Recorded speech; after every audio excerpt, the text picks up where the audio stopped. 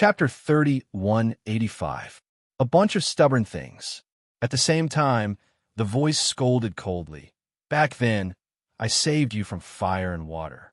How many years has it been? And you actually don't even know my name? Lord Sea God, Lord Sea God. Everyone was trembling with fear, shouting loudly and banging their heads on the ground. Moreover, all of you actually dared to cause trouble in my training ground. You've truly disturbed me. You wait. Forget it. Following the last sentence, the faintly discernible voice suddenly stopped. At the same time, everyone's head no longer hurt. Lord Sea God, Lord Sea God. All the fishermen wailed loudly. Please don't give up on us. Daoist Shao, Daoist Shao. More than 10 villagers from General Ridge also shouted loudly, looking abnormally remorseful. Sigh. Humans, their nature is just so despicable. Daoist Zhao's words leisurely rose. Living comfortably, they forget their own beliefs. Only after receiving a lesson and suffering do they realize their unbearable stubbornness. After saying that, Daoist Zhao turned his head and knelt in front of the statue. Kung, kung, kung, he cowed out a few times. His forehead was clearly bruised, but Daoist Zhao was still unwilling to give up. He directly kowtowed 9 times. A stream of blood flowed out from his forehead. Only then did he cry out sorrowfully, Daoist, don't blame them for not believing.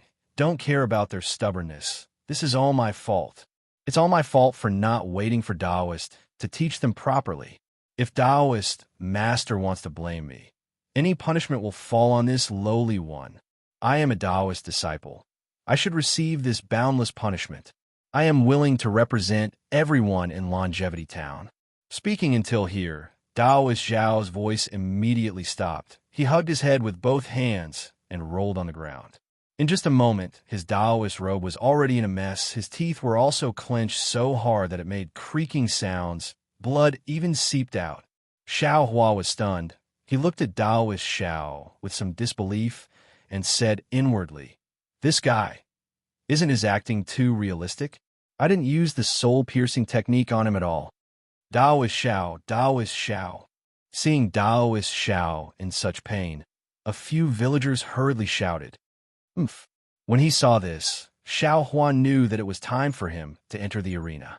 Thus, his cold voice resounded once more. Out of consideration for the fact that I'm a disciple of the Daoist sect, Xiao Hua had also learned to be obedient now. He didn't even finish a sentence and let others guess the second half of his sentence. Sure enough, as soon as Xiao Hua's voice faded, everyone cried tears of joy and shouted, Lord Sea God, we know our wrongs. We know our wrongs. Naturally, Xiao Hua would make another sound. As for Daoist Zhao, he stood up in an awkward manner. His face, which was in so much pain that it was almost convulsing, still carried a trace of glory and even some unusual excitement. Oh no, this Xiao has fallen into his trap again. Xiao Hua looked at the excitement on Xiao Jian's face and suddenly had a feeling of being schemed against. That's right. Last night, no matter how Xiao Jian probed, Xiao Hua didn't say anything. This caused Xiao Jian to be puzzled the entire night, unable to determine Xiao Hua's cultivation. Or perhaps, he couldn't be sure whether the so-called miracle was done by Xiao Hua or not. Even if he was sure that Xiao Hua had some tricks up his sleeves, but as long as he was a little clever with his mouth, wouldn't he be able to achieve the effect of scaring ordinary people? But now, he was able to make hundreds of people hold their heads and cry out in pain. This wasn't something an ordinary person could do. Even an ordinary cultivator probably wouldn't have this kind of magical ability. Xiao Hua, who claimed to have just entered the grade yesterday, was now probed by Xiao Jian all of a sudden. This guy really has a lot of tricks up his sleeve. Xiao Hua didn't know whether to laugh or cry. There was no need to say more about the following scene. The fishermen and the villagers of General Ridge wept bitterly and almost hugged each other. They all regretted their contempt and ignorance, just like brothers who had met after dozens of years. All the previous grudges vanished like smoke in thin air. Then, the crowd, under Daoist Zhao's gratified gaze, gave out a lot of copper coins. Only then did they respectfully bid farewell to Taoist Xiao and Lord Sea God with their longing for a beautiful future and their unwavering belief in Taoist Xiao or Lord Sea God. The entire Jiang Chao temple gradually calmed down. Although there were still some believers who were reluctant to leave immediately, they still wandered around inside the temple, wanting to touch the divine aura or encounter the so-called miracle. But these Taoist Xiao didn't care anymore. Without the previous carefulness and that charming smile, Taoist Xiao leisurely instructed Yuanya, "Yeah, watch over here properly. Don't let the secular people offend Taoist Zhao's dignity." "Yes, master," Yuanya answered, but his eyes were looking at Xiaohua. The scene just now had made him extremely shocked. He was able to knock down 10 strong men in one go, but he didn't have the means to give hundreds of people headaches at the same time. This was really beyond his knowledge. After inviting Xiaohua into the East Room, Xiao Jian looked outside and saw that there weren't many people paying attention. He bowed and said, "Disciple Xiao Jian greets Senior." "No need," Xiaohua waved his hand and stopped him from bowing. He said lightly, "You're not a true Taoist disciple, and I'm also not your so-called Taoist successor. You don't have to be so respectful. I'm just staying here for a few days. When the time is right, I'll leave." "Yes, Senior." Xiaohua's cultivation hadn't recovered by 10%, but Xiao Jian was even worse. He tried but couldn't kneel. Xiao Jian took advantage of the situation and said with a bitter smile, "Disciple knows that I've offended Senior before, and even I've offended you a lot. But right now, Rivertide Temple can be considered a Taoist sect. Although Senior has already agreed to take action 10 days later, I hope that Senior will take into account the fact that the villagers of Longevity Town worship Taoist Xiao and Lord Sea God, and help us. In this world, there might not be a God. It's just that when there are many people who believe in it, there will be a God. This God is nothing more than the hope of these villagers. Whether or not the God exists is not important. That so-called miracle is even less important," Xiaohua said indifferently. "Yes, Senior's words are very pertinent. But right now, the ignorant villagers don't know that this God is in their hearts. They've only been blinded by the mortal world, and only want some miracle to help them escape from the mortal world. It's just like how poor people yearn to become rich overnight." Xiao Jin agreed with Xiaohua's words. "That's why, although this disciple tried his best to pass on my Taoist teachings to them, they simply didn't listen. They only looked at the methods of the Xiao Jin Temple's bald donkey." Xiaohua knew that Xiao Jian and Monk Ming you were the same kind of trash, so he was too lazy to point it out. He only smiled and didn't say anything. Xiao Jian was somewhat unable to understand what Xiaohua was thinking. He looked at Xiaohua somewhat awkwardly, as if he wanted to say something but hesitated. "If you have something to say, come in and say it." Xiaohua raised his eyebrows. "Do you think this old man can't see you hiding there?" "Yes, master." Yuanya jumped out from the door of the East Room and once again knelt down in front of Xiaohua with a plop, kowtowed, and said, "Master, please accept this disciple's kowtow. It's useless for you to kowtow again." Xiaohua didn't stop him. His tone was still indifferent as he said, "This old man has already said that you are already old, and your meridians have completely matured. You simply can't cultivate my Taoist techniques anymore. Moreover, your temperament hasn't been guided since young, only knowing how to kill. Now that you haven't obtained a divine ability, you are already somewhat unable to control yourself. If you obtain this old man's divine ability, wouldn't you be even more rampant? This old man can naturally control you, but what if this old man isn't here? You will bring about a huge disaster." "Master." Hearing this, Yuanya's face became very anxious. However, he also didn't know how to explain himself. He obediently got up and opened his mouth, not knowing how to persuade Xiaohua. Xiao Jian even gave him a look, telling him to continue kneeling and rather die than get up. Xiao Jian already saw some clues. Xiaohua was someone who could be persuaded but not cowed by force. If he continued to pester him, he might be able to make Xiaohua change his mind. Unfortunately, Yuanya wasn't Xiao Jian. Although he understood Xiao Jian's look, in the end, he still didn't kneel down. "Senior," Xiao Jian's eyes turned, sighed several times, and similarly pleaded, "You is a good child." This is something this disciple knew when I first saw him. That's why I brought him by my side. Xiao Jian. Hearing this, Xiao Hua immediately interrupted him and said coldly, "Don't think that this Xiao is kind and deceived this Xiao. Don't think that this Xiao doesn't know that you left Yuanya behind, because you want him to protect you. It's not because of your so-called kindness, nor is it because of his nature. Don't think that this Xiao doesn't know that there are several eyesores under Jianshao Ridge." Hearing this, Xiao Jian's face immediately turned pale. He bit his lips and looked at Xiao Hua in disbelief. He didn't understand. In just a day's time, Xiao Hua already knew so much. "AI, it's all this disciple's fault." Xiao Jian lowered his head and said very sincerely, "Just now in the main hall, this disciple had some thoughts. This disciple actually had the delusion of testing senior's cultivation. I really deserve to die." And Xiao Hua didn't comment. He was indeed a bit angry because of what happened just now. Moreover, this disciple also admits that when I saw ya, my first thought was that he was a rare commodity worth hoarding. Since he was going to be thrown into the wilderness or killed in the arena, why not see if I could make him submit to this disciple and become this disciple's protection? Xiao Jian continued, "However, this disciple's heart isn't made of stone. All these years, this disciple saw something in you that this disciple couldn't see in other people. Although he didn't live in the human world since he was young and didn't understand human nature and ethics.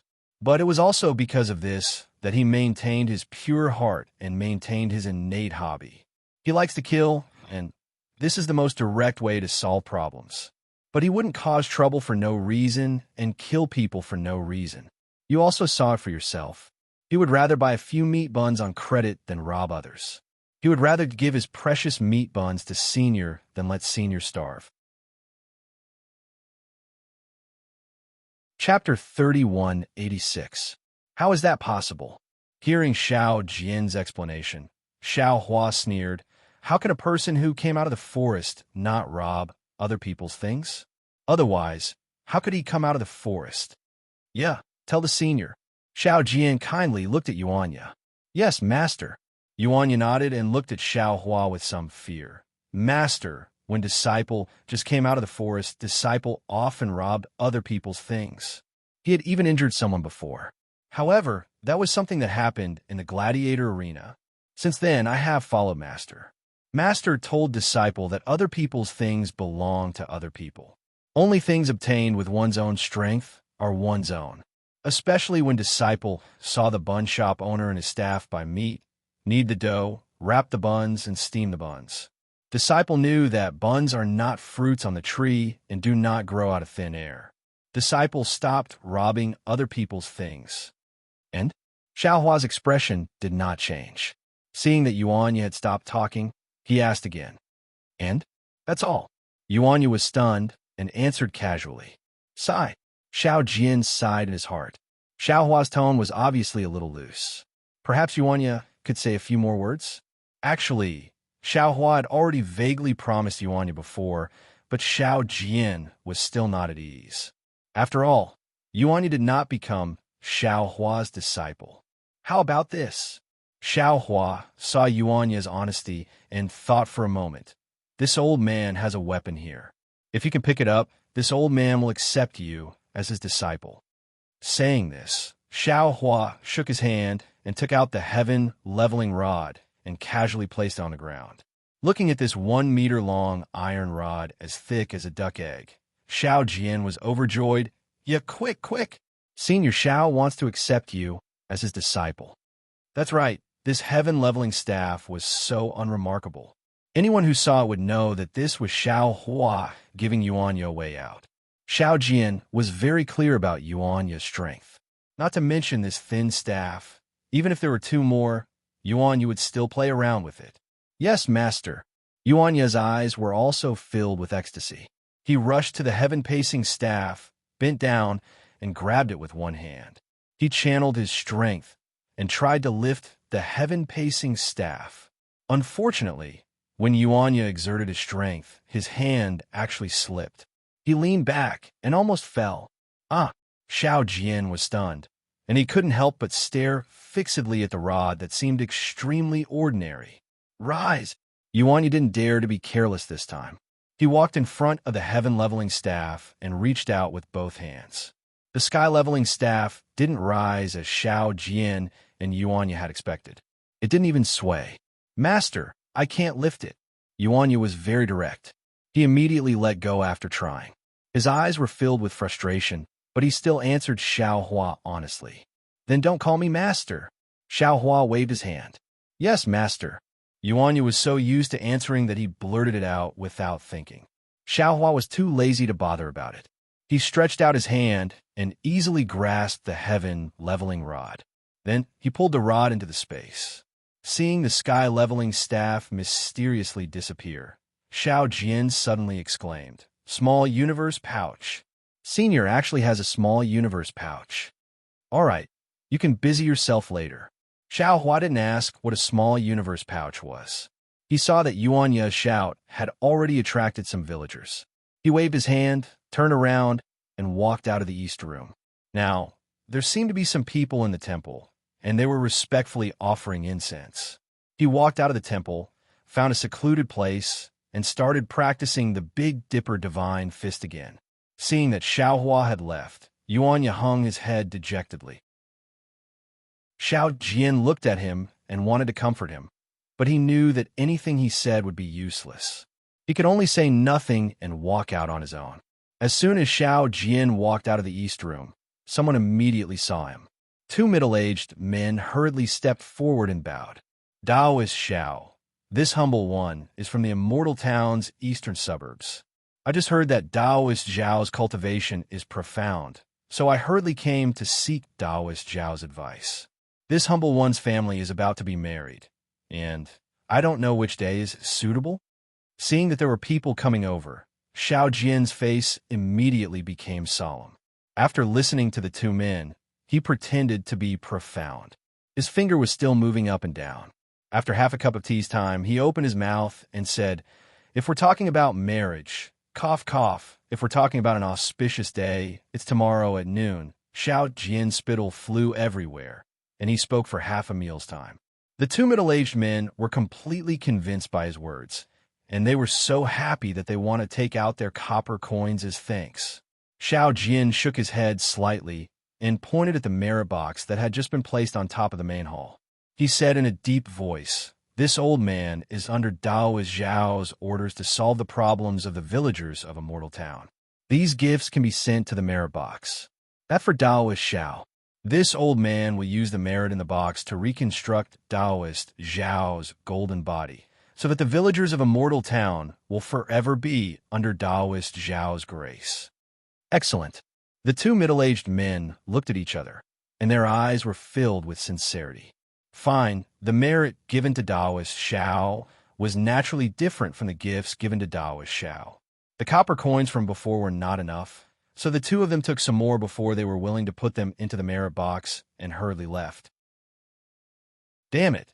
This old man finally knows why the monks of Xiao Jin Temple are so rich.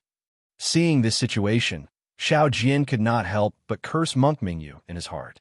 Those bald donkeys took too many copper coins from this old man's pocket. In 10 days, no, in 9 days, I will chase all of you out of Immortal Town. This old man wants to take back what I lost before. Yeah. Taoist Xiao was prepared to go to the main hall by himself, but he thought that it would be beneath his status as a Taoist disciple, so he thought of Yuanya. However, after a while, Yuanya did not reply. He raised his head and saw that Yuanya had unknowingly climbed up the banyan tree and was secretly looking out of the Taoist temple. His caution and eagerness made it seem as if he was peeping at a woman taking a bath. Taoist Xiao could not help but shake his head and sigh. Senior Xiao has already said so much, and even took out something heavy that you can't lift. Don't you know that the old man has already blocked the way? Forget it, this old man will go there myself. Taoist Xiao had no choice but to personally go to the main hall of Jiangchao Temple to receive the devotees who were worshipping the sea god. There were not many people on this day, and it was much better than the deserted streets. Of course, it was a world of difference compared to Xiao Jin Temple's prosperous incense. However, in Daoist Zhao's eyes, this was already the life of a deity. Every time he saw the devotees take out copper coins, and every time he heard the crisp sound of copper coins falling into the merit box, Daoist Zhao's wrinkles would increase by another layer. His eyes had long been narrowed into slits from smiling. There were even more people on the second and third day, and Daoist Zhao became more and more tired. However, the more tired he was, the more his heart was filled. It was filled with flying copper coins. However, just as he was about to calculate the most suitable birth characters for a boy and a girl who were in love with each other, a pungent stench rushed to his nose. A hoarse and pitiful voice sounded, "Daoist Xiao, have pity on us." When Xiao Jian raised his head, he saw a filthy beggar wearing tattered clothes. The beggar was holding a bloody thing in his arms as he knelt in front of him. The stench was coming from the beggar's body. Sigh, how pitiful! Xiao Jian hurriedly reached out and took out a few copper coins from his arms. That kind of nimbleness was far different from the poor man who could not even take out a single copper coin a few days ago. Then he happily handed them to the beggar and said, "Take these and go buy some food, Daoist Xiao." The beggar did not get up. Instead, he handed the bloody thing in his arms to Xiao Jian and said sorrowfully, "I don't dare to ask for Daoist Zhao's charity. I only ask for Daoist Zhao's grace to save this child." Ah! Only then did Xiao Jian see clearly that there was a bloody child in the beggar's arms. Although he did not know where the child was hurt, looking at the child's purplish lips and tightly shut eyes, Xiao Jian already knew that this was not something he could do. "Get up quickly." Xiao Jian hurriedly took out a few more copper coins from his arms and handed them to the beggar. "This child is injured, right? I'm not a doctor. How can I cure him? Quickly take these copper coins and go to the medical hall to find a doctor to treat him. Daoist Xiao, please take pity on this child." The beggar still did not get up and pleaded, "This child was picked up from the gutter by me. I have already raised him up. Today I was begging on the street with him when he was hit by a crazy horse carriage. Not only was this child trampled by a horse, but he was also run over by a horse carriage. A kind doctor in the medical hall has already seen him. I'm afraid he won't survive the night. I heard that there is a deity in the Jiangqiao Temple who saved the villagers of General Ridge. Therefore, I came here step by step from the town. Please pray for this child, Daoist Xiao. Please save this child, Lord Sea God. Father, I'm in pain." At this point, the bloody child seemed to wake up and groaned as he spoke softly. "Gua Gua," the beggar shouted. "Father is begging Daoist Xiao. He will definitely save your life." Ah, this beggar! At this moment, some people had already gathered around. A young man exclaimed, "He has no legs. He crawled up the Jiangqiao Temple while kneeling. Oh, that's right. This is all bloodstains." Another few young men exclaimed. Two of them even ran out of the Daoist temple. Indeed, the faint bloodstains were imprinted on the mountain path of Jiangqiao Ridge, all the way to the bottom of the mountain. Previously, Xiao Jian was still hesitant. He was afraid that this beggar adopted this child so that he could use some means to cripple this child and make him beg like a beggar. Now that he saw the blood stains, he knew that the beggar loved this child dearly. He hurriedly shouted, "Yeah, quick, go to the west room and get some warm water to wash this child. All right, let Daoist Xiao come and help. I will beg Daoist Xiao to see if he can show mercy." Chapter 3187. Yuanya was originally lying on top of the banyan tree, secretly watching Xiao Hua practice martial arts. He was startled by Xiao Jian's fierce shout. When he saw the situation inside the Daoist temple, he hastily shouted, "Master, quickly come over. There is a pitiful child here. Master asked you to come and help." As he spoke, he quickly jumped down from the tree and started a fire on the stove in the corner of the temple, preparing to boil water. Xiao Hua, who had been in peace for 3 days, suddenly heard Yuanya calling him. He released his Buddha's sense, and when he understood, he couldn't help but sigh in his heart. Xiao Jian was right. This matter he had to help. This injured child's injuries were very serious. If it wasn't for the fact that the child was young and full of vitality, he wouldn't have been able to hold on until now. Moreover, the child had already reached the final stage. In less than an hour, if he wasn't treated, he would definitely die. Forget it. Xiao Hua withdrew his fists and slowly walked back to the temple. After all, it is a life. If I can save it, I will save it. When Xiao Hua walked back to the west wing, Yuanya had already placed a large wooden bucket inside. He was waiting for the water to heat up so that he could wash the child. Go and bring the child in, Xiao Hua ordered. Yes, master. Yuanya responded and prepared to go out. However, after taking 2 steps, he turned his head and whispered, Master, this child, you must save him. As long as you save him, I will do whatever you ask me to do, including not peeking at me practicing martial arts, including not worshipping me as your master, Xiao Hua said with a smile. Yes. Yuanya clenched his teeth and said, Oh, why? Xiao Hua asked curiously.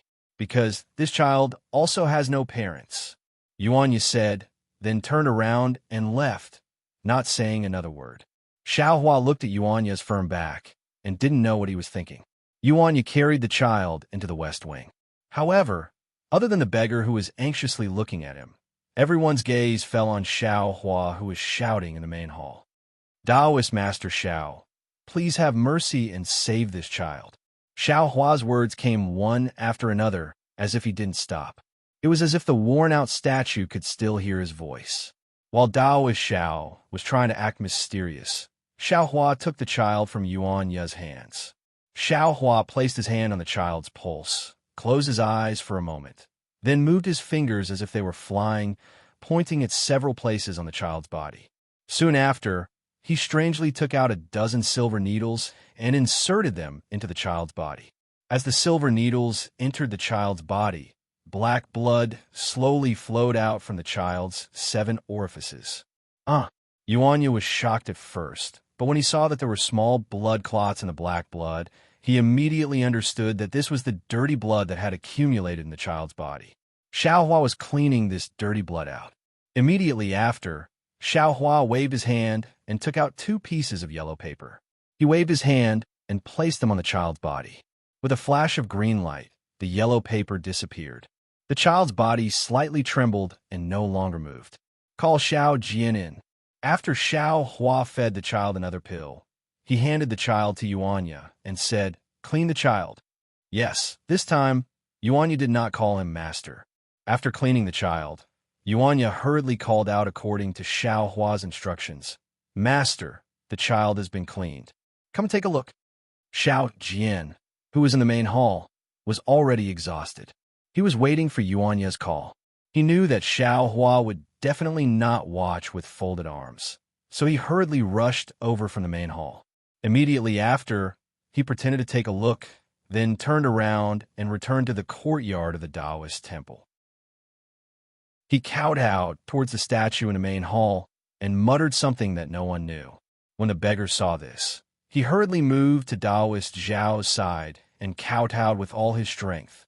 When the people at the side saw this, a woman knelt down first, then everyone else also knelt down one by one. They called out to Taoist Xiao, or Lord Sea God, asking for the god's grace. The sound of prayer became louder and louder, causing Xiao Hua's heart to move. When Xiao Hua's mind entered his Naiwan palace, he saw that the Buddha's fire in the Buddha's sarira was flickering with a golden light. It was flickering incessantly above the prayer. This Buddha's fire, I'm afraid it's related to prayer and the power of faith. Xiao Hua looked pensive. His mind came out of his Naiwan palace, and with a flick of his finger, a banyan fruit on the banyan tree fell on top of Taoist Xiao's head. Taoist Xiao has bestowed the medicine. Taoist Xiao has bestowed the medicine. Xiao Jian shouted and hurriedly took out the banyan fruit that was smaller than a soybean and hit it on his head. Then, he took out the banyan fruit that was smaller than a soybean and landed on the ground. Many thanks, Taoist Xiao. Hot tears flowed out of everyone's eyes. The joy of helping others was 100 times greater than the joy of helping oneself. Xiao Jian took the spirit medicine and walked in front of the child in Yuanya's arms. He glanced at Xiao Hua, then handed the banyan fruit to Xiao Hua and said, "Daoist Xiao, I'll have to trouble you to give this spirit medicine to the child." Xiao Hua looked at Xiao Jian unhappily. He knew that he did not dare to put the banyan fruit into the child's mouth. He only took the banyan fruit, pretended to give it to the child, and then put it into the space. Sure enough, it's really a spirit medicine. Xiao Jian said extremely exaggeratedly. It melts in the mouth. It melts in the mouth. That is to say, Daoist Xiao bestowed a spirit medicine, and we picked ordinary banyan fruits. How could there be such an effect of melting in the mouth? It melts in the mouth. Sure enough, it's an immortal medicine. Hearing these words, Xiao Hua despised Xiao Jian to the extreme. Humph, other than melting in the mouth, what other words can there be? Thinking of the craziness from a few nights ago, Xiao Jian did not know what Xiao Hua was thinking and hurriedly added the last sentence. This banyan tree is not young anymore. It can no longer withstand the blind worship of the villagers. Fortunately, with Xiao Jian's words, everyone shifted their fanatical gazes away from the banyan fruit. At this moment, Xiao Jian's face froze. His eyes suddenly widened, and he looked at the statue with an even more inconceivable expression. He hurriedly bowed towards the top of the main hall and said anxiously, "Disciple knows, disciple knows, disciple will definitely explain in detail to these benevolent masters." Everyone felt strange. They had already guessed that it was definitely Lord Sea God or Daoist Xiao who was talking to Daoist Xiao. But what exactly were they talking about? This. Looking at the dirty beggar in front of him, the high-spirited Daoist Xiao suddenly did not know how to address him. "Immortal Elder," that beggar hurriedly called out. "This lowly one does not have a name, and also does not dare to mention my name in front of God, lest it blasphemes his ears. Immortal Elder can just call this lowly one dog's father." "Oh, dog's father." Daoist Xiao slightly shook his head. "This is your fault. This lowly one, this lowly one." Dog's father was really anxious and hurriedly kowtowed again. He really did not understand where he had gone wrong. In front of Daoist Xiao, in the eyes of Lord Sea God, we are all ants, no matter if we are rich or poor, male or female. We are all his people, and we all have to be protected by him. If you feel that your name has blasphemed Lord Sea God's ears, then wouldn't you have to remove yourself from Lord Sea God's eyes? This lowly one does not dare. This lowly one does not dare. That dog's father was moved to tears. He really did not expect that a beggar like him would actually have the same status as others in front of God. "All right, I will not say any more." Daoist Xiao hurriedly waved his hand again, and then raised his voice to say to everyone, "Just now, I received Lord Sea God's oracle. Dog's life is already fine. However, there are still some injuries on his body, and these are things that I, a mortal, can heal.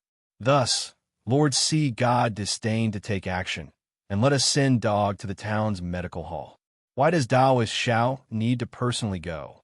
Just as Xiao Jian finished speaking, a few kind men and women had already stepped out from the crowd. "Leave this matter to us. Daoist Xiao should still stay in the Daoist temple and serve Lord Sea God." All right. In that case, many thanks to everyone. Lord Sea God will see what everyone has done. Seeing that these few people were dressed like fishermen, Xiao Jian immediately changed Daoist Xiao to Lord Sea God. Xiao Hua, who was at the side, was both angry and amused. He sent a voice transmission to Xiao Jian to take out some copper coins to give to that dog's father, and let him go to the medical hall to treat the injuries in his body. In Xiao Jian's mouth, he actually directly asked the kind men and women in the Daoist temple to go, saving himself a lot of copper coins. A woman hugged the dog, and a few people held the dog's father, and a large group of people followed behind to watch the show. Thinking of how the doctor in the medical hall would determine the condition of the dog, and personally seeing a child on the verge of death come back to life, they would probably be able to show off to others every day for the rest of their lives. Everyone left, and the entire Daoist temple suddenly became cold and cheerless. Xiao Jian looked to his left and right, seemingly not used to it. Many thanks, Senior. Xiao Jian saw Xiao Hua walk out, and Yuanya, who was behind him, easily carried the large wooden bucket to the outside of the Taoist temple to pour water. He hurriedly bowed and said to Xiao Hua, "Why didn't this disciple think of letting that child go to the medical hall? This way, wouldn't a lot of people in Longevity Town know about the miracle of my River Tide Temple? How can this old man be so narrow-minded like you?" Xiao Hua waved his hand, slowly walked out of the Taoist temple, and said disdainfully, "This old man originally didn't know the Qi Huang technique. That child took a pill, but it couldn't heal the bones in his body. These things can only be cured by a real doctor. Do you really think this old man is really the sea god?" Yes, yes. After seeing Xiao Hua's ability, Xiao Jian really admired Xiao Hua from the bottom of his heart. How could he dare to refute half a word? Xiao Hua also didn't pay attention to him and went out to practice martial arts. Yuanya scuttled back to the banyan tree and continued to secretly learn from Xiao Hua. The matter of the dog seemed to be very sensational. The River Tide Temple, which had returned to its peaceful state before noon, welcomed a stream of people in the afternoon. These people didn't just bring incense and candles, they also brought sacrificial items, and many of them even left copper coins in the merit box. At this time, although Taoist Xiao was smiling from ear to ear in his heart, his face was even more solemn. He didn't even ask questions like he usually did. He held a snow-white horsetail whisk in his hand, and in front of the damaged statue in the main hall, he pretended to be an expert and answered the questions of the kind men and women. Chapter 3188. On the sixth day, the long-awaited statue of Lord Sea God was finally completed. The face of the statue was the same as the one Xiao Hua saw that day. The craftsman's craftsmanship was very exquisite. The statue looked very lifelike, as if it was alive. The celebration of the reconstruction of the golden body was even more grand. At this time, the matter of the Jianshao Temple was no longer Taoist Zhao's matter alone. Not only did the fishermen come, there were also the villagers of the General Ridge and the devout townspeople who came to help. The celebration was extremely lively and took half a day's time. However, this had nothing to do with Xiao Hua. Even if there were some chores, Yuanya would go and help. Taoist Xiao did not dare to rashly trouble Xiao Hua. Xiao Hua was naturally happy to have peace and quiet. He was constantly using the Big Dipper Divine Fist beside the Taoist temple. Xiao Hua's appearance naturally attracted the attention of others. However, the adult's attention was only attracted by the bustling Taoist temple for a moment. Who would still look at a Taoist who was endlessly practicing inexplicable punches and kicks? On the other hand, there were some children who were happily playing near Xiao Hua. There were even some who were standing there and gesticulating. Only when the sun set in the west did the people in the Taoist temple gradually become sparse. Only when the sky was completely dark and a half moon appeared on the horizon did the Taoist temple become completely deserted. Senior, Xiao Jian walked out of the Taoist temple and stretched his body. He raised his voice and said, "You have been practicing punches and kicks here for an entire day. Aren't you tired?" "You have your tiredness. I have my leisure." Xiao Hua withdrew his punches and kicks. Naturally, he would not be tired. However, this kind of boring punches and kicks, even though there was a cool current flowing from his bones and he enjoyed it very much, he also felt bored after a long time. "Yet don't look anymore. Quickly go and boil some hot water for this old man." Xiao Jian shouted towards the banyan tree again. "This old man is tired for an entire day. My whole body stinks of sweat. You are just hiding on the tree and idling." "Yes, master." Yuan Ye's unchanging voice came from the top of the tree. Then there was the sound of the branches swaying. The pitiful banyan tree, in these few days, other than Yuan Ye hiding on top of it, it was also ravaged by many good men and women. The effect of the banyan fruit was already equivalent to an immortal pill. Who didn't come to Jianshao Temple to get one or two? Although Xiao Jian had already made it clear, how could a person's greed be dispelled with just a few words? Looking at this Xiao Taoist who was not too particular about cleanliness a few days ago, Xiao Hua smiled and said, "Congratulations, Taoist Xiao. this Jiangshao temple is becoming more and more prosperous. Today, Lord Sea God's golden body has been reconstructed. I'm afraid it won't be long before Jiangshao Temple is rebuilt. Hee hee, isn't it all thanks to Senior's help? Xiao Jian said with a smile. And in a few days, I still have to rely on Senior's help. Yes, if Senior wins against the Little Gold Temple, this disciple won't have to rebuild the River and Tide Temple. I'll just chase away the bald donkeys in the Little Gold Temple and erect the statue of Lord Sea God there. It can't be that simple, Xiao Hua said with a smile. Jiang Chaoguan is but a single disciple of Yuanya. This old man doesn't know how many monks there are in Xiao Jin Temple, but there are definitely more than Jiang Chaoguan. With just the two of you, how can you stand firm in Xiao Jin Temple? Hee hee, I won't hide it from Senior. Xiao Jian laughed softly and said, Disciple is already considering how to recruit disciples. But, speaking to here, he said regretfully, it's a pity that this disciple has only used a few Taoist techniques. I can only rely on Yuanya to teach them some martial arts. I still can't form a real threat to Xiao Jin Temple. Xiao Hua said with a smile. Although this old man doesn't know, this old man doesn't believe that other than Jiang Chaoguan having Taoist disciples, there aren't any other places. As long as your Jiang Chaoguan's name is spread out, there will definitely be other Taoist disciples coming to contact you. AI, yes, it should be like this. Xiao Jian didn't hide anything from Xiao Hua and sighed. Today's Jiang Chaoguan can be considered as a paradise. It is the time for this disciple to be at peace. If other Taoist disciples were to find out, they would definitely reach out. But this disciple doesn't have any magic power, so I can only be used as a wedding dress by others. Actually, this disciple is sometimes very conflicted. On one hand, this disciple wants Jiang Chaoguan to have a flourishing incense and endless miracles to benefit the longevity town. But at the same time, this disciple knows that after the flourishing incense, this disciple is very unwilling to provoke. Hearing this, Xiao Hua laughed coldly and said, This Xiao doesn't know what will happen in the future, but now. Your trouble has already come. It can't be so fast. Xiao Jian was shocked. His eyes flashed with a trace of panic as he hurriedly looked down the mountain.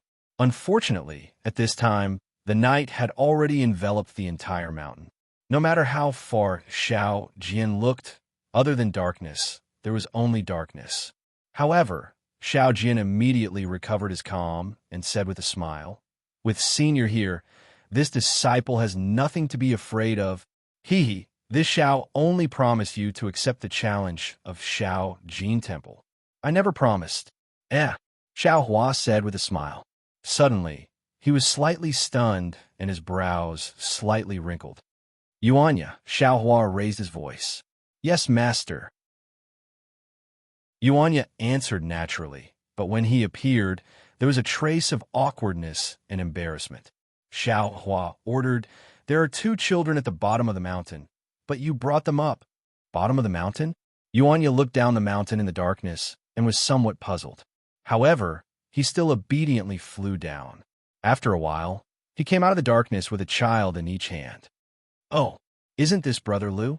Without waiting for Xiao Hua to speak, Xiao Jian saw the blood-stained youth in Yuanya's left hand, and the flesh on his body was lacerated.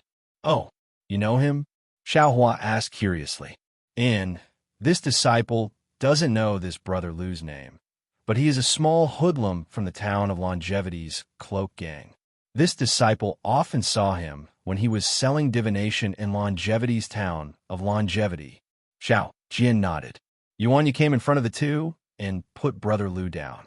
Brother Lu shouted as soon as he landed, Daoist Xiao, quickly leave. Boss Zheng is here to find you. Boss Zheng? The boss of the cloak gang? Xiao Jian was shocked. Why is he looking for this old man? My Jiangshao temple is in a complete mess. The few copper coins we have were all donated by benevolent people. Those are Lord Sea Gods. Immortal Elder. It really is you. At this moment, Lu Ger saw Xiao Hua at the side. Although there was a kind of surprise on his face, it was more of a gratification. Then, with a plop sound, he knelt in front of Xiao Hua and cried, "Immortal Elder, please reach out and save my sister. I know, Lord Sea God who saved is you. As long as you give me a pill, my sister's life will be saved." "Oh, this child still hasn't recovered?" Xiao Hua looked at the girl in Yuan Ye's hand. Sure enough, the girl's eyes were tightly shut, and she looked like she was unconscious. "That's right, Immortal Elder. That day, you gave me some copper coins. I immediately brought my sister to the medical hall." He knelt on the ground and refused to get up. He cried and said, "The doctor prescribed medicine for me. However, after taking it, not only did my sister's condition not get better, it became even worse. Now, the copper coins have been spent and my sister is unconscious. Moreover, my sister's body is very hot. No matter what, I can't lower her temperature. A few days ago, I heard about the miracle of the Jianshao Temple from the medical hall's doctor. I also wanted to ask Lord Sea God for help. But Ba Sheng has been looking for me. I don't dare to show myself." At this point, Yi suddenly remembered something. He knelt and shouted, "Daoist Xiao, you must leave quickly. That boss Zheng has invited an expert and is about to go to the Jianshao Temple. If you don't leave now, I'm afraid it will be too late. Brother Liu, this old man's Jianshao Temple is extremely poor. Why did boss Zheng come here? Even if the Jianshao Temple is prosperous these few days, it shouldn't attract the attention of the Zephyr Gang." Xiao Jian trembled and asked Yi, "Do you know the specific reason?" "I don't know." Yi was very anxious. He urged again, "I have been hiding in a secret place. However, I was still found by Boss Zheng this afternoon." The two leaders of the Zephyr Gang disappeared. Boss Zheng suspected that it was related to me. Therefore, he blocked me and my sister at that place and used cruel means to deal with me. The injuries on this little one's body were caused by someone beating me up in the afternoon. Looking at Boss Zheng's posture, I knew that I wouldn't be able to come out alive today. However, at dusk, someone suddenly reported to Boss Zheng that the person he was looking for had arrived. Boss Zheng seemed to attach great importance to everyone. He immediately ordered his subordinates to hang me up high and let me slowly starve to death. Then he hurriedly left. When I was in a daze, I heard him shouting Jianshao Temple. At this point, Louis licked his dry lips and said with a trace of luck on his face, "Fortunately, I used to have a life and death friend in Longevity Town who could be said to be congenial. After Boss Zheng left, he sneaked back and put me and my sister down from a high place. He told me to quickly leave Longevity Town. Dog butchers always have righteous people." Xiao Jian sighed when he heard this. Dog butchers are more vicious and merciless people." Xiao Hua coldly retorted and asked again, "Then why didn't you quickly escape from Longevity Town? Why did you come to Jianshao Temple? Don't you know that coming to Jianshao Temple is leading a disaster for Jianshao Temple?" Because Louis looked at Xiao Hua's calm face. He didn't know what he was thinking. He slightly gritted his teeth and said, "I know Daoist Xiao and also know ya. I remember that I was caught by ya. However, not only did he not send me to the yamen, he even gave me a meat bun. There is such a thing." Yuanya nodded at the side and agreed in a low voice. It was obvious that he had a good impression of Yi. Also, Yi stole a glance at Xiao Hua and said carefully, "Just now I already said that I heard that Jianshao Temple has the miracle of Lord Sea God that can revive the dead. Thus, I had the thought of sending my sister here. Now that my sister is on the brink of death, I can't care too much. Moreover, I can also send a letter to Daoist Xiao." Chapter 3189. Xiao Huan nodded inwardly. His heart was as clear as a mirror. That day when he met Yi in Daoist robes, other than Daoist Xiao, wasn't he the only one in Changxing Town to pass on Daoist robes? Since Yi knew Xiao Jian, he naturally knew where he came from. Following that, so many things happened at Jianshao Temple, and Yi had seen him easily kill 2 people from the Cloak Gang. With Yi's intelligence, how could he not know that these things were done by him? Today, Yi came for 2 reasons. First, he picked up the child and gave it to his sister. Second, he wanted to inform him. He was afraid that Boss Zheng was looking for him. Although Lu Yi didn't say it, Xiao Hua could tell that Lu Yi didn't say anything under Boss Zheng's torture. Moreover, he didn't mention anything in front of Xiao Jian and Yuan Ya. Lu Yi's mouth was really tight. You're here, but you didn't think, Xiao Hua said indifferently. Maybe Boss Zheng didn't think so much. Now that you've run away, he will think more? Perhaps that friend of yours was instructed by Boss Zheng to do this? You coming here, aren't you leading the way for them? This. Lu Yi's face was already pale from the loss of blood. He hurriedly shouted, "This little one deserves to die. This little one deserves to die. This little one has implicated a mortal elder." Hee, there's no need to be like this. Xiao Hua suddenly laughed. Jiangshao Temple is here. It's not a secret place. Whatever bullshit Boss Zheng can come if he wants to. It has nothing to do with you. Of course, it has nothing to do with this old man. Yuan Ya, give this child to me. You accompany Taoist Xiao to welcome Boss Zheng. Yes, Yuan Ya's consistent answer finally changed under Xiao Hua's threat. Taking the little girl from Yuan Ya, Xiao Hua unconsciously frowned. The little girl's body was especially hot, like the heat of an ordinary person. However, when Xiao Hua looked at her, this girl's face didn't have any special redness. She didn't look like a normal child with a fever. Lu Yi, come with this old man. Xiao Hua put away his cold face and said warmly. No. Lu Yi shook his head. Immortal Elder only needs to accept Xiao Yun. This little one will be at ease. This lowly one is preparing to escape from Longevity Town. Boss Zheng is already at the foot of the mountain. Where can you escape to? Xiao Hua waved his hand and said with a smile. With this old man here, there is no need to be afraid. You. Lu Yi stood up with difficulty and couldn't help but look back at the dark mountain road in surprise. That place was pitch black, and nothing could be seen clearly. Then Lu Yi swayed slightly and was about to fall again. After being tortured, the fact that he was able to carry little Yun all the way to Jiangshao Ridge had already exhausted all of his strength. If it wasn't for Yuanya who had brought him to Jiangshao Ridge, he definitely wouldn't have been able to come up on his own. Now that he saw Xiao Hua and the others, the determination in his heart disappeared. How could he still hold on? Sigh, this child. Xiao Hua sighed. He reached out and grabbed Xiao Jian's neck, easily lifting him up. He didn't care about Xiao Jian's anxiety and returned to the Taoist temple. Yeah, Taoist Xiao's heart was already beating like a drum. He looked at the mountain ridge where the night wind was howling and whispered, Can you beat Boss Zheng? This disciple has never seen Boss Zheng, so I don't know. Yuanya looked at the foot of the mountain and narrowed his eyes. He seemed to have noticed something. This disciple will go and get the hammer. With that, Yuanya quickly entered the Taoist temple. Seeing Yuanya being so serious, Xiao Jian became even more restless. He was almost about to pace back and forth. He even occasionally looked in the direction of the Taoist temple and secretly complained about Xiao Hua's decision. Master, don't worry. Yuanya eerily appeared from the shadows of the Taoist temple and said in a low voice, Since my Jiangshao temple doesn't have any money that the Cloak Gang cares about, then it must be because they want the incense of Lord Sea God. I remember that when Master met the local ruffians in Longevity Town, he always used copper coins to solve the problem and didn't let me do anything.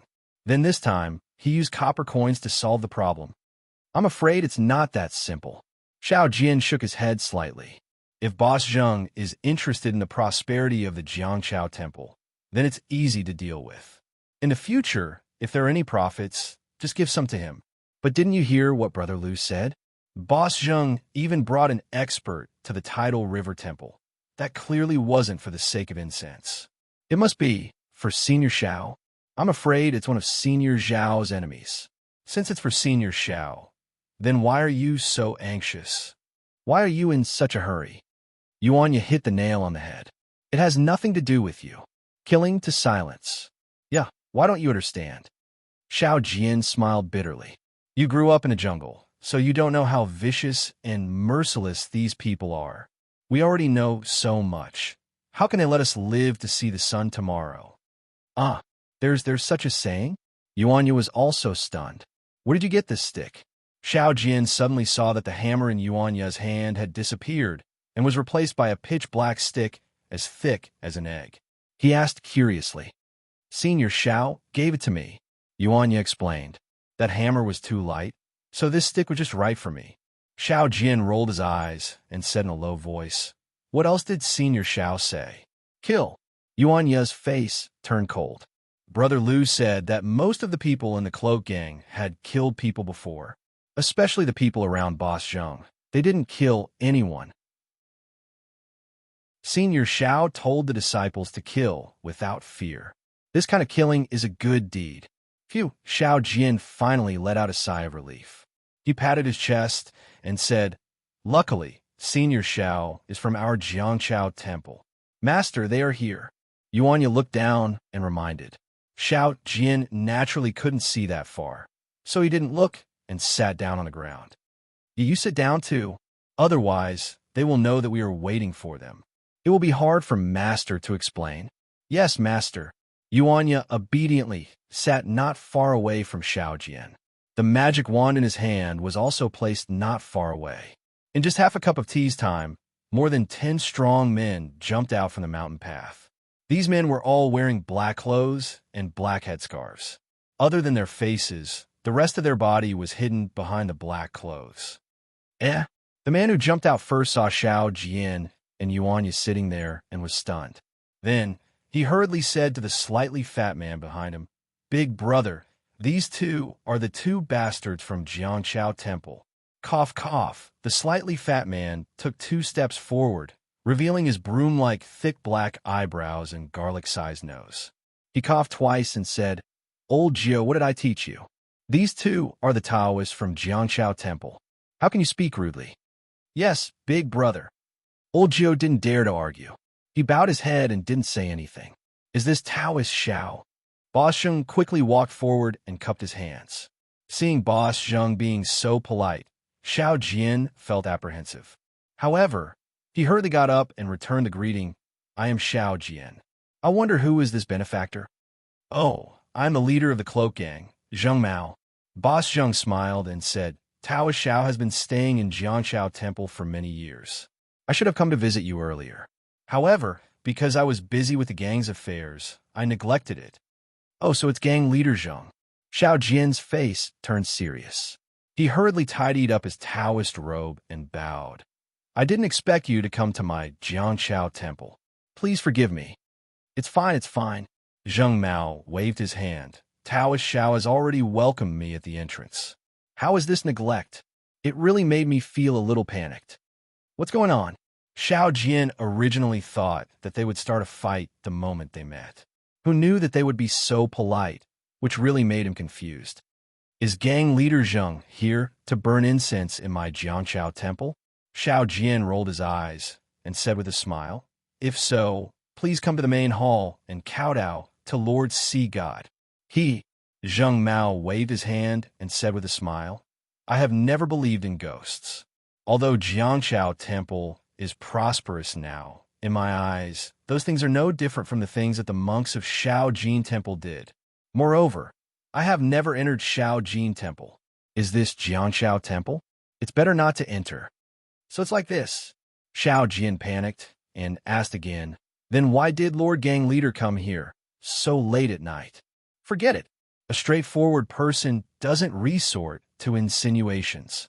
Zheng Mao looked at the Taoist temple not far away and said, I came here today to discuss a business deal with Taoist Xiao. Business deal?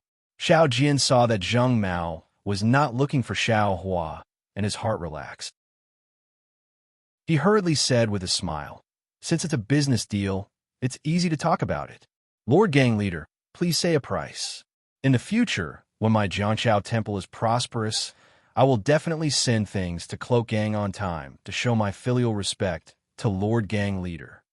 Ha ha ha, seeing Xiao Jian being so tactful, Zheng Mao laughed loudly. How could your Jiangqiao Temple's little bit of incense money be in my eyes? How could it be worth for me to come here personally?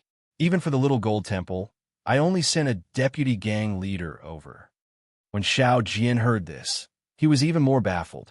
He carefully said, Since Lord Zheng doesn't care about my Jiangchao Temple's incense money, then I don't know what else my Jiangchao Temple can do business with Lord Zheng. Taoist Xiao, what do you think this is? Zheng Mao said as he took out something from his bosom and casually threw it to Xiao Jian. That thing was black. Xiao Jian didn't dare to catch it and hurriedly dodged. With a pu sound, that thing fell to the ground. Taoist Xiao is quite cautious, Zheng Mao said with a smile. Xiao Jian hurriedly picked up that thing from the ground and said with a smile, I am old and can't see clearly. When Xiao Jian saw the thing in his hand, he couldn't help but stare blankly. What? Taoist Xiao doesn't recognize this thing? Zheng Mao narrowed his eyes and looked at the thing in his hand. He then looked at Xiao Jian with a smile. Chapter 3190. Of course, Xiao Jian recognized this item. Wasn't it the stone that was chiseled off from Xiao Hua's body when he discovered him? However, what Xiao Jian didn't understand was how this item ended up in Zheng Mao's hands and even caused him to come to the Jiangchao Temple. Of course I recognize this item. Isn't it just a stone? Xiao Jian said perfunctorily. Zheng Mao glanced at Yuanya, who was on guard, and said, Taoist Xiao, I came here today with great sincerity. This vitality stone, to tell you the truth, someone got it from your Jiangchao Temple. He didn't know what this item was, but it looked like a gem. That was why he brought it to my pawn shop to sell some copper coins. So, when Xiao Jian heard, he already understood. There was no need for Zheng Mao to say more. It must have been the villagers from the General Ridge who pried open the box in his east room and took some out. As for who took it, it wasn't important anymore. Since Taoist Xiao is from the Tao sect, you naturally know the use of this vitality stone, Zheng Mao said without hiding anything. Furthermore, I also know how many vitality stones you have here. How about it? Is Taoist Xiao willing to do this business with me? Sure. Xiao Jian looked at the black-clothed man behind Zheng Mao and said with a smile, This poor Taoist obtained this item by accident. Since gang leader Zheng knows what it is, then I'll sell it to gang leader Zheng. There's nothing to say about it. All right, Taoist Xiao is indeed straightforward. Zheng Mao waved his hand and said, You made me think a lot earlier. I wonder how much silver does sect leader Zheng intend to use to exchange for this vitality stone? Xiao Jian opened his hand and looked at the stone that was the size of a duck egg. He smiled and asked, I didn't bring any silver today, nor did I bring any chinquan bag. Zheng Mao laughed. Xiao Jian was shocked. Don't worry, Taoist Xiao.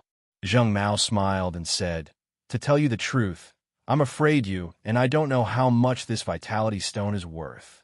However, this item is just a pile of stones in Taoist Zhao's Jiangchao Temple. But in the hands of my cloak gang, it's money. Today, I have personally come to the Jiangchao Temple to discuss with you. I will take these primordial stones first, and after exchanging them for silver at the auction, you and I will split the profits evenly. How about it? How is this possible? When Xiao Jian heard this, his face fell, and he said indifferently, Let's not talk about this for now. The source stones belong to my Jiangchao Temple, and it has nothing to do with the cloak gang. The idea of a 50-50 split was complete nonsense. I will not agree. What's more, gang leader Zheng said that he would take the primordial stones away. No one would agree to that, right? Taoist Xiao.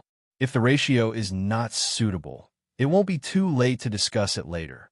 Zheng Mao smiled and said, But Taoist Xiao, you have to think about it. If you didn't have my cloak gang, where would you exchange your primordial stones for silver? I'm the only one who can help you find the exchange location, right? As for the second condition, I'm a man of my word in Longevity Town. Isn't my cloak gang a guarantor? Gang leader Zheng.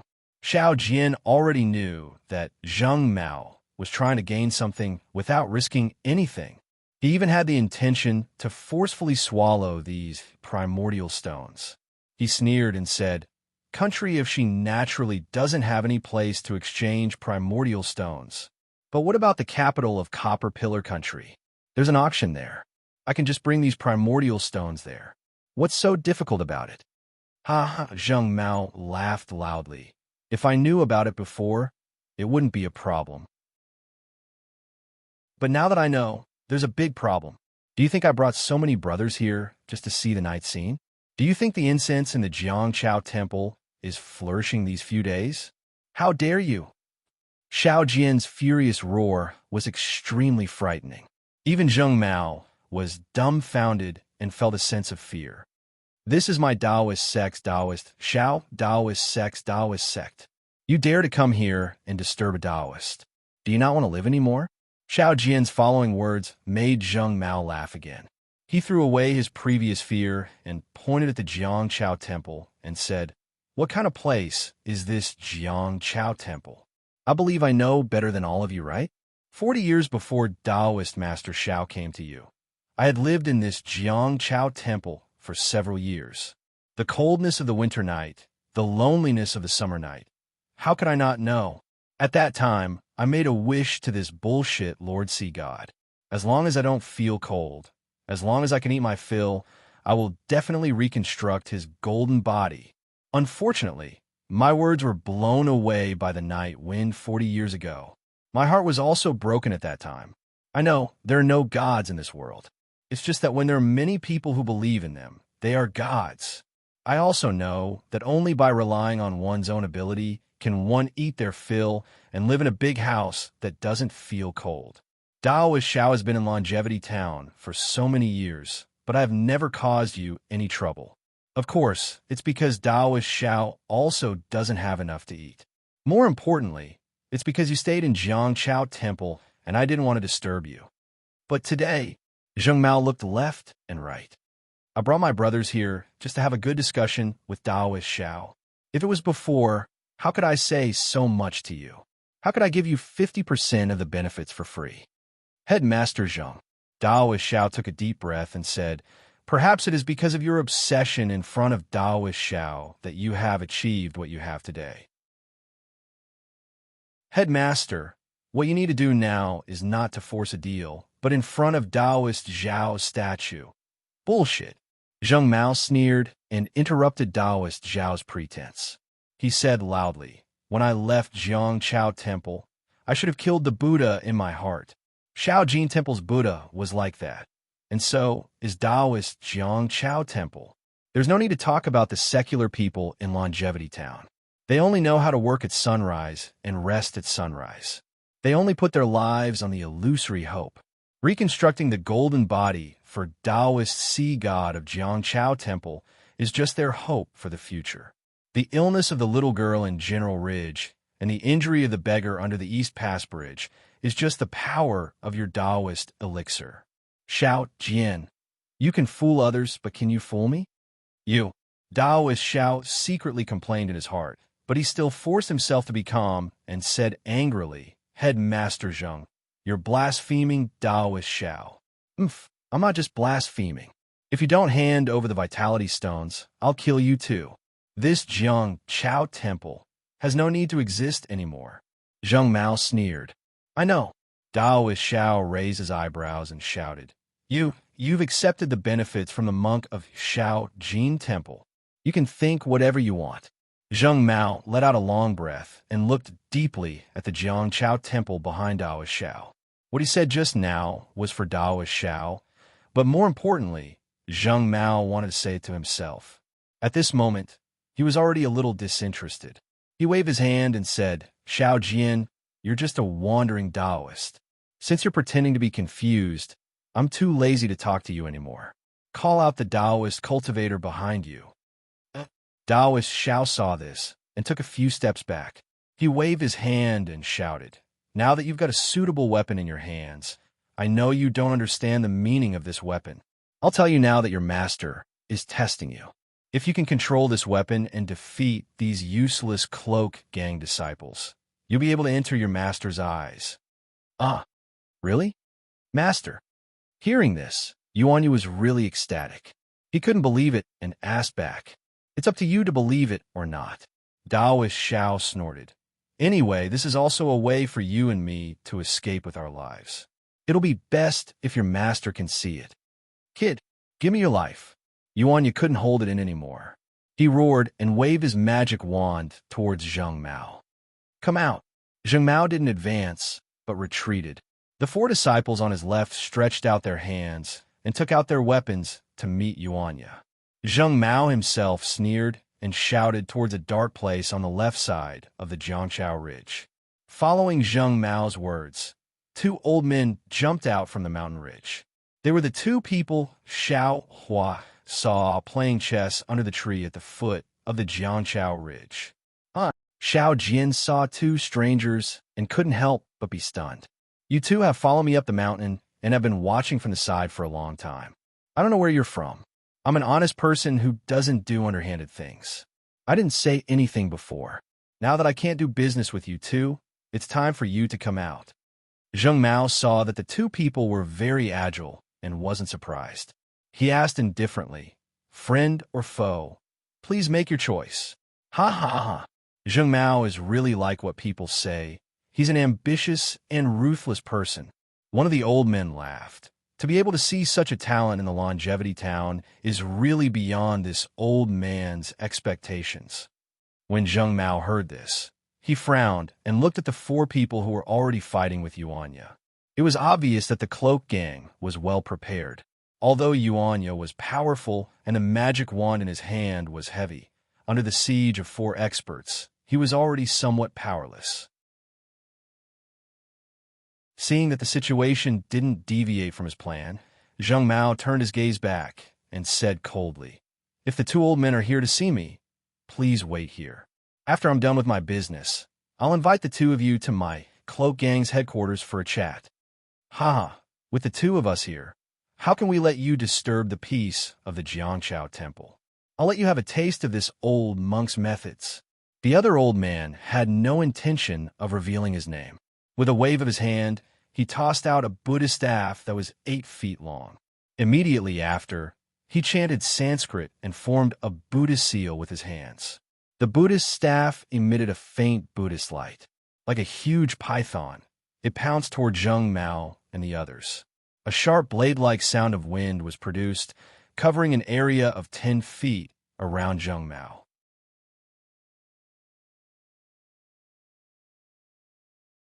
Chapter 3191. When the other old man saw this, he didn't dare to be negligent. His body actually flew up and waved his hand. That seemingly ordinary hand suddenly became bigger. One by one, golden palms appeared along with the old man's Buddhist seal and smashed toward the other cloak gang disciples who were wearing black clothes. These 2 old men were actually Buddhist disciples. Moreover, these 2 Buddhist disciples were actually here to protect the Jiangchao temple. They were here to protect Taoist Xiao Jian. Zheng Mao was obviously surprised. He said in surprise, you guys are monks from the small gold temple? Could it be that you guys are also drooling over the vitality stones? Unfortunately, the 2 Buddhist elders didn't answer. The power of the Buddhist staff and the palm shadows were already very close to Zheng Mao and the others. Naturally, other than Zheng Mao, who stood there steadily with his hands slightly clenched and didn't move, the other cloak gang disciples had already moved. They took out their weapons and fled in all directions. Quick, seeing that the 2 Buddhist elders didn't have any intention to answer, Zheng Mao hurriedly spread out his hand. A small green sword that was 1 inch long appeared in his hand. As Zheng Mao chanted the sword art, he breathed on the small sword. The small sword flew into the air with a swoosh sound and expanded into a 3 feet long green sword. With a kong sound, it hit the Buddhist staff. Zheng Mao's flying sword was obviously no match for the Buddhist staff. It was immediately sent flying.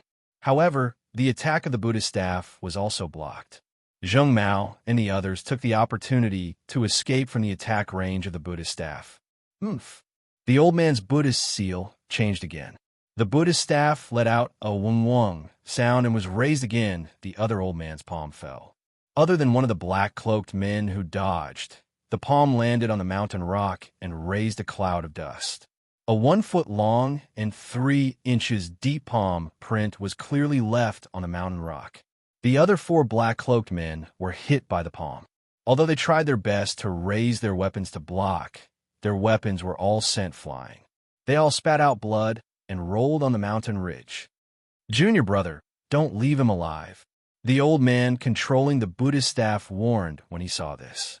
He once again controlled the Buddhist staff to attack Zheng Mao. Zheng Mao's small sword's brilliance had dimmed. He had been seriously injured just now. The situation in front of the Jianshao temple was completely under the control of the two Buddhist elders who had suddenly appeared.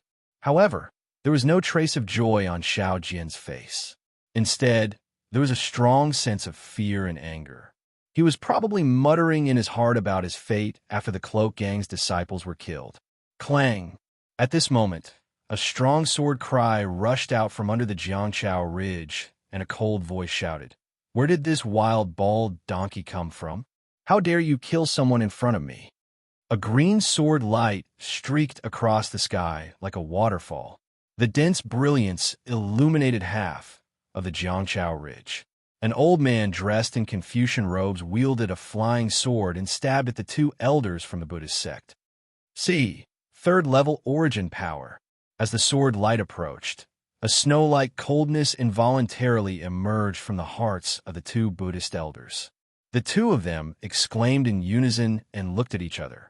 They abandoned the attacking Cloak Gang disciples and activated their Buddhist seals. The Buddhist staff and palm print rushed to meet the flying sword. Boom! A violent collision sound was heard. Brilliance splashed everywhere, followed by two miserable screams. The Buddhist staff that had sent Zheng Mao's flying sword flying was now split in half by the Confucian elders' flying sword. One of the elders' hands was also chopped off by the flying sword. The two of them flew back and fell on the foothills. Roar! After the miserable screams, Yuanya, who was fighting with the four black-cloaked men, also roared and jumped out of the crowd. His arms were stained with blood. Although he had broken the weapons of the two black-cloaked men, it was still difficult for two fists to fight against four hands. His arms were seriously injured, and he could not hold on. Thank you, Western Ridge Scholar. Zheng Mao was not surprised by this outcome. He bowed to the descending Confucian elder. No need to be so polite. The elder waved his hand, and the 3-foot-long flying sword in his hand spat out sword energy again. He coldly said, "This old man will kill these two bald donkeys. You kill these two bastards." This old man doesn't believe that bastard won't come out. Yes, this junior understands. Zheng Mao agreed and waved his hand. Quickly kill these two. Fellow immortal.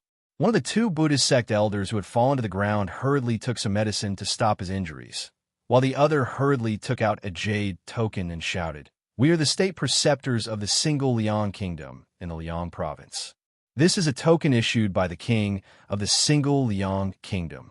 We are here on the king's orders to protect Taoist Shao. You must not touch Taoist Shao. Otherwise, it will cause a war between the country of Shi and my single Liang country." Single Liang country? The Confucian elder with the bright moon Western Ridge Scholar was startled. He grabbed the jade token, and it landed in his hand. This jade token was 3 inches long and was sparkling and translucent. It was obvious that it was not an ordinary item. On the front of the jade token were the 2 words single Liang, and on the back was the word Shao. You are indeed the state teacher of single Liang country. Western Ridge Scholar frowned. He looked at the 2 Buddhist elders and asked curiously, "Why did you come all the way here to protect a Taoist bastard?" "Fellow immortal, this is an order from our king." The elder did not explain. Clearly, he did not want to say more. "Fellow immortal, you can take whatever primeval stones you want as long as you don't hurt Taoist Shao. We will treat it as if nothing happened today." Western Ridge Scholar was clearly moved. He did not want to go against an order from a king, even though single Liang country was not close to the country of Shi. "Scholar, not far away," Zheng Mao smiled and said, "They have already heard of your name, and you even heavily injured them. It's not like you don't know how petty Buddhist disciples can be. If I let them go, how can I still take the primeval stones from the Tidal River Temple? Even if I don't take the primeval stones, my Cloak Gang still wants to survive in Longevity Town for a few more years. You don't need to be chased to the ends of the earth by others, right?" "That's right." Western Ridge Scholar looked at the Tidal River Temple, which was still motionless, and grinned. I have offended Buddhist disciples before and was even chased by an old bald donkey with second-grade essence energy. If I let them go today, I will have to run away again. Even if I get the primeval stones, I can't cultivate properly. Rumble. Just as Western Ridge Scholar made his decision, a green light flashed in the sky above the tidal river temple. Then there was the sound of thunder. After the thunder, thick dark clouds gathered from all directions. The clear night sky now looked like it was about to change. The thunder naturally attracted everyone's attention. However, when they looked at the sky, the dark clouds, and the mountain wind, there was nothing out of the ordinary except for the strange thunder. When they looked at the motionless tidal river temple, they didn't pay much attention to it. However, just as West Ridge Scholar was about to activate his flying sword again, and the two Buddhist elders turned pale, countless bolts of lightning appeared above everyone's heads and rained down on West Ridge Scholar and the Cloak Gang. The lightning moved quickly, and Western Ridge Scholar hurriedly used his flying sword to block it. However, under the powerful lightning, the flying sword was instantly shattered. Western Ridge Scholar was struck by 3 bolts of lightning and died with a scream. As for Zheng Mao and the others, they were even worse off. They couldn't resist at all and had several large holes in their bodies. They died on the spot. Rumble. More than 10 lives were lost in an instant, but the remaining heavenly lightning continued to strike. Thunder and lightning continued to roar above the foot of the mountain. After a while, the foot of the mountain regained its tranquility. Other than the 4 people who were dumbfounded, there were only the mountain rocks and the mountain path that had been charred black. However, the charred area was covered by the night sky.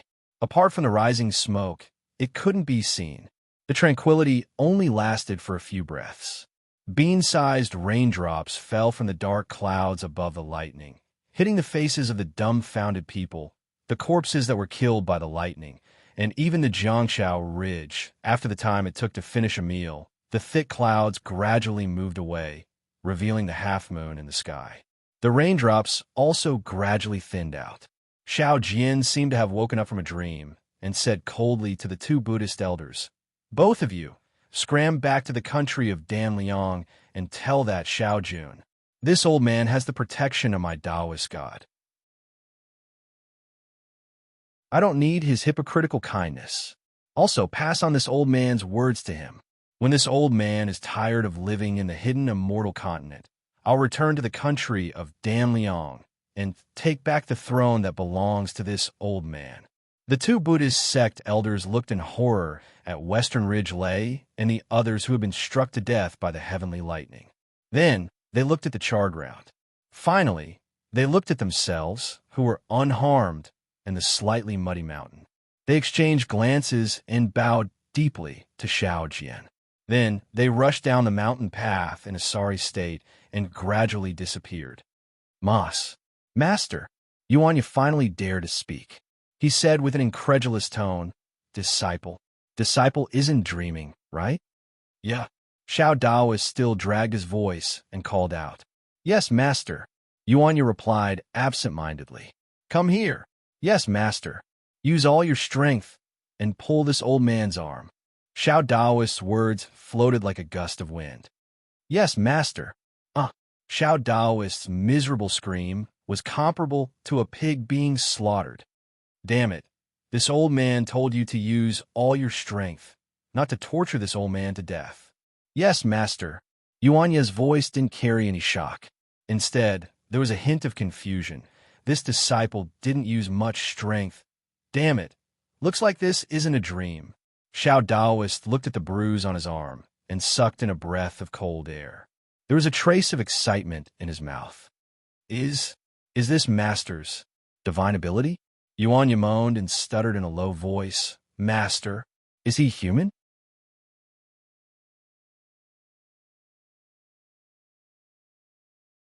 Chapter 3192. Xiao Daoist sneered. He looked at the dark clouds in the sky and said, This old man's luck is good. The gods and Buddhas in the sky are protecting this old man. Heavenly thunder bombardment is not something an ordinary cultivator can use. Although Senior Xiao is powerful, If he could cultivate to this level, it would be impossible even in 1,000 years. At this moment, Xiao Daoist seemed to have thought of something. He coldly looked at the dark clouds in the sky and the darkness that was like a fierce beast. He didn't think that the inconceivable ability of summoning heavenly thunder was done by Xiao Hua, whose meridians were completely blocked. Instead, he thought of the Xiao Jun. That's right, Xiao Jian had always thought that Xiao Jun had sent people to monitor him and prevent him from retaliating. However, he didn't expect that. The situation was the complete opposite of what he thought. These people monitoring him were actually protecting him. How could he remain calm? This old man is already like this. What do you want to do? Are you pitying this old man? Damn it, this old man doesn't care. Suddenly, Xiao Jian couldn't help but roar at the night sky like a hungry wolf.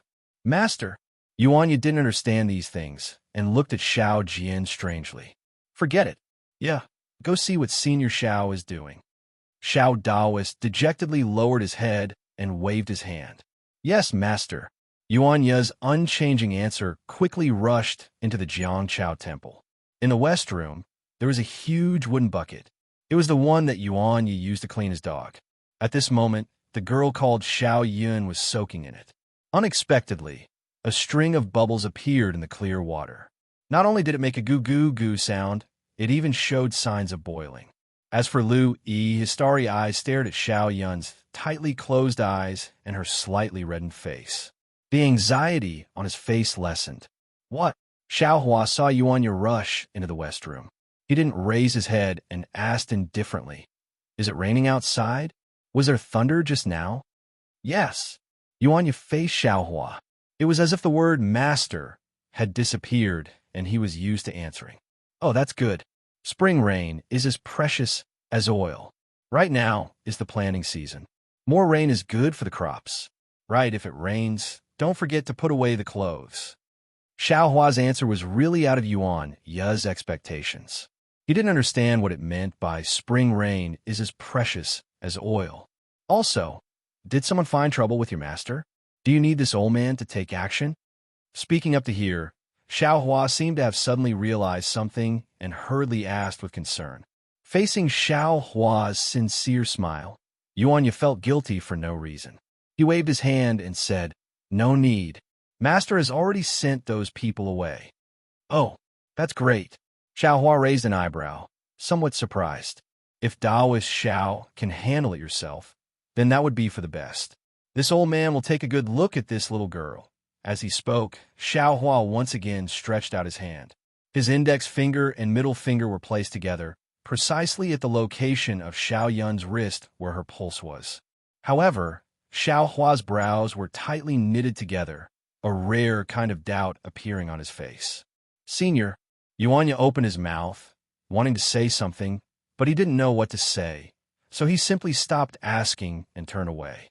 Immortal Elder, after Yuanya left, Louis couldn't help but ask, "How is Xiao Yun?" "Strange. It's really strange," Xiao Hua answered almost without hesitation. At the same time, the Dharma eye in between his brows slowly opened. The torrential rain at the Jiangchao temple was very strange. Naturally, compared to the torrential rain, the falling thunder was even more worrying. That was the heavenly thunder that directly killed more than 10 people out of thin air. Xiao Jian didn't have the guts to hide this matter. He didn't even wait for dawn to personally come to the Longevity Town's government office to report it. He didn't dare to let Yuanya handle this kind of matter. Yuanya would only make things worse. The Longevity Town's government office naturally belonged to the country of Shi's king, and also had its own set of rules.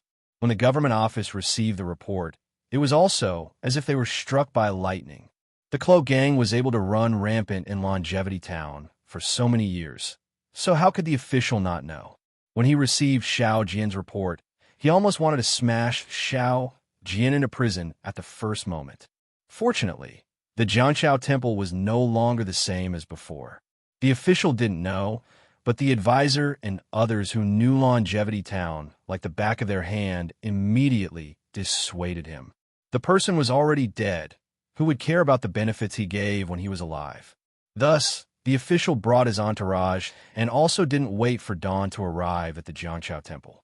They investigated the entire Jiangshao Ridge from top to bottom. They even checked the place where Zheng Mao and the others died more than 10 times. Even when the advisor and others were suspicious, they even invited Longevity Academy's Principal Zhu Junfeng to investigate the Jiangshao Temple at dawn. However, the situation of the falling thunder killing more than 10 people was indeed strange, but the torrential rain that followed was also normal. Although Zhu Junfeng was extremely suspicious of Zheng Mao's death, he really didn't think that this kind of power that was close to the 5th level of essence power, and this kind of power that surpassed the 5th level was something that the 3 Taoist cultivators of the Jiangshao Temple could do. Of course, this conclusion was also reached after he used the eye-clearing technique to see Xiao Hua's cultivation. Moreover, he didn't even think that in the entire country of Shi, other than those elders in the sects who had long disappeared, no one else could have this kind of cultivation. The only possibility was that Zheng Mao and the others were really unlucky. It was really because they were full of evil that they died under the heavenly thunderstrike. Since the Jiangshao town's officials believed that Zheng Mao was killed by the heavenly thunderstrike, and even Longevity Town's Principal Zhu didn't nod his head and tacitly agreed, then the one who benefited the most was none other than Taoist Xiao Jianshao. Although he didn't say that Zheng Mao of the Cloak Gang came to find trouble with him, but in the night, that rainbow-like sword light was still seen by the lonely and idle people at night. What did this mean? As long as they made a little contact, they would immediately get the same explanation as Zheng Mao's words. The Jiangshao Temple was favored by Taoist Xiao, the god of the sea. Ordinary people couldn't possibly hurt Taoist Xiao, who was a loner of the Taoist lineage. Not to mention that there was such concrete evidence. Even if there were some vague rumors before, it would attract many kind men and women to burn incense. Now that the Jiangshao Temple was in an uproar, there was no reason for the incense to not flourish. Early in the morning of the 7th day, from the beginning, there were a few men and women probing. Until late in the morning, groups of men and women swarmed into the Jiangshao Temple. Taoist Xiao Jianshao didn't even want to set up a divination stall in the Longevity Town, let alone set up a divination stall in the Jiangshao Temple. It was so noisy for more than 3 days. Until the evening of the 9th day, Xiao Jian suddenly received a sealed letter from Yuanya. That letter was red, and there was a small goose feather pasted on the outside. When Xiao Jian saw the letter, he frowned, because he knew that if there was a goose feather pasted on the letter, it meant that it was extremely urgent. He wanted to open the letter as soon as he saw it. But what was in the Longevity Town that made Taoist Xiao Jianshao so anxious? This was simply impossible. Therefore, Taoist Xiao didn't care at all. After all, tomorrow was the day of the competition between the Jiangshao Temple and the Shaojin Temple. That was the day of the Immortal Buddha ceremony. It was also a big matter for the Shaojin Temple and the Jiangshao Temple. After that day, there could only be one temple in the entire Jiangshao town. Of course, Taoist Xiao was sure that the Shaojin Temple would definitely be destroyed under his plan. Compared to the big matter of the next day, this goose feather letter was obviously insignificant. Taoist Xiao could even see the perverted smile of the Shaojin Temple's bald head in the goose feather letter. The goose feather letter had been thrown in the corner for 2 hours already. Xiao Jian didn't even ask Yuanya how he received the goose feather letter. After Xiao Jian sent off the last batch of worshippers and said that there was an even more important challenge the next day, the last batch of worshippers left resentfully with some copper coins. Even if Xiao Jian was willing to fulfill their wishes, Taoist Xiao wouldn't be happy. To make the descendants of worshippers who didn't have any children be comparable to the sand on the beach. Even if Xiao Hua was given 100 times more power, he still wouldn't be satisfied. Xiao Jian, who was lying on the bed, stretched his body. He tossed and turned, but couldn't get up. Maybe it was because of the competition the next day, or maybe it was because he was still worried about something, but he couldn't fall asleep for a long time. When he saw the goose feather letter in the corner, he simply lit the oil lamp and sat up. As the saying goes, if you don't find it strange, you will be defeated. Taoist Xiao had already made up his mind to not believe anything. So he opened the goose feather letter. However, when he finished reading the words inside, Xiao Jian immediately jumped up from the bed, because this goose feather letter only had a few words written on it. My daughter is sick. Taoist Xiao, please have mercy. Signed off, Hao Jianzhong. Although the name written on the goose feather letter was Hao Jianzhong, Xiao Jian's gaze didn't stop on these 3 words for a moment. His mind immediately appeared in Chongqing town, under the scorching afternoon sun, sitting in a small sedan chair, the kind Hao family's young miss who wanted to give him copper coins. With this thought, how could Xiao Jian still stay in the East Room? Those few copper coins in the afternoon, those few meat buns when he was hungry, it was no different from sending charcoal in the snow. Amidst the cold words and disdainful gazes of the bystanders, the Hao family's young miss clear gaze, that faint smile, and that questioning that didn't contain any meaning of charity, immediately drove away Xiao Jian's tiredness. The Hao family's young miss was in trouble. How could Xiao Jian just stand by and watch? Moreover, he had also told Xiao Hua that if there was any difficulty, he should go and find the Hao family's young miss. Now that Squire Hao's letter for help was in front of him, how could he not go? But just as he took the things and valiantly rushed out of the east wing, the cold wind in front of him blew away his impulse. Yes, the goose feather letter mentioned Taoist Xiao. It must be that Squire Hao knew about the miracle of Jianshao Temple and Taoist Zhao's magical ability. So he thought of me in this crisis. But am I Taoist Xiao? I'm afraid that if I don't bring Yuan Ya, I won't dare to go to Jianshao Temple. Right? The Hao family's young miss is sick. If it was an ordinary illness, only the doctor in the medical hall would be able to deal with it. Squire Hao might not think of Jianshao Temple. But since he mentioned Taoist Xiao, it must be a thorny matter. I'm afraid this old man will have to discuss it with Senior Xiao. After thinking for a moment, Xiao Jian secretly walked to the West Room. The West Room didn't change much from a few days ago. The water in the big wooden barrel was still steaming. Xiao Yan was still lying inside and hadn't woken up. Even someone as strong as Xiao Hua couldn't think of a good way to wake her up. In a corner of the West Room, Lu Yi had already curled up his small body and fallen asleep. This child was mentally and physically exhausted, and his body was also deeply damaged by the cloak gang. Now that he was in front of Xiao Hua, he didn't have to worry about anything. How could he endure? In a day, he was only awake for 4 to 6 hours. The rest of the time, he was sleeping soundly.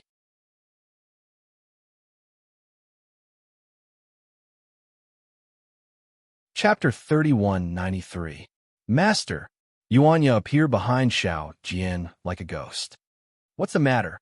Xiao Jian scolded unhappily. What does this old man have to tell you? Yes, master. Yuanya left even more quietly than before. Xiao Jian actually didn't notice Yuanya's figure leaving. Damn it. Xiao Jian couldn't help but curse. Who's master? Fellow Xiao, what's the matter? Xiao Hua, who had his eyes closed, had no choice but to open them. In the past few days, there had been too many people in the Jianshao Temple. There were devout people, but there were even more opportunistic people. There were even a few villains suppressed by the Cloak Gang in Longevity Town who came to the Jianshao Temple to sound out the situation. This made Xiao Hua very impatient. He originally had many methods to kill Zheng Mao and the others, but he chose to use Heavenly Thunder. Afterwards, wasn't he just trying to hide in peace? Today, he saw Xiao Jian, who had been too busy to come to the West Wing, come here at night. He knew that there was something troublesome and had to ask. Senior, please take a look. Xiao Jian gave the goose feather letter to Xiao Hua and told him his thoughts. Oh, it's that little girl. Xiao Hua nodded slightly.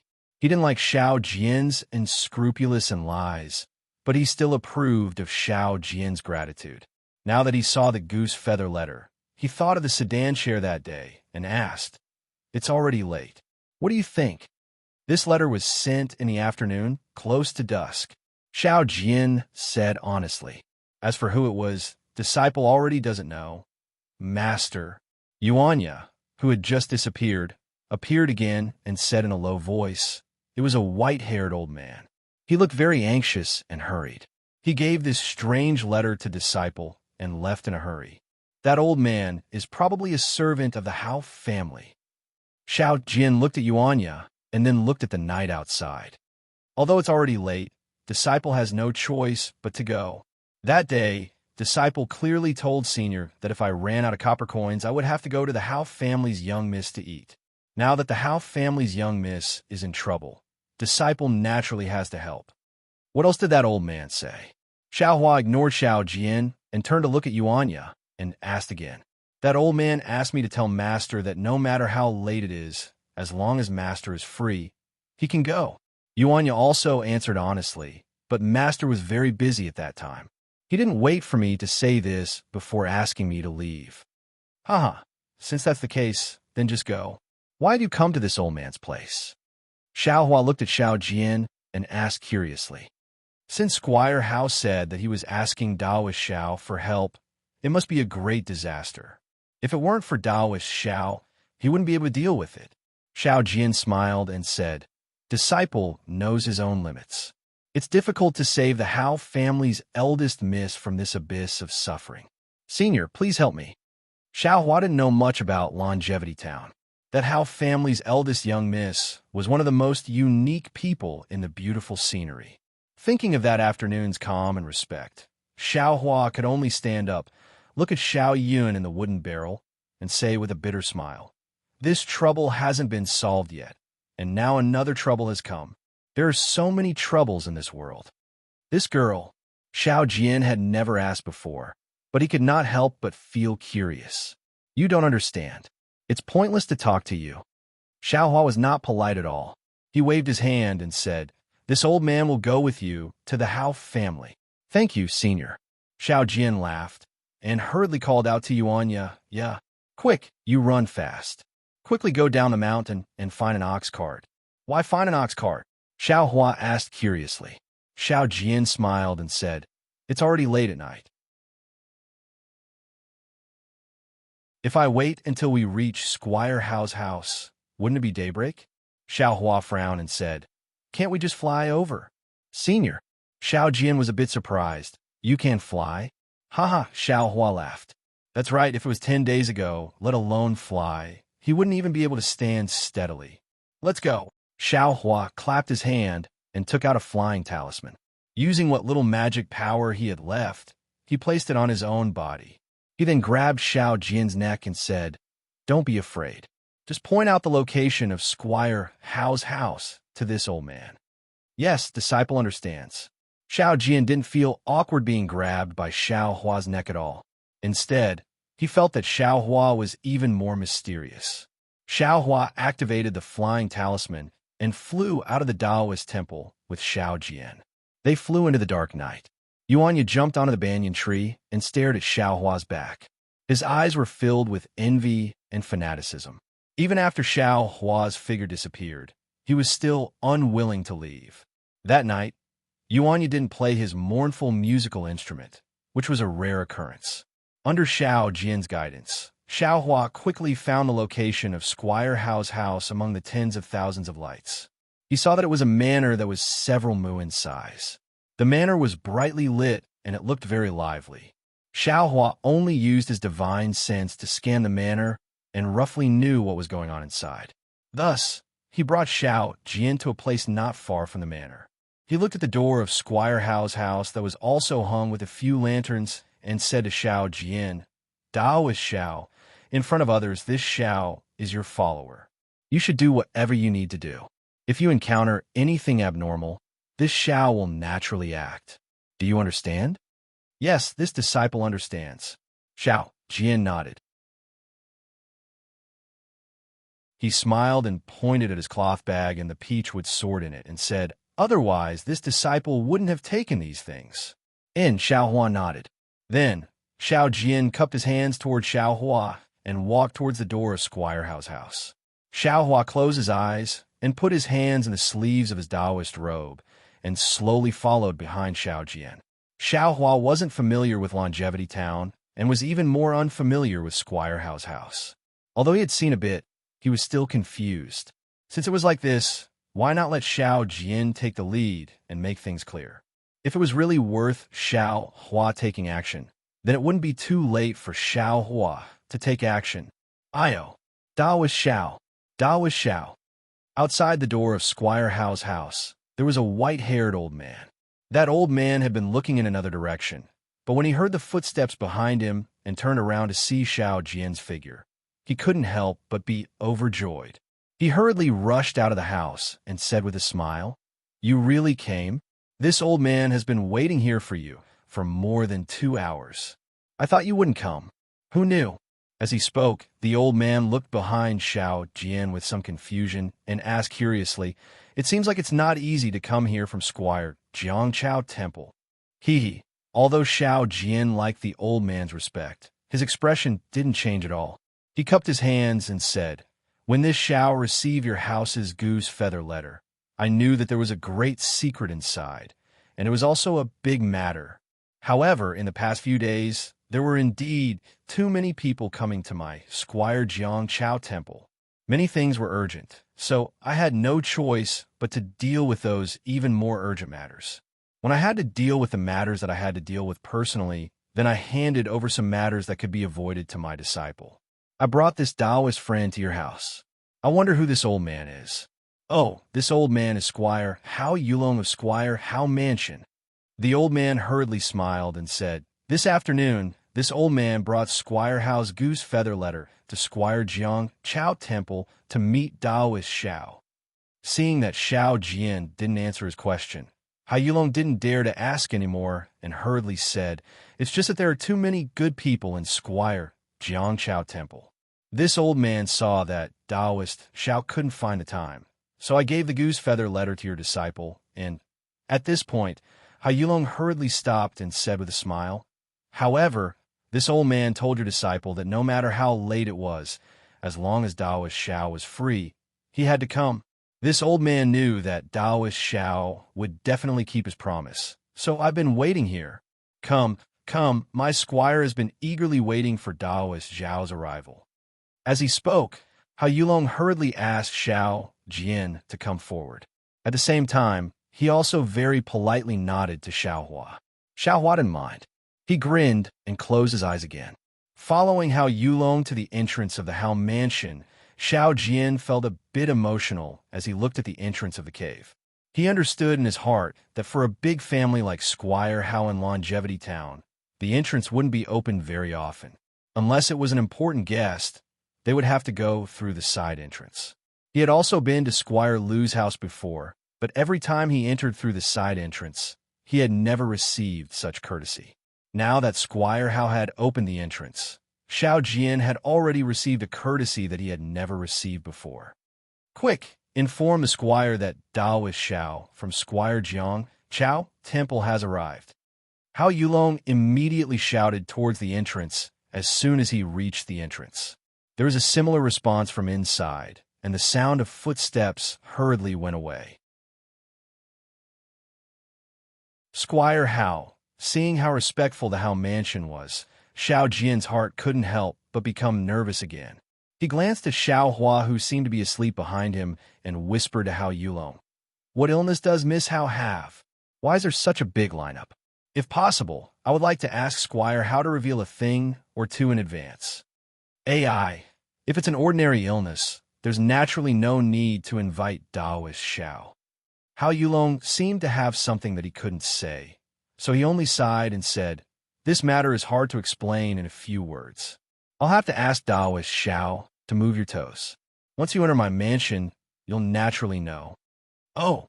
Seeing that Hao Yulong didn't say anything, Xiao Jian could only nod his head, but the doubts in his heart grew even stronger. After entering the Hao Mansion's entrance, a few servants wearing green clothes and small hats immediately came up to greet them. These servants had respectful expressions on their faces, as well as the green bricks, green tiles, carved beams, and painted pillars along the way, and even the strange flowers and plants in the night didn't attract Xiao Jian's attention. He had always been wondering what exactly happened to Miss Hao. After passing through a fragrant garden, he was met with a white wall that was as tall as two people. On the wall, there were strange windows that looked like fans, flags, fishes, and birds. A fat old man was standing in front of the only moon gate on the wall. He was wearing a bright official's robe.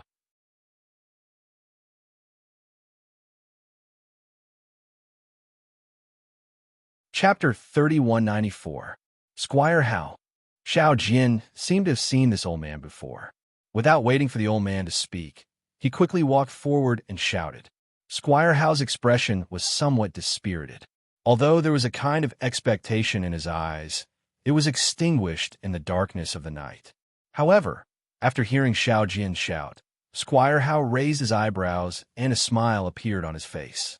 He walked out the moon gate and cupped his hands. Taoist Master Xiao. I have heard of Taoist Master Zhao's reputation, but I have never had the chance to meet you. Now that I have seen you today, it is just as I thought. You have the demeanor of an immortal. I don't dare. Xiao Jian cupped his hands and said, I am only one of the thousands of cultivators in my Taoist sect. Because of the favor of the sea god, the Jianchao Temple was able to bring Taoist Master Zhao's favor to the people of Longevity Town. I'm only standing in Xiao Jian's routine immodesty.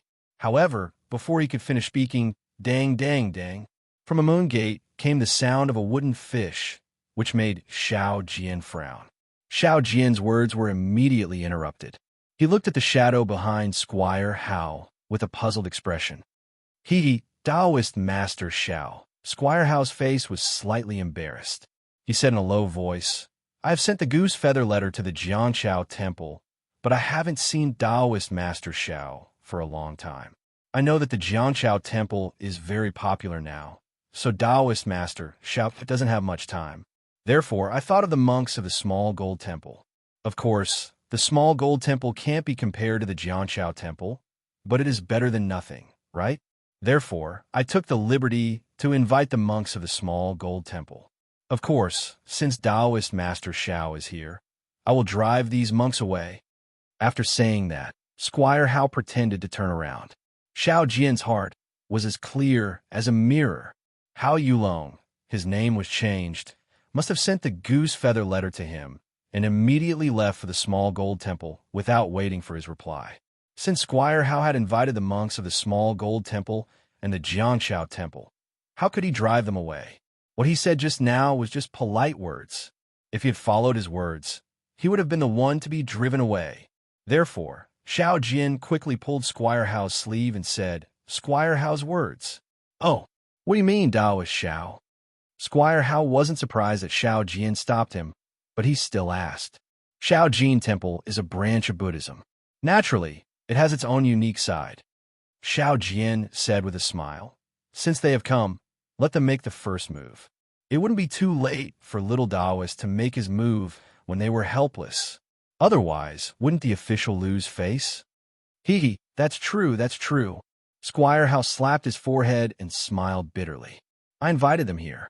If I drive them away now, wouldn't it seem like I'm disrespecting Buddha? The Taoist priest's reminder was the best. Even if they can't, we can't not give them a chance. Exactly. Xiao Jian nodded with a smile.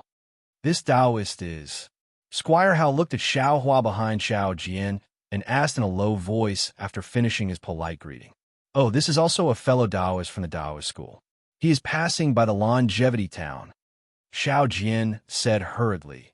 He heard that there will be an immortal Buddhist ceremony tomorrow, and my Jianchao Temple will accept the challenge of Xiao Jian Temple. Therefore, he stayed to help little Taoist. However, he is not good with words. I hope Squire Hao can understand. I see. Squire Hao nodded. It seemed that he didn't care about the challenge. He said, Then, please come in. Squire Hao, please. Xiao Jian raised his hand and gestured. Squire Hao didn't stand on ceremony. He turned around and entered the moon gate. When he turned his head, an indescribable gloom appeared in his eyes. It was more obvious than the shadow between the light and the darkness. Xiao Jian glanced at the silent Xiao Hua and the butler Hao Yulong, who was frowning beside Xiao Hua. His heart felt heavy. Generally speaking, Squire Howe should have told him what happened to the Howe family. Then, he would have thought about how to deal with the Moongate. However, Squire Howe's abnormality made Xiao Jian's heart skip a beat. Squire Howe must have encountered something very difficult, or even something very embarrassing. That was why he couldn't speak. Xiao Jian was afraid that he could only adapt according to the situation. After passing through the Moongate, what came into view was an extremely tall and lush osmanthus tree. Under the osmanthus tree, there was a two-story embroidered building, which was brightly lit. Around the embroidered building, there were several bald monks sitting cross-legged.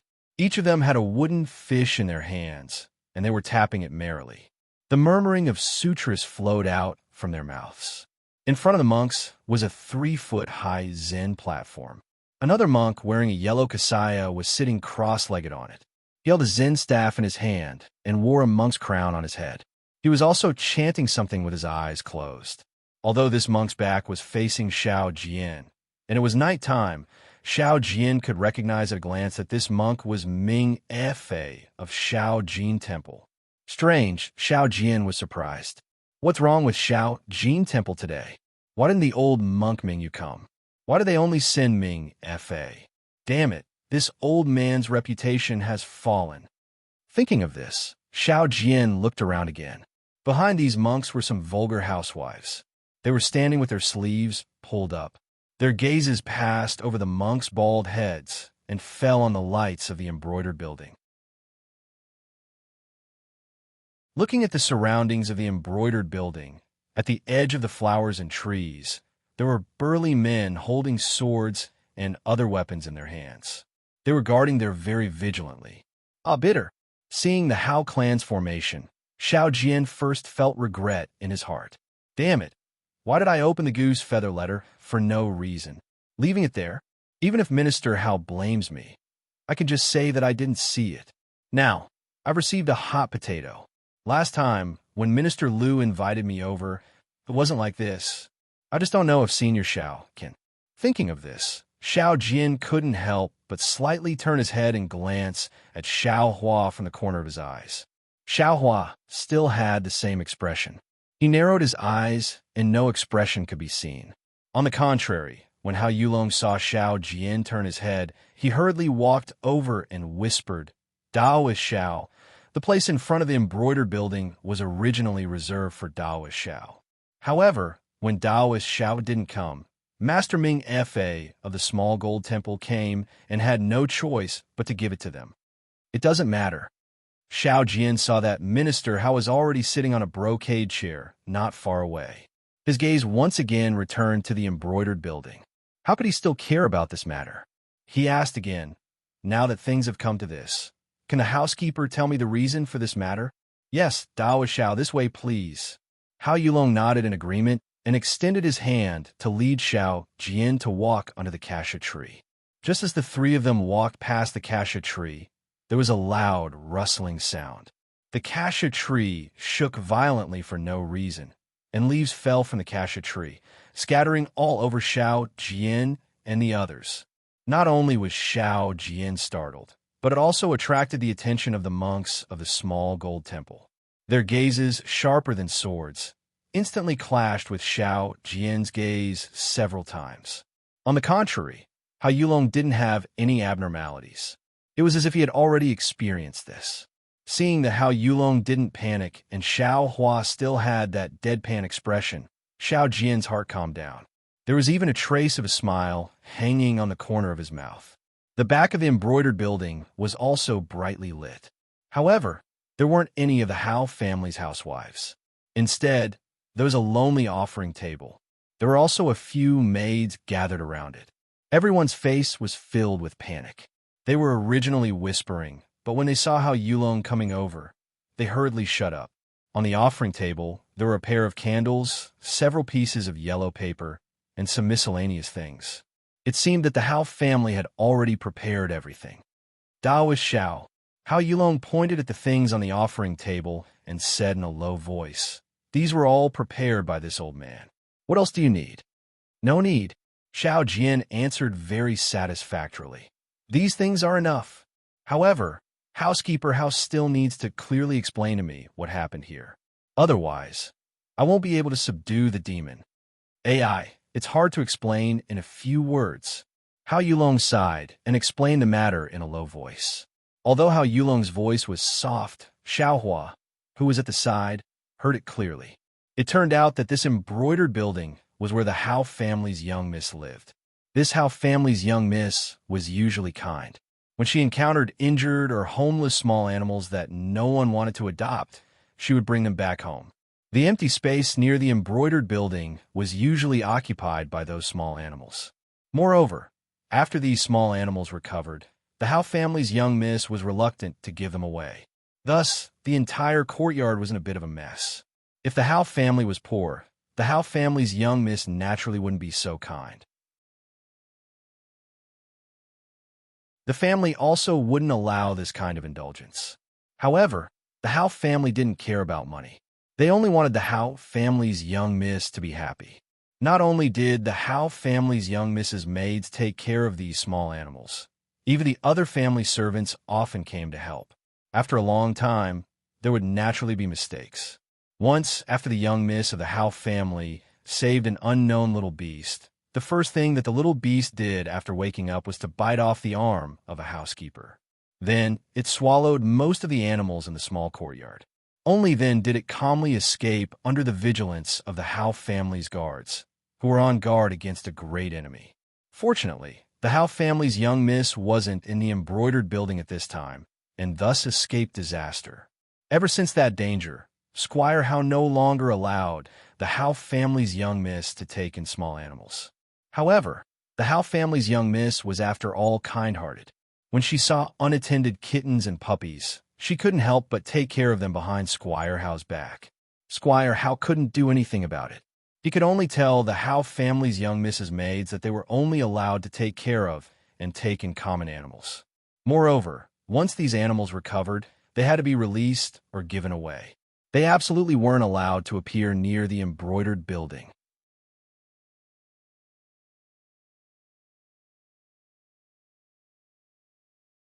Chapter 3195. Another few years passed, and nothing unusual happened. Young Miss Hao's good name was well known in Longevity Town. However, a few days ago, on the third day after Miss Hao met Daoist Xiao, Miss Hao's mood suddenly changed. First, she panicked and asked her maidservant to call Squire Hao over and said some strange things. Then, after Squire Hao left, she seemed to have gone mad. Not only did she cry bitterly, but she also screamed hysterically. In particular, yesterday, Miss Hao no longer ate, nor did she allow anyone to enter the embroidery tower. Not to mention that the food that had been sent in was thrown out. Even the ordinary guard who tried to force their way in were knocked unconscious by some inexplicable thing on the embroidery tower and thrown out. Squire Hao walked around the embroidery building for a day and a night. He couldn't enter the building no matter how hard he tried. He couldn't even see his daughter, so he had to think of another way. At this time, miracles appeared one after another in the Jiangshao Temple.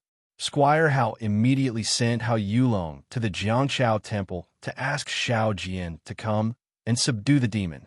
However, because he had to care about his face and Miss Hao's reputation, he didn't dare to make a big fuss. After hearing Hao Yulong's words, Xiao Jian felt a little strange. He looked at the lights of the embroidery tower and then looked at Hao Yulong. He said in a low voice, "Housekeeper Hao, what you said really makes me confused. Kindness is a good thing. Even Daoist Xiao and the sea god have to protect you. But what does the adoption of small animals have to do with Miss Hao's embroidery building and Miss Hao's strange behavior? Could it be that there are small animals in the embroidery building again? If you don't explain it clearly, how can I subdue the demon?" Unexpectedly, Hao Yulong really didn't say anything. He pointed at the offering table in front of him with a wry smile and said, "Daoist Xiao, don't you know better than me if there are any strange things? Besides, you can't always listen to me, right? If you want to subdue the demon, you have to do it first, right? The monks in the Xiao Jin temple have been practicing for a long time." Okay, when Xiao Jian heard this, he knew that if he did not show his true ability, Housekeeper Hao might not say anything.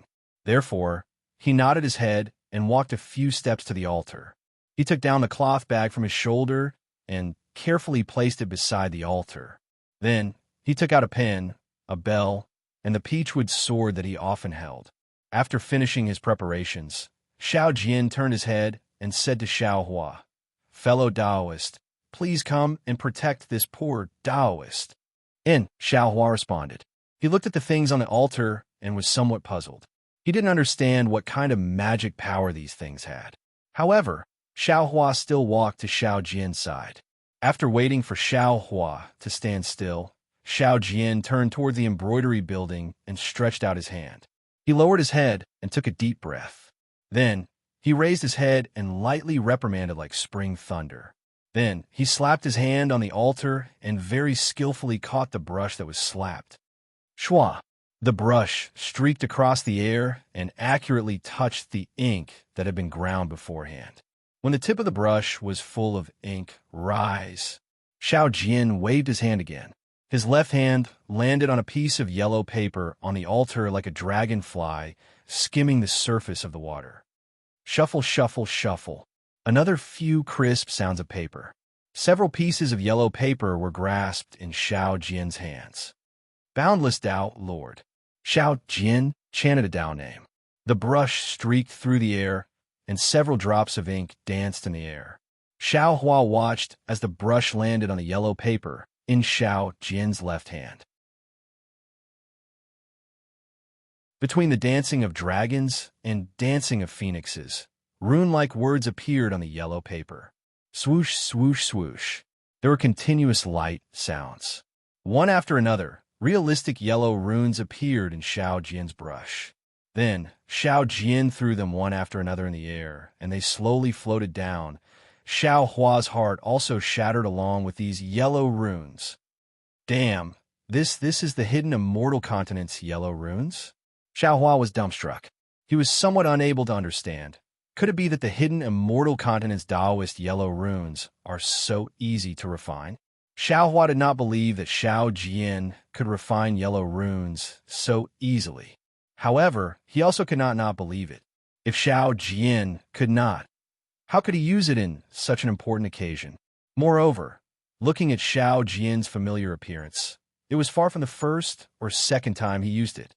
While Xiao Hua was flabbergasted, Xiao Jian continuously drew many yellow runes, and these yellow runes scattered all over the ground. Even Hao Yulong's face was filled with respect and piety at this moment. Quick! At the end, Xiao Jian threw a handful of yellow runes into the air. Then, with sharp eyes and nimble hands, he threw the brush in his hand onto the sacrificial table.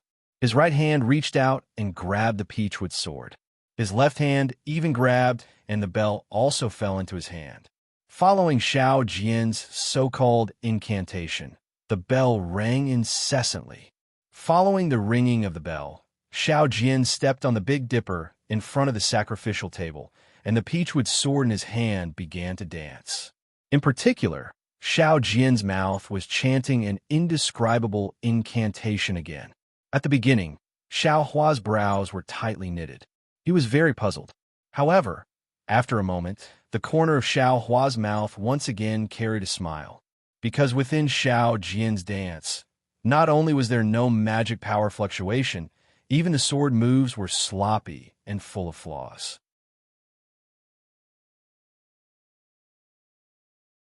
Xiao Hua was confident that he did not need to use any strength. As long as he attacked with one move, he would definitely heavily injure Xiao Jian. However, just as Xiao Hua was feeling disdainful, a strange fluctuation suddenly appeared on the peachwood sword. At this moment, he heard Xiao Jian's loud roar. "Tao Sovereign, help me." Following Xiao Jian's angry roar, the peachwood sword in his hand suddenly became extremely methodical. It was as if it was a type of brilliant sword technique. With a wave of the peachwood sword, it hit the dozen or so yellow runes scattered in front of the sacrificial table. Boom, boom. A few faint explosions sounded. The dozen or so yellow runes were all ignited. The sudden appearance of the flames frightened housekeeper Hao. Seeing the flickering flames, Xiao Jian became even more spirited. He actually jumped up from his original spot. His movements were very vigorous and his sword technique was even more wondrous. In just a short moment, the yellow runes that were scattered earlier all flew up. Moreover, they were all pierced and ignited by him one by one. Go! Xiao Jian's figure landed on top of the sacrificial table. The bell in his hand rang loudly, and his Taoist robe fluttered. The peachwood sword even pierced the embroidered tower. All the yellow runes turned into fireballs and rushed towards the embroidered tower. Unfortunately, it was unknown whether Xiao Jian's magic power was insufficient or whether the demon within the embroidered tower was too powerful. Those fireballs only flew a few feet and were annihilated before they even touched the embroidered tower. They turned into ashes and scattered in the air. Evil creature! Xiao Jian's body slightly swayed on top of the sacrificial table.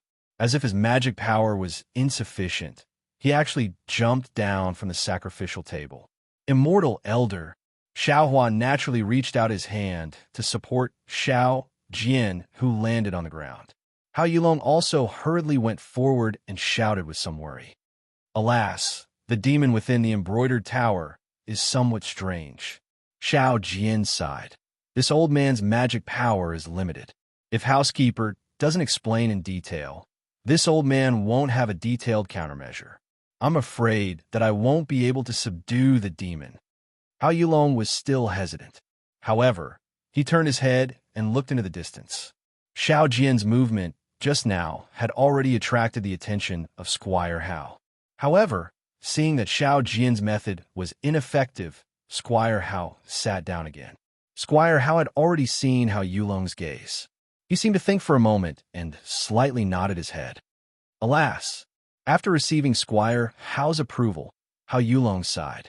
He looked at the embroidered tower and said, "Poor young lady. This matter involves young lady's innocence. Taoist Xiao, you have to swear that you won't speak of this matter to anyone else. This old man can only speak to you." Of course, Xiao Jian naturally also saw Squire Hao nod his head. He patted his own chest and said, "I don't dare to boast about other things, but I'm famous for being tight-lipped in Longevity Town. Since Housekeeper Hao invited I here, I swear that I won't speak of this matter to anyone else. What about this Taoist?" Hao Yulong turned his head and pointed at Xiaohua. It seemed that because Xiaohua was here, Hao Yulong didn't finish his words. Xiaohua unhappily opened his eyes and coldly said, "Isn't it just a little white rabbit? What's the fuss about? You even want this old man to swear. Do you think it's worth it?" Hao Yulong's face was full of shock when he heard this. Even his hands were trembling. You actually know?" Unfortunately, Xiaohua closed his eyes again and ignored him. Housekeeper Hao, Xiao Jian's heart was clear. He laughed and said, "Since that's the case, in I's opinion, there's no need to swear, right?" And Hao Yulong looked at Xiaohua suspiciously and then at the embroidered tower. He really didn't know how Xiaohua knew that there was a white rabbit in the embroidered tower. He could only nod and say, "It wasn't until after the incident that Master flew into a rage and interrogated young lady's maidservants one by one. Only then did he know that last summer, young lady saved an injured little white rabbit. Young lady was reluctant to give this rabbit away.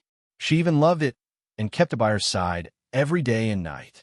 When the incident happened, only that rabbit was by young lady's side. So it's like that."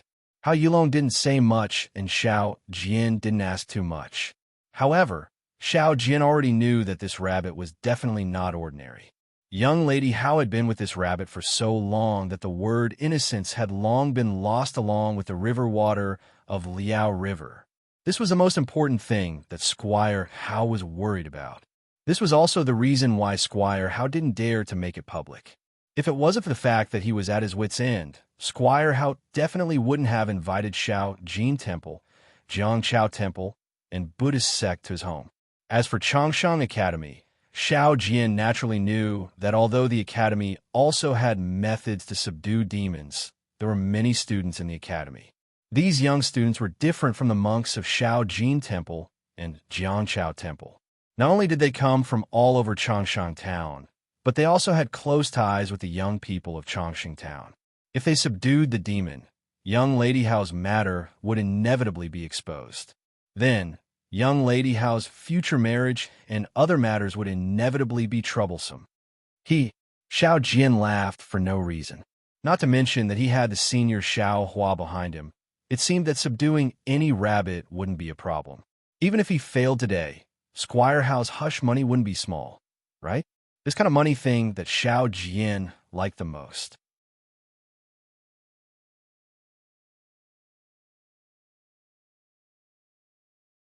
Chapter 3196.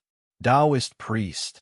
Seeing the smile on Xiao Jian's face, Hao Renji's heart relaxed. He hurriedly said, "If it's possible, could you please cast the spell again? This little one will go and report to the master right away. Don't be anxious." Xiao Jian pulled Hao Renji back and said with a smile, "Steward Hao, the matter of subduing the demon should be left to I. Furthermore, you have seen that the demon in the embroidered building is very powerful. Even if I cast the spell again, I don't know how effective it will be. If you report it now, I won't be able to subdue the demon.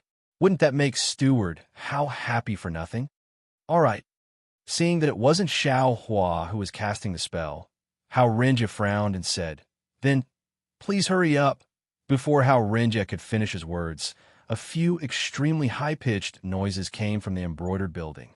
As soon as the noises entered Xiao Jian's ears, the smile on his face instantly disappeared and was replaced by a kind of pain. At the same time, the osmanthus tree in front of the embroidered building shook violently. "Go, why are you all standing there stupidly? You only know how to watch from the sidelines. Quickly go and save the young miss." Steward Hao seemed to have endured for a long time and finally couldn't bear it anymore. He didn't have the nerve to scold the monks of the Xiao Jin temple, so he could only vent his anger on his own family soldiers. "Yes, yes," a man behind Steward Hao answered. He turned his head and pointed at a few of his family soldiers. He shouted, "You all hurry up. And you." Steward Hao suddenly jumped up from his chair and kicked that man's leg. "Why would I raise you? Hurry up."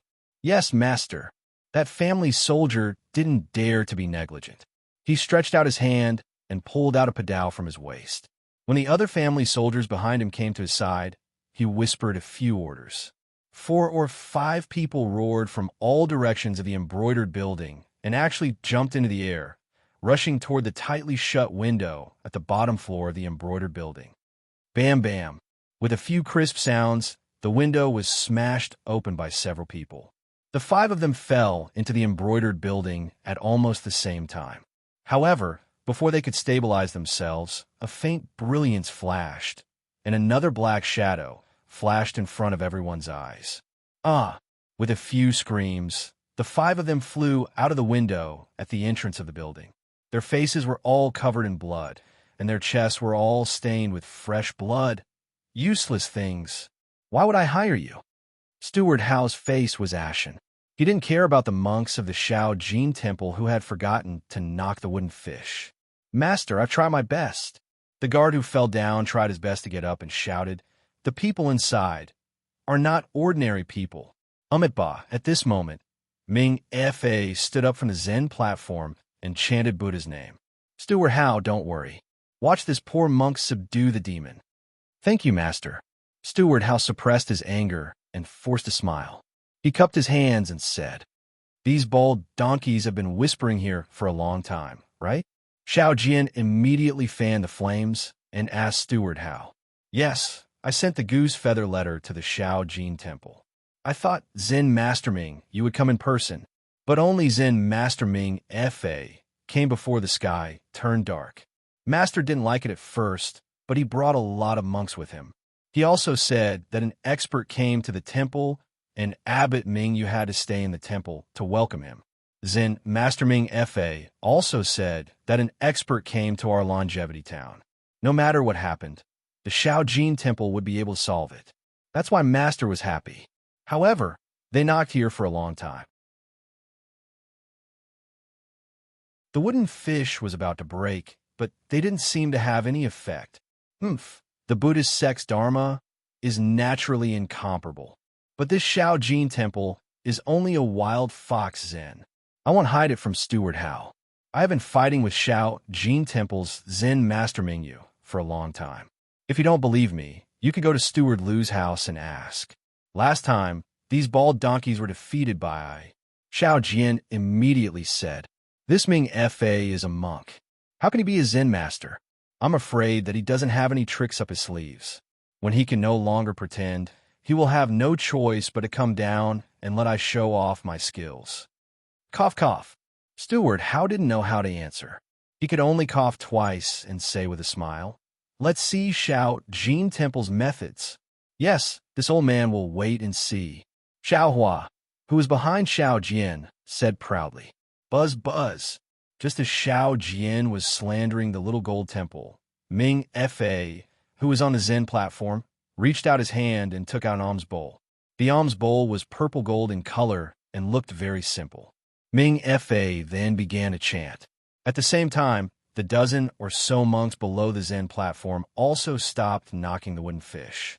They began to chant along with Ming Fa's Zen voice. Following the rhythm of yin and yang, strands of Buddhist light gradually gathered around the alms bowl.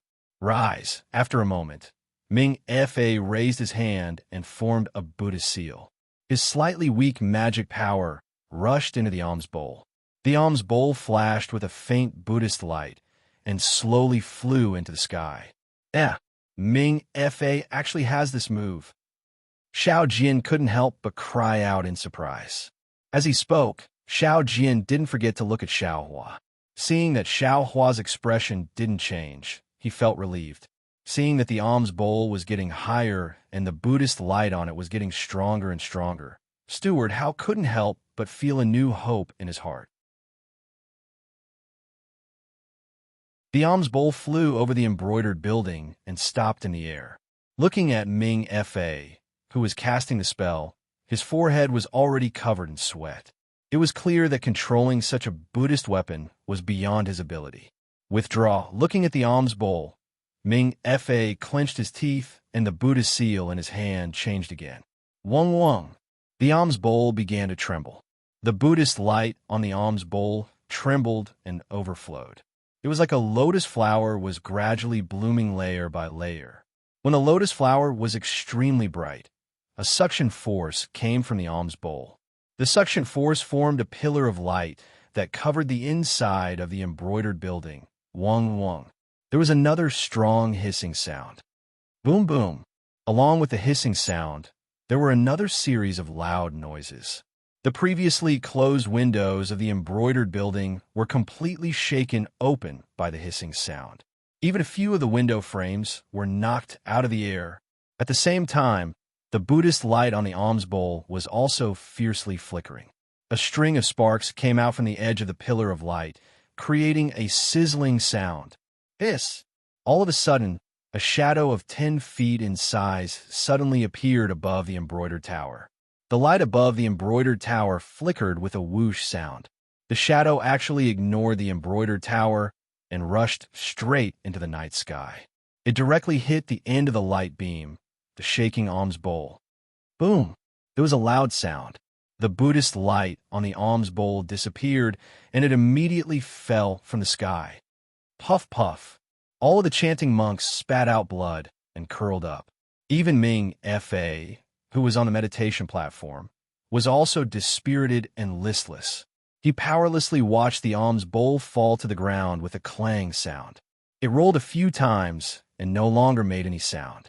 When he looked at the embroidered building again, he didn't know when the shadow had disappeared. The entire embroidered building was once again exposed to light. However, the windows were all wide open and not tightly shut like before. "Father!" On the embroidered building, a mournful voice called out, "You old man, don't do useless things here. It's better to quickly pack up and evacuate all of my Hao clan's 100+ people from Longevity Town. If we're late, no one will be able to leave Longevity Town alive." Daughter. When Minister Hao heard this, he couldn't help but cry. "What's wrong with you? How can you still be so stubborn? How in the world are you so fascinated by that rabbit?" Daughter. Although your mother left early, Father and you relied on each other for survival. Father has been kind to others all his life. Daughter, you're also kind to others. How can the heavens bear to treat my Hao clan like this? Father, if you don't leave now, I'll die in front of you today." Following a mournful cry, a face full of tears appeared in front of the broken window. Wasn't this the Hao clan's young miss that Xiaohua saw on the streets of Longevity Town that day? However, the Hao clan's young miss was still sitting in a wooden wheelchair, her body just barely reaching the window. Io, this Hao clan's young miss is actually unable to walk. Xiaohua immediately understood. What a pity. Daughter, can you not force father? Minister Hao cried out with a heart-wrenching voice. It's fine if you stay with it. Father would rather not ask about it, but this old man can't not see you. If you insist on leaving the Hao clan with it and leaving Longevity Town, how will you survive? What will you eat? What will you drink? You can't eat radishes and cabbages, right? Father, Hao clan's young Mrs. face was ashen.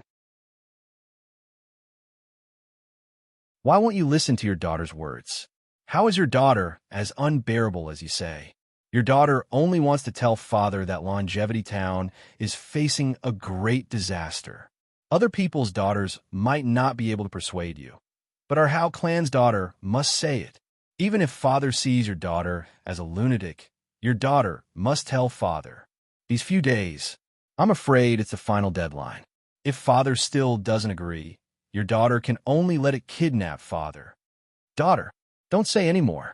Minister Hao sighed. Father knows you've been charmed by that Uncle Rabbit. You only listen to its words. You only want to leave Longevity Town. That's why you made up such a lie. Don't be afraid. Shaojin Temple's monks and Jiangchao Temple's Taoist priests are useless. Father will go beg Longevity Academy's principal Zhu right now. Father will sacrifice his face. I'll save you from this Uncle Rabbit's hands. Father, you must not go. Hao clan's young miss was very anxious. She used her hand to push against the window and shouted, "If you leave even half a step, your daughter will jump down from upstairs." Chirp, chirp. Several horrifying screeches rang out. The previously broken window frames and other objects were suddenly broken and thrown high into the air. Several housewives and servant girls covered their ears in pain and squatted on the ground, paralyzed like mud. Those family guards also threw their weapons on the ground, doing their best to cover their ears. Aside from Xiaohua, the others all showed pain on their faces, their bodies trembling.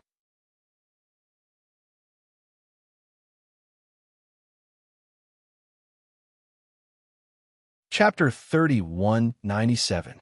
A white rabbit suddenly appeared on the windowsill where Hao family's young miss was. This rabbit was over 2 feet long, and its entire body was snow white.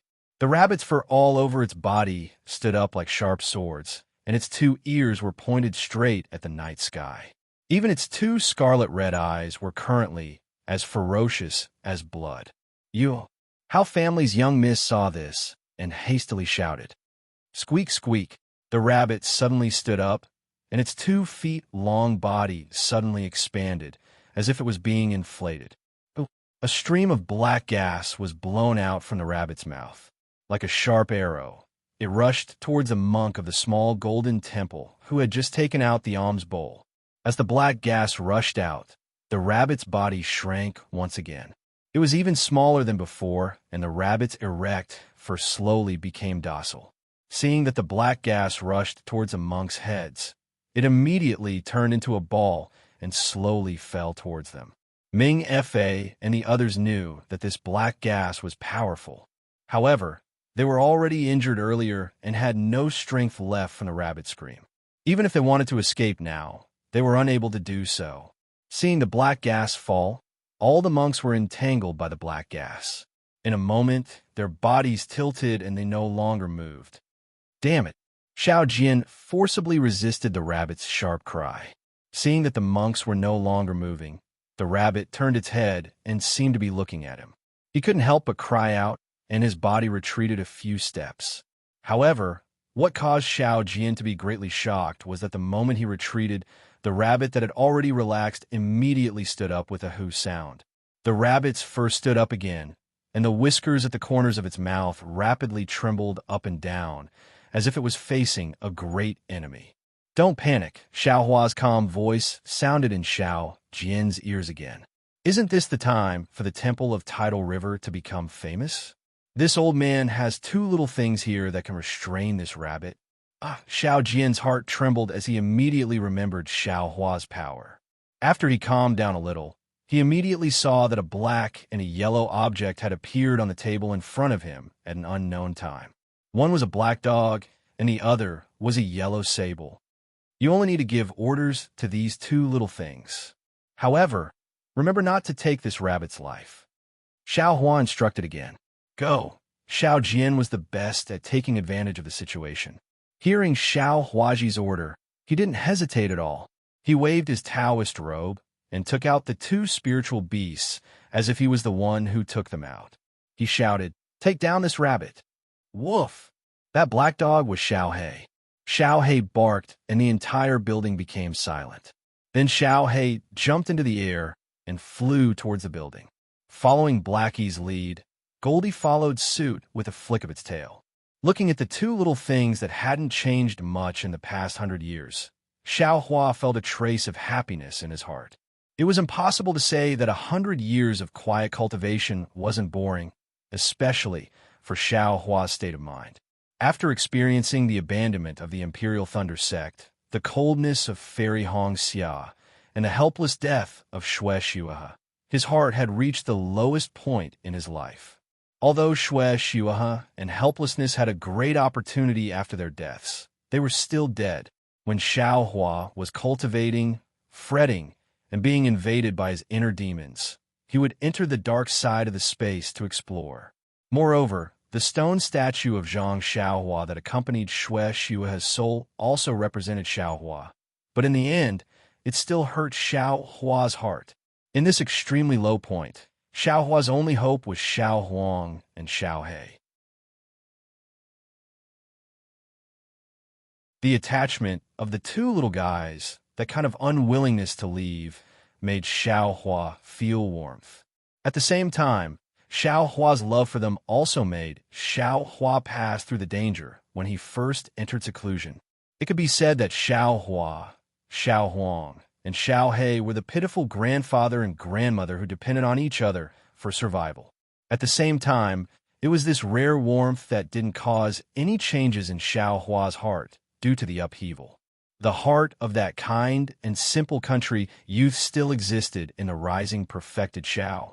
Naturally, after 100 years of cultivation, Xiao Hua benefited a lot. Xiao Huang, Xiao He, and even Little Silver had also undergone indescribable changes. At the moment, Xiao He and Xiao Huang still looked so cute, but a change was already brewing in their bodies. This change was something Xiao Hua didn't know about and couldn't predict. What Xiao Hua knew was that this change needed to be accumulated and induced. If he simply stayed in the space, he was afraid that he would never be able to change. Therefore, Xiao Hua was really ashamed to make a move on a rabbit that had just entered the market, but these two little things were just right. Chirp, chirp. Just as Xiao Hua was sighing with emotion, the rabbit had already moved.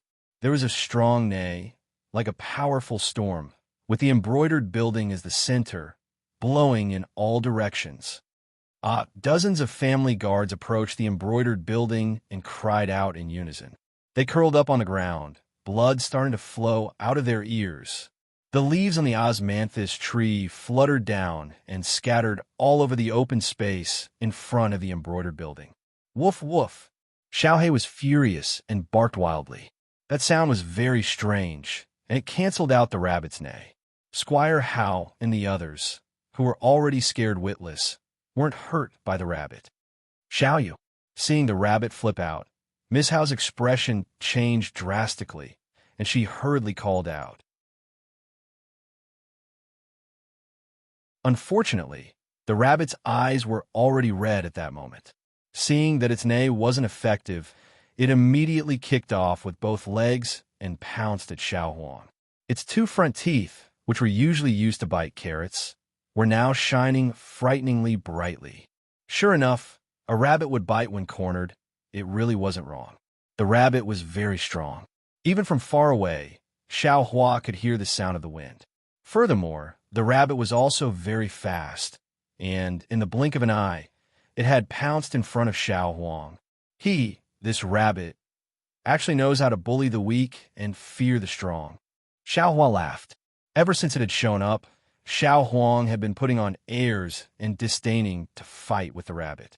It had always been Xiao He charging in front. Seeing that Xiao He was very powerful, the rabbit didn't dare to bite Xiao He, and only then did it charge at Xiao Huang. What the rabbit didn't expect was that Xiao Huang's speed was even faster. Just as the rabbit stretched out its fangs and was about to bite, Xiao Huang swung its large tail and swept past like the wind. Its small claws even left a trace of blood on the rabbit's body. Woof! Moreover, without waiting for the rabbit to neigh, Xiao Hei's figure was even faster. Like a black lightning bolt, it streaked across the rabbit's back, and where its claws passed, it also left behind a few strands of rabbit fur. Gee. The rabbit's neigh was filled with grief. Its figure turned around in midair and turned towards the osmanthus tree. Xiao Hua saw clearly from the side that the rabbit couldn't fly, but its figure was strong and healthy. The osmanthus tree was now bare. When the rabbit landed on the tree, drops of blood slid down its back and dripped onto the tree trunk. The rabbit's figure was constantly trembling, and it wasn't clear whether it was because of fear or because it was trembling. Xiao Yu. Miss Hao screamed in distress. Quickly go and save Miss. Only now did Squire Hao come to his senses and hastily shouted. However, in front of the embroidery building, the dozen or so monks were already dead, and the dozens of guards were also paralyzed. Who could still move? Seeing that Xiao Jian's legs were somewhat soft, Xiao Hua rubbed his nose and said with a smile, Taoist Xiao, I will go and ask Miss how to come down. Fellow Taoist, please. Xiao Jian raised his leg. His legs were indeed somewhat weak, but he wasn't particularly afraid. This was precisely the power of the rabbit's neigh, and Xiao Jian's body was unable to resist it. Immortal Elder, many thanks. Housekeeper Hao was almost crying tears of joy at the side. Seeing Xiao Hua step into the embroidery building and steadily walk up the stairs, the rabbit became anxious. It rushed out from the osmanthus tree, wanting to rush into the embroidery building. However, with Xiao Huang and Xiao He blocking it, how could the rabbit succeed? However, the rabbit's body once again appeared with blood several times, and the rabbit didn't even leave the osmanthus tree by 1 foot. Xiao Hua went up the embroidery building. This was a very clean room. The reason why it was clean was not because it was clean, but because there were very few things. A few potted plants were placed around the room, a dressing table, a few chairs, and a boudoir that was blocked by a curtain. Apart from these, there was only Miss Hao sitting on the chair. The chair was very big, and Miss Hao could only reveal half of her head. On both sides of the chair, there were 2 wheels that were much bigger than ordinary wheels, blocking Miss Hao's 2 arms. Xiao Hua casually glanced a few times and warmly said, Miss Hao, Big Brother Taoist, Big Brother Taoist. Miss Hao was only concerned about the rabbit on the osmanthus tree and didn't notice Xiao Hua's arrival. When she heard Xiao Hua's voice, she looked back with difficulty and immediately shouted, This servant knows that you are Taoist Zhao's new disciple. This servant begs you. Xiao Yu won't harm anyone. It is usually very obedient, but Taoist Xiao and the monks of Xiao Jin Temple forced it. Gigi. At this moment, the rabbit screeched again. This time, apart from the sound of pain, it was also frantic. Miss Hao no longer cared to talk to Xiao Hua and quickly turned her head. On top of the osmanthus tree, the rabbit that had just shriveled up was now swollen again, and its body was even bigger, more than 3 feet. You see, Xiao Hua still warmly said, a rabbit is a rabbit. A monster is a monster. They will never be human. You said that won't hurt people, but what about the monks of Xiao Jin Temple? I'm afraid that they have no breath now, right? More than 10 lives. They're gone just like that. Yes, Xiao Yu is a monster. It is not human, but it has more feelings than humans. It knows what I am thinking better than humans. Miss Hao saw the rabbit's situation, and her tears flowed down. She almost hysterically shouted, I lost my mother when I was young, and my father didn't like me when I was young. At first, I didn't know what was going on, but when I grew up, I finally understood. It was because I was naughty when I was young, running around on the street. In order to save me from the carriage, my mother used her body to block the horse's hooves. And I was also run over by the carriage, and my legs couldn't move anymore. After I knew the truth, I didn't dare to be naughty anymore, and wholeheartedly try to please my father. But no matter what I did, my father would not be happy. He always forced me to do things that I didn't like. And he never treated me as a human. Look at me.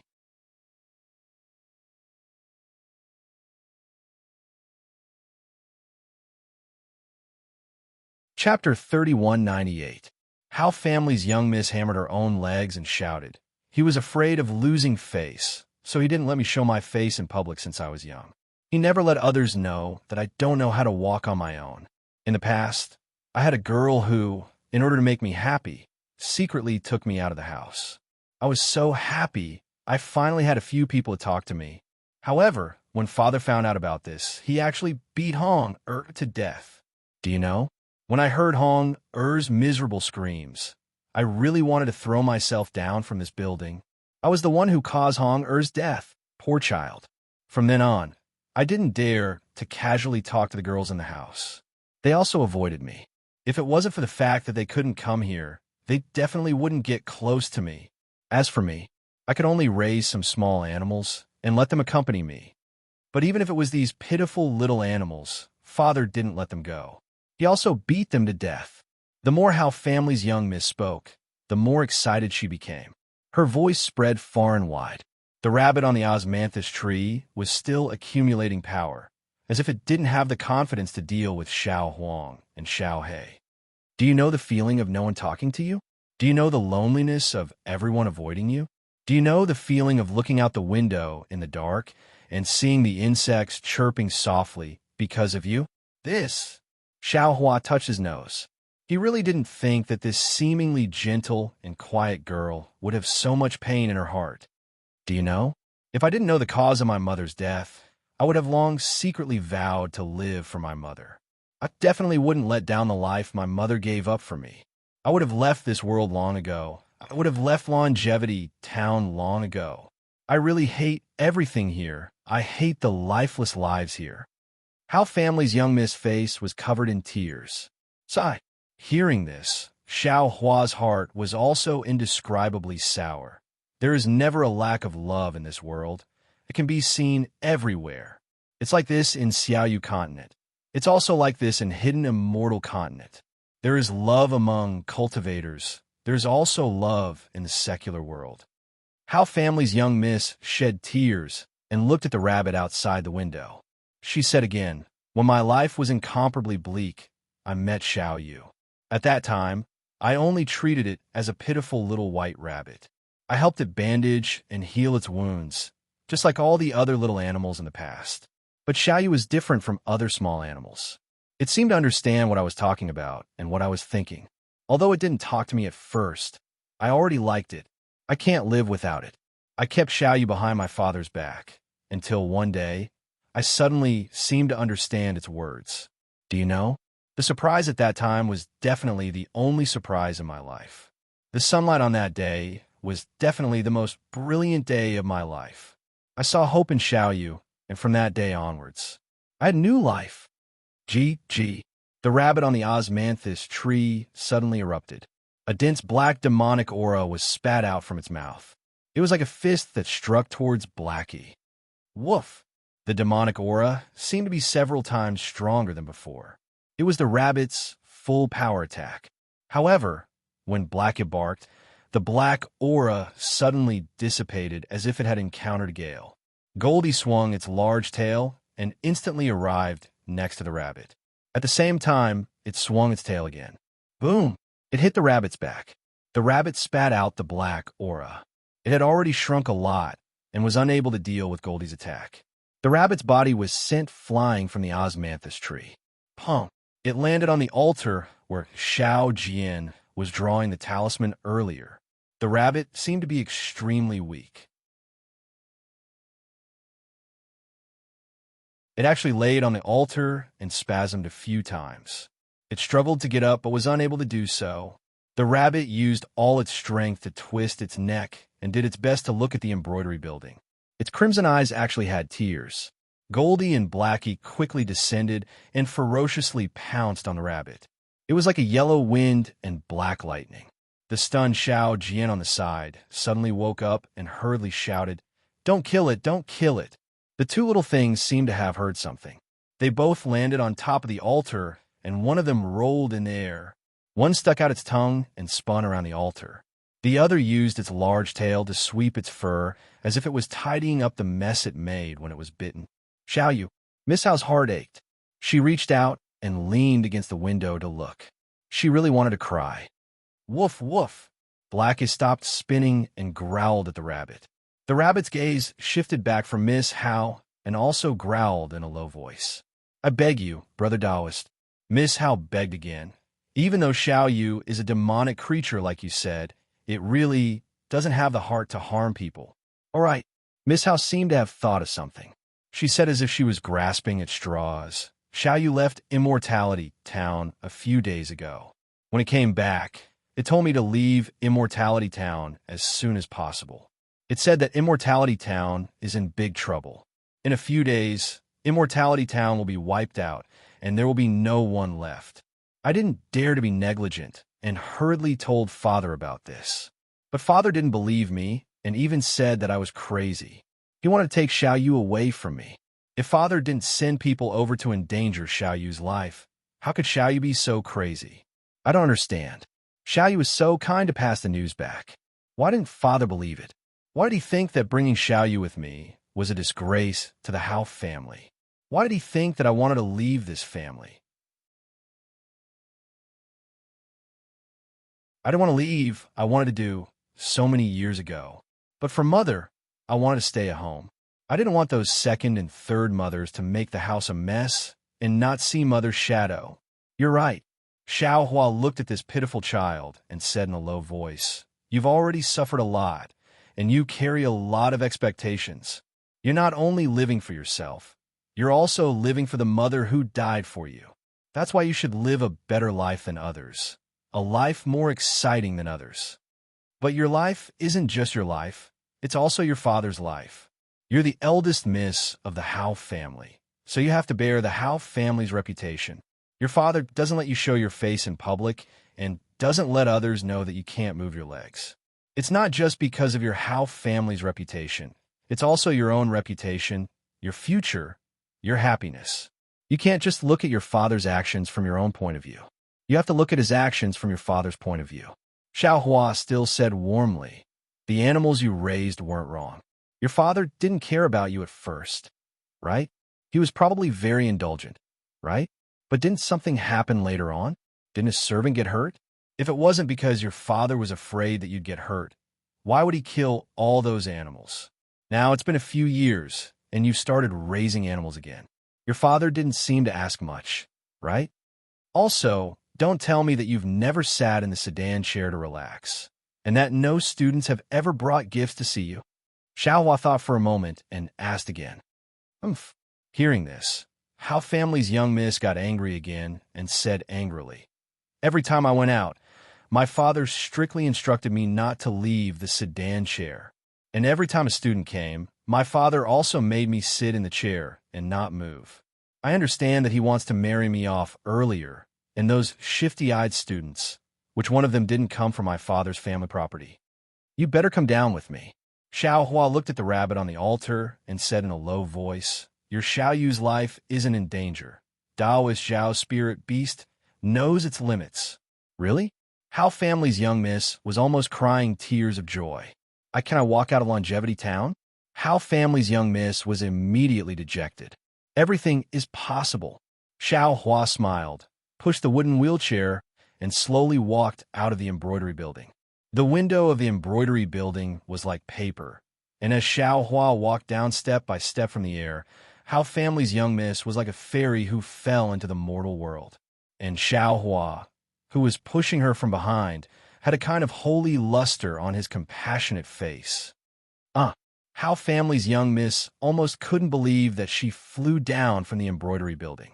That Minister Hao and the others who still had some sanity were almost shocked. When Xiao Hua pushed Hao Family's young miss in front of Minister Hao didn't even dare to breathe loudly. Minister Hao, Xiao Hua said with a smile, you heard your daughter's words just now. Do you have anything to say? Daughter. Seeing his daughter appear alive in front of him, Minister Hao couldn't help but cry. Ignoring the filth on his body, he rushed over and hugged Hao Family's young miss in his arms. Father is sorry.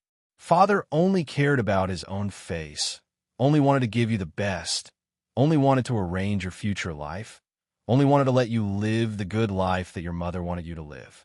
He never thought about what you thought. Do you know why I didn't let you go out? The most important thing isn't my face, it's your marriage. If other people knew that you couldn't move, who would marry you? If they coveted our family's property, even if you married into our family, when Father gets old, wouldn't you still be bullied? You see, Father didn't even dare to invite Changshan Academy's Principal Zhu over today.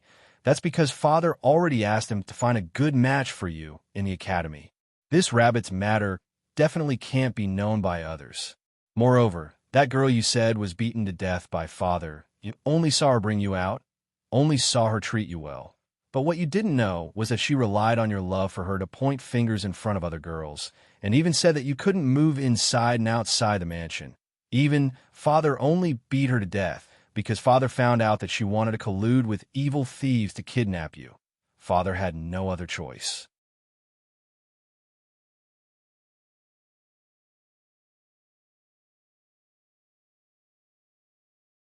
Chapter 3199. Although there are a lot of ugly things in this world, there are also a lot of beautiful things. Xiao Hua smiled. You only stayed in Hao Family and didn't go out, only relying on your own thoughts. You don't even know your father's true thoughts. How could you know about Longevity Town? Outside of Longevity Town, there's still Shi Country. Outside of Shi Country, there's still Hidden Immortal Continent. There are a lot of beautiful things. They will make you intoxicated. They will make you feel that being alive is truly a happy thing. They will also let you know that the gift your mother gave you is something that others can't hope for. Father. Hearing her father take the initiative to apologize to her and say so many difficulties, all for her sake, Hao Family's young miss couldn't hold it in anymore. Knowing that she had too many misunderstandings, too many mistakes, she immediately burst into tears. Seeing the two hugging and crying, Xiao Hua smiled. He walked over to Ming Fa and the other monks, lowered his head and looked at them a few times, then clapped his hands and stood up. After that, he looked at the people lying on the ground near Embroidery House, then walked to Xiao Jian's side. The two of them whispered a few words, and the conversation between Little Black and the rabbit on the offering table ended. How was it? Xiao Hua asked in his heart. Father, Little Black said in a simple and honest manner. This fellow has honestly confessed. Sweat. Little Black's words almost made Xiao Hua's forehead sweat. What did this have to do with anything? However, Little Black still said, It said it's called Little You. It's an honest rabbit. It has never harmed anyone. A few years ago, it was jealous of a rabbit hedgehog. Stop. Xiao Hua really didn't expect Little Black to say so many unknown words, and hurriedly asked, Little Black, this honest confession, this jealous of a girl, where did you learn it from? What's wrong? Father, did the rabbit say it itself? Little Black replied, very strangely, Is this guy right? Do you want the boy to teach it a lesson again? No need. Xiao Hua helplessly smiled bitterly. These words were probably said by that glib-tongued rabbit, right? No wonder Hao Family's young miss liked this rabbit so much. Yes, father. Little Black continued. The rabbit was injured by a group of hedgehogs. That's why it met Coachman. Oh, 'cause is the one with the limp. The rabbit's leg was broken by someone, but it slowly recovered under the care of this coachman. It felt that this coachman was quite good, so it stayed by her side. Get to the point. Xiao Hua was a bit impatient. He wasn't interested in Hao Family's young miss and the rabbit's complex. The main point? What's the main point? Blackie was confused. What did Rabbit mean when he said that Longevity Town would be flooded with blood? Xiao Hua asked patiently. Blackie immediately understood and said, that was the rabbit's own guess. This guy had left Longevity Town a few days ago. He seemed to have gone to visit a friend, but that friend and the people around him were gone. He searched for a long time and finally found someone who was preparing to move. People? Xiao Hua stared blankly at first, then immediately came to a realization. The people that Xiao He spoke of were probably those monsters, right? That person told Rabbit that they had received a message. Recently, a group of monsters would come to Longevity Town. These monsters usually eat humans and meat, so they didn't dare to stay in Longevity Town. They had to quickly go somewhere else. Blackie continued to explain. Rabbit knew about this and hurriedly told Cuz. He wanted Cuz to leave Longevity Town to hide. But before the coachman could take it away, the building was surrounded by people. Cuz was in a very bad mood and cried every day. Rabbit didn't know why, but he could only accompany Cuz here and not let anyone in. After listening to Xiao Hei's glib tongue, Xiao Hua immediately determined that there was a mistake in this information. He was afraid that this rabbit was a bit exaggerated, and the Hao family's young miss named Xiaoxi didn't understand. So she told landlord Hao that there was a mistake, causing a huge misunderstanding.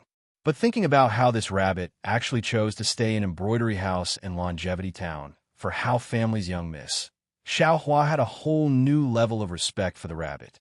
Thinking of this, Xiao Hua suddenly thought of an even more important question and hurriedly asked, right, is this rabbit male or female? Male or female? What do you mean? Father? Blackie was stunned. Blackie? Xiao Hua looked at Blackie with disdain. He had lived for almost 200 years, but he didn't even know the difference between male and female. Blackie wagged his big tail and methodically replied, Mother, what is male and female? Boy, he doesn't know either. Oh, right. Xiao Hua slapped his forehead and said with a smile, is this rabbit the same as that big white bird you saw before? Of course it's not the same. Blackie replied without hesitation. Damn it, this is bad. Xiao Hua already had a bad plan in his heart, but at this moment, his heart couldn't help but thump. Thinking about the rabbit's glib tongue, Hao family's young miss innocence. A big white goose is a big white goose, a rabbit is a rabbit. Mother, don't tell me you don't even know this? Blackie said to Xiao Hua with some disdain. Moreover, that big white goose is very powerful. This rabbit is far from it. Big white goose. How do you know about big white goose? Xiao Hua almost laughed out loud. Looking at Blackie's proud expression, he suddenly asked again. In the past, there was one by the river in our home. Blackie said very simply. I forgot. Xiao Hua smiled and said to Blackie, go ask the rabbit. Is it male or female? Let Blackie go ask. Blackie wagged his tail. Talking to this rabbit is really embarrassing. Xiao Hua was really angry. Just as he was about to scold Blackie, Blackie immediately rushed to the rabbit and cried out a few times. After the rabbit weakly cried out a few times, Blackie hurriedly shouted, Father, Father.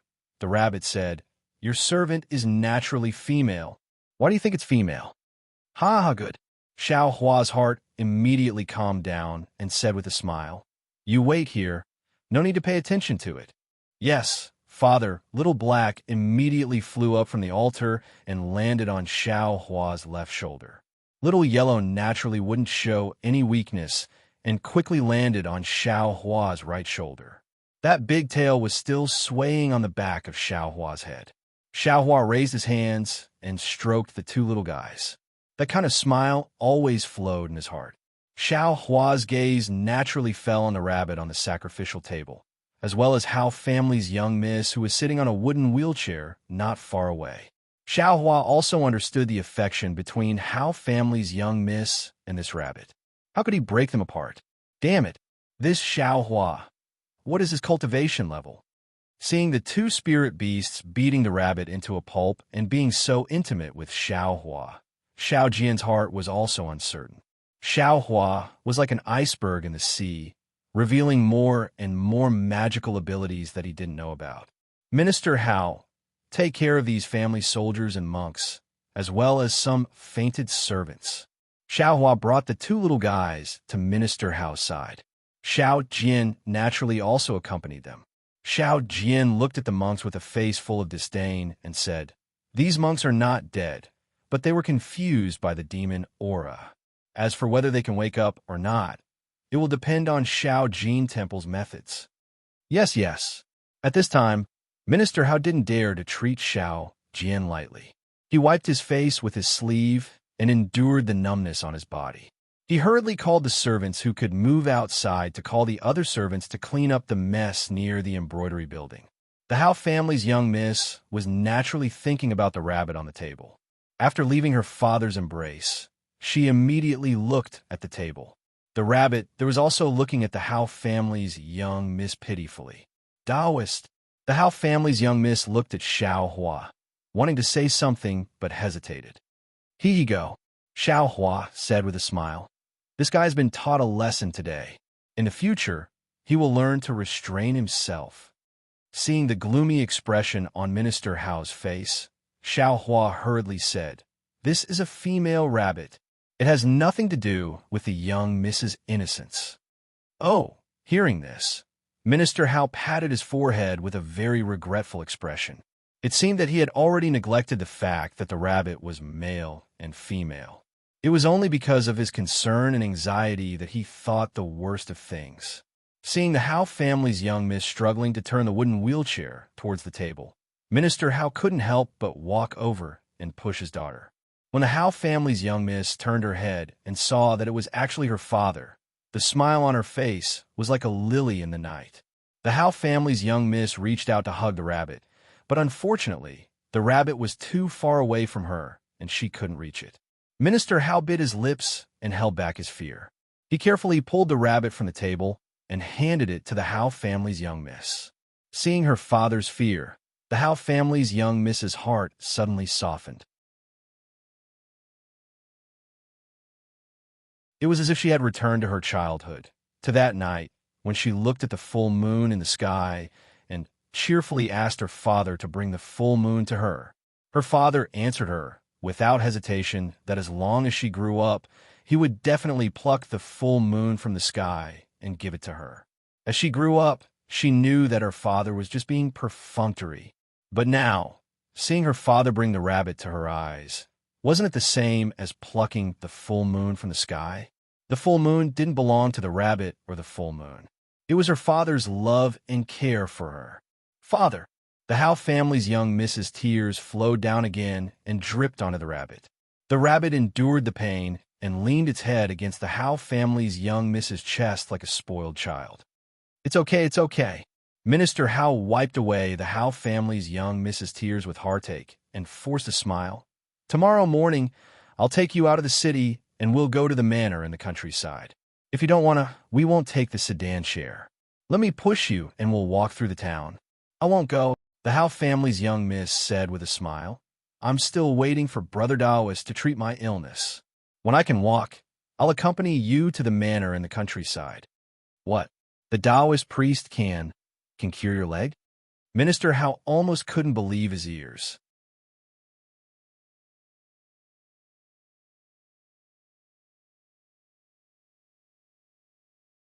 Chapter 3200. How Family's Miss smiled sweetly. "Yes, just now Brother Taoist told me personally. Immortal Elder."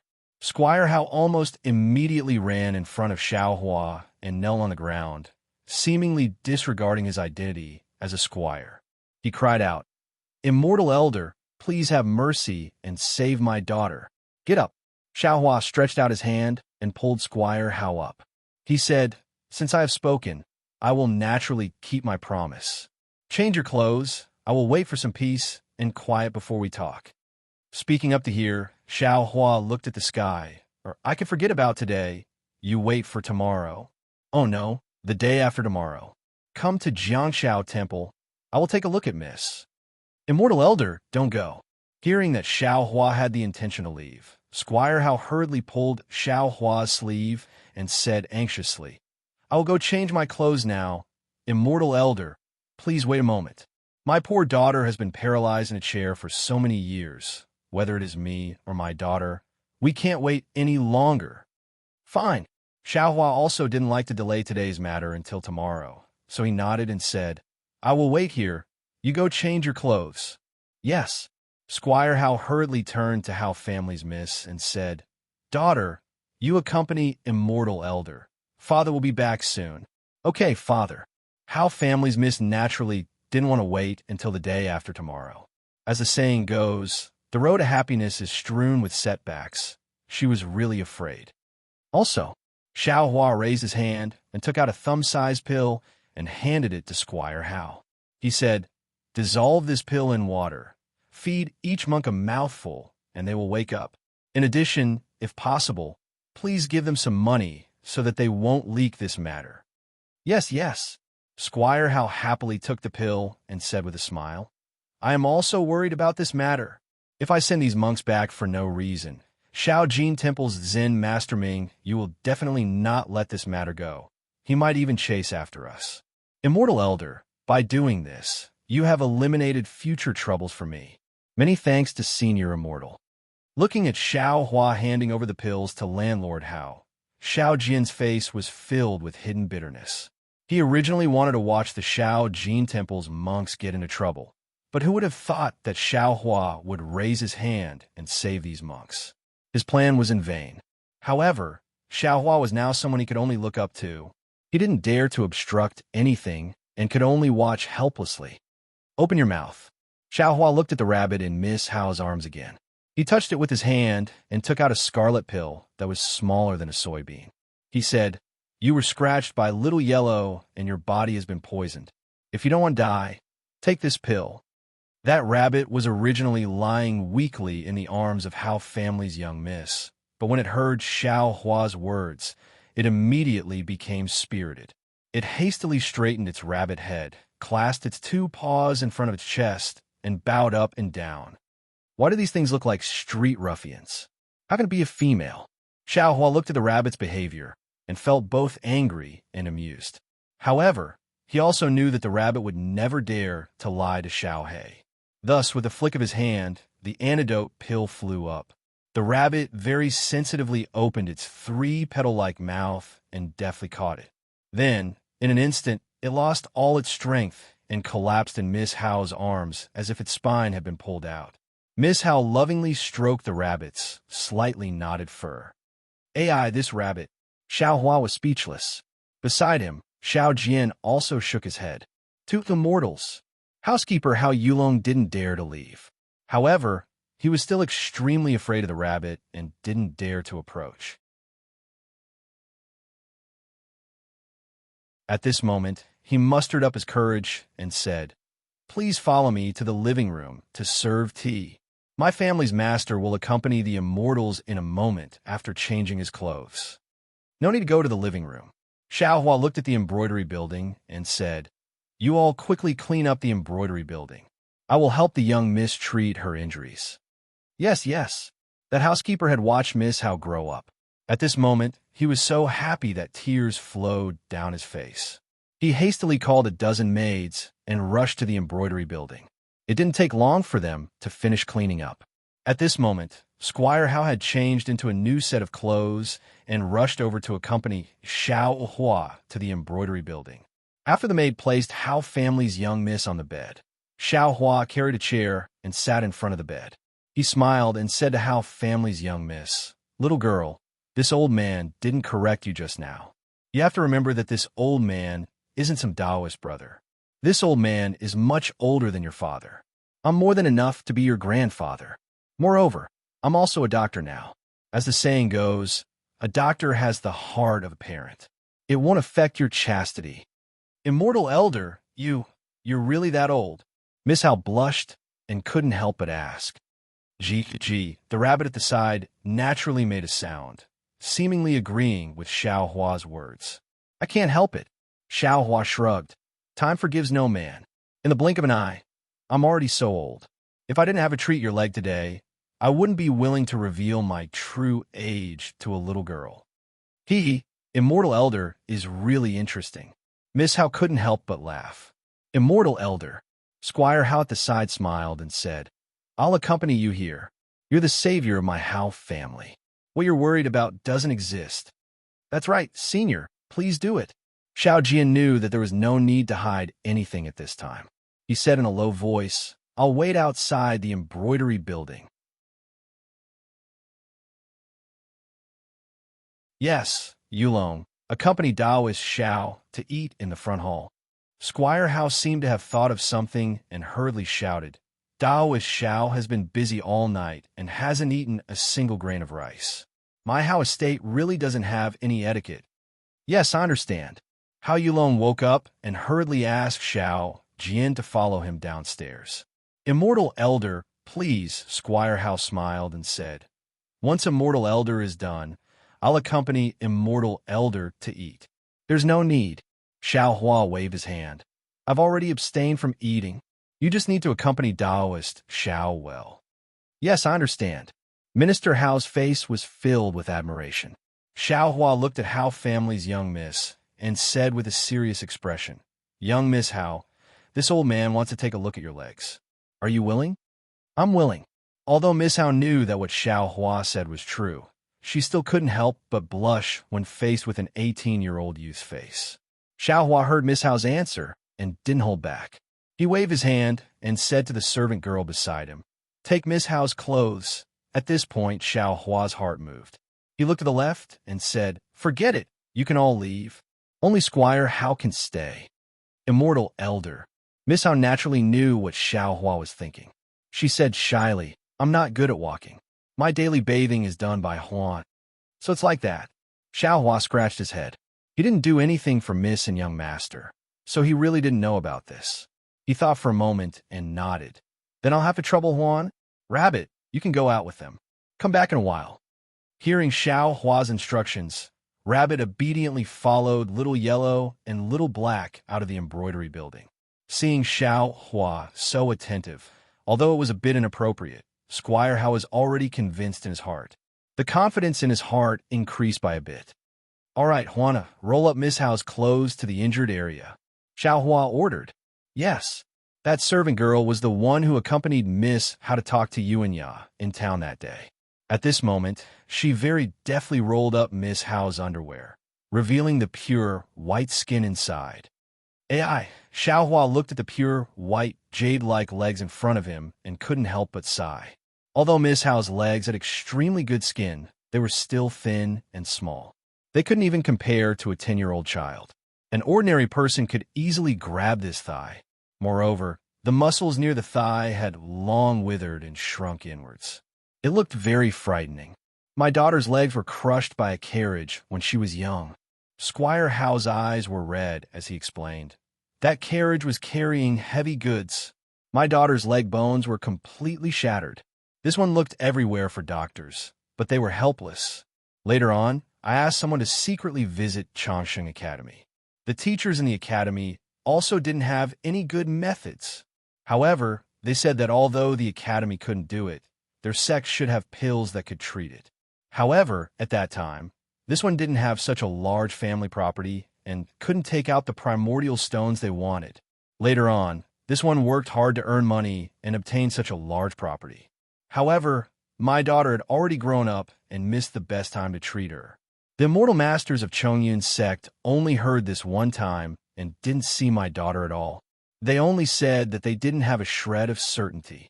Therefore, this one gave up on this idea. AI, Father, forgive your daughter for being unfilial. Only now do I know what Father has done for me. Miss Hao also sighed. You are still young. I'm afraid you don't remember these things. It's fine. In the eyes of parents, how could a child be at fault? Squire Hao immediately found an excuse for Miss Hao. I have a way. Xiao Hua stretched out a finger and pressed on Miss Hao's leg a few times. He then stretched out a few fingers and pinched a few times. He nodded and said, but Squire Hao and Miss Hao's expressions were first overjoyed and then anxious when they heard Xiao Hua's words. They cried out, but what? Immortal Senior, please speak. Miss Hao, Xiao Hua said solemnly, your father has done enough for you, but because of your willfulness, it has caused so many misunderstandings. Although your father doesn't care, You have to bear the responsibility for all these mistakes. I can treat your legs, but you have to bear the pain with a clear mind. You must know that your stubbornness has brought much more pain to your father than all of this pain. You have to experience your father's pain. Thank you, Immortal Senior, for your help.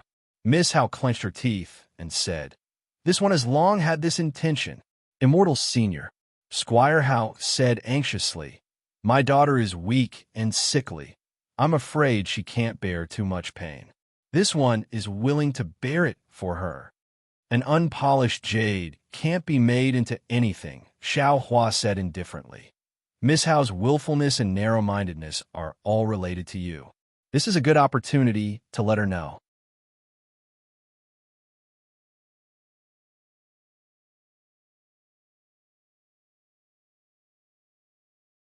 Chapter 3201. Okay. Squire Howe looked at his daughter with heartache. "And with I here, you don't have to worry about life and death."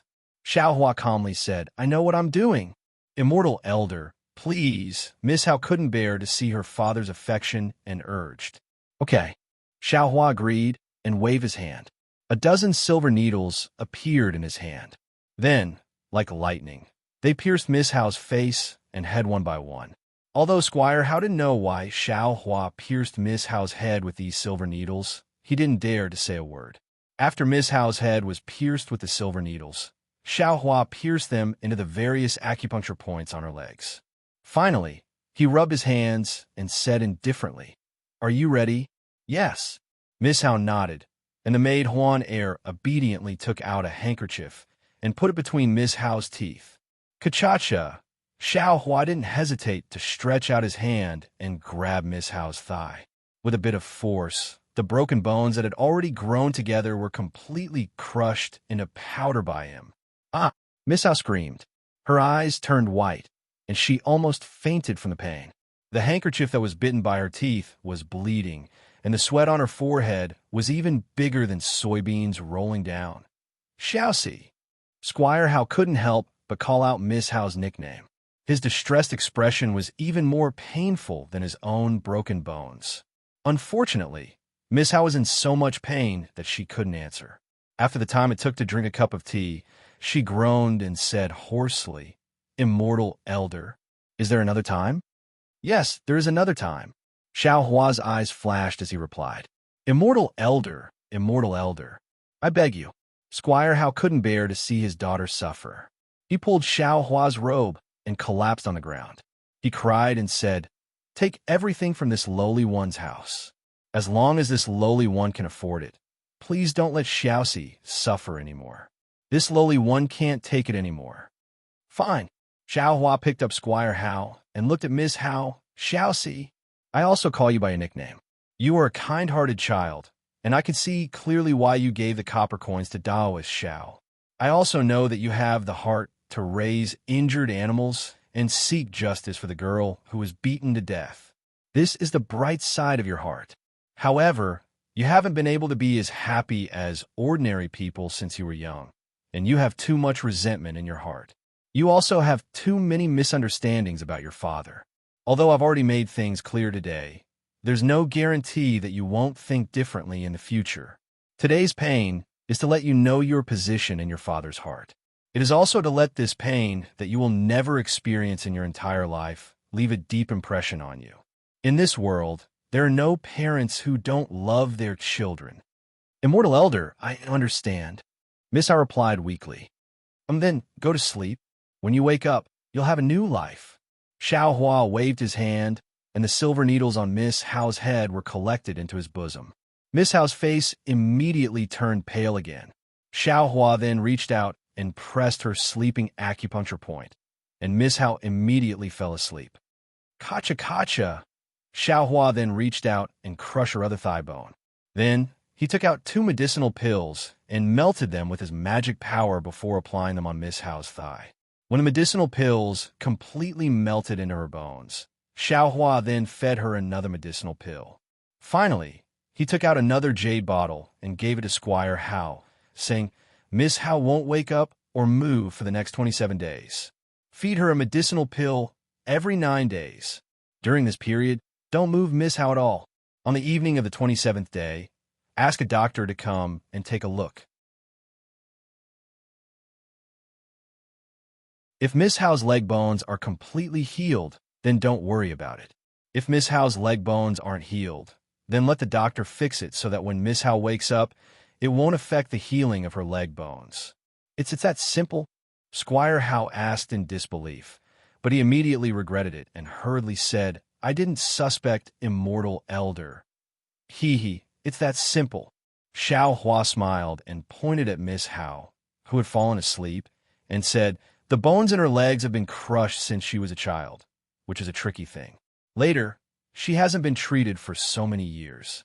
These crushed bones are either growing randomly in one place, or they're already necrotic. Therefore, it is impossible to treat her now.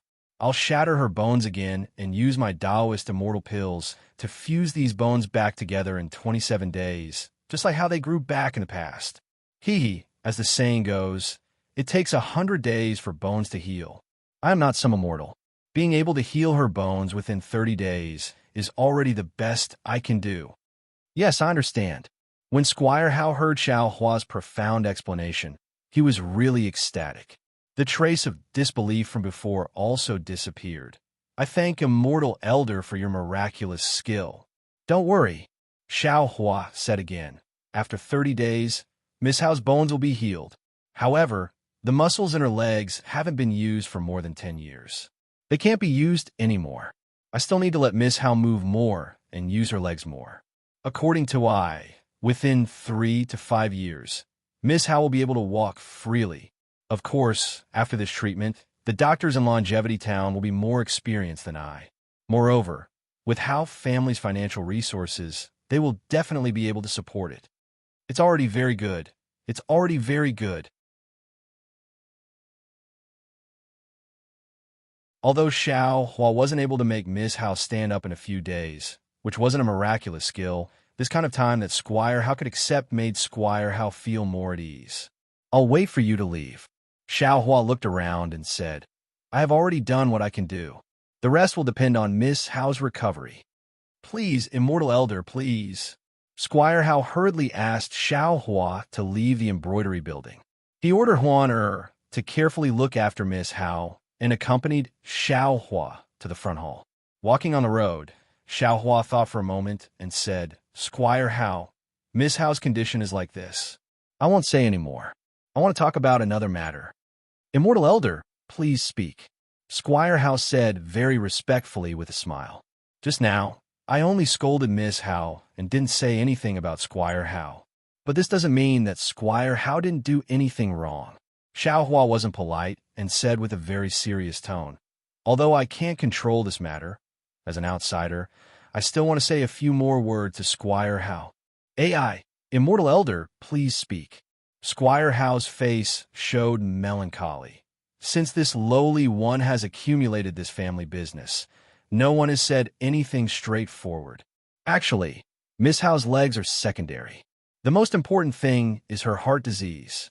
Xiao Hua also sighed. For so many years, she thought too much and did too little. Others also didn't care enough about her. She can only communicate with small animals. In particular, she is no longer good at talking to people and doesn't trust people. These problems should all be blamed on you. A person's face is indeed important. For the sake of the child's future, you should arrange some means. But remember, the child belongs to you. But the child isn't you. Your thoughts aren't the child's thoughts, and your actions can't replace the child's actions. If you blindly force your thoughts on the child, it will only make her feel suffocated and powerless. Actually, if you let the child come into contact with outsiders when she was injured, she would be able to accept her condition with peace of mind. Now, even if her legs can't be cured, her heart won't have any problems. Speaking up to here, Xiao Hua said seriously, at least she won't be obsessed with a rabbit. She won't make things difficult for you. Right, I still want to say something. You should believe her. At least from today's matter, the child didn't do anything wrong. She still thought about this family and told you a dangerous matter in advance. It's just that you didn't choose to believe her and caused such a big misunderstanding. Yes, this lowly one will change a lot in the future. Squire How nodded and said hesitantly, "Then should this lowly one listen to the child and hide in the countryside first? Her legs. Others might hesitate about this matter, but for you, it's necessary, regardless of whether there will be danger or not. This is the first step for you to gain the child's trust." Xiao Hua said without hesitation, "As for her legs, as long as she doesn't move them, it'll be fine. You could just move the entire bed away, right?"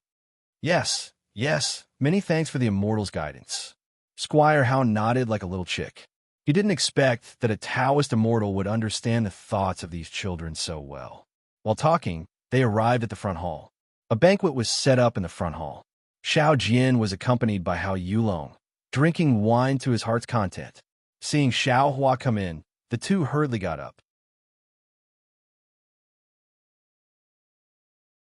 Xiao Jian even used his Taoist robe to wipe the oil on his mouth and respectfully asked, "Senior, Miss Hao?" "It's already fine." Xiao Hua waved his hand and said carelessly, "Have you eaten and drunk well?" Xiao Jian was a little embarrassed and said with a smile, "Senior knows that this disciple has eaten his fill. Since you've eaten well, you and I should hurry back. In a few hours, we will be preparing to go to the Xiao Jin Temple." Xiao Hua said indifferently, "Yes, this disciple understands." Xiao Jian now only followed Xiao Hua's lead. He hurriedly left his seat and said respectfully, "Immortal Senior, don't be anxious." Squire Hao hurriedly pulled Xiao Hua's Taoist robe and said anxiously, "Immortal Senior has worked so hard to save my daughter from the fire and water. This lowly one has to give Immortal Senior 3 times the respect."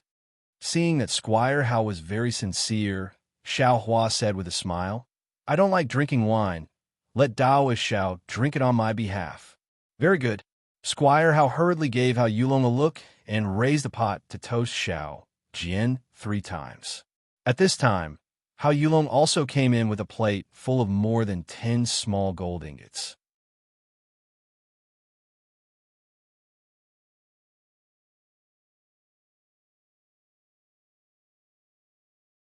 Chapter 3202. Immortal Elder. Squire Hao respectfully said, "This is a small token of gratitude. This small one knows that thousands of taels of silver are not enough to repay Immortal Elder's gift. This is only a small token of my appreciation. Your Jianchao temple is really shabby, so I ask Immortal Elder to accept it. When the Jianchao temple is repaired, this small one will put in even more effort." Xiao Huan naturally had no use for these treasures. He glanced at Xiao Jian. What made him feel strange was that Xiao Jian, who previously would have dropped the copper coin, didn't have much of a reaction to the shiny gold today. However, Xiao Hua still said, "Daoist Xiao, this is Squire Hao's token of appreciation. What do you think?" "Very good, very good." Xiao Jian also smiled and said, "Disciple thanks Squire Hao on behalf of Daoist Xiao and see God Darren." As he spoke, he unceremoniously took the tray, picked up his cloth bag from the table, and casually poured the gold into it. From the looks of it, it was no different from pouring a dozen copper coins. "Let's go." Seeing this, Xiao Hua didn't say much and brought Xiao Jian out of the front hall. Under the guidance of Squire Hao and Xiao Jian, they left the Hao residence. However, just as they walked out of the front hall, Xiao Huang and Xiao He flew in from the air. Xiao Hua waved his big sleeve and naturally put them back into space.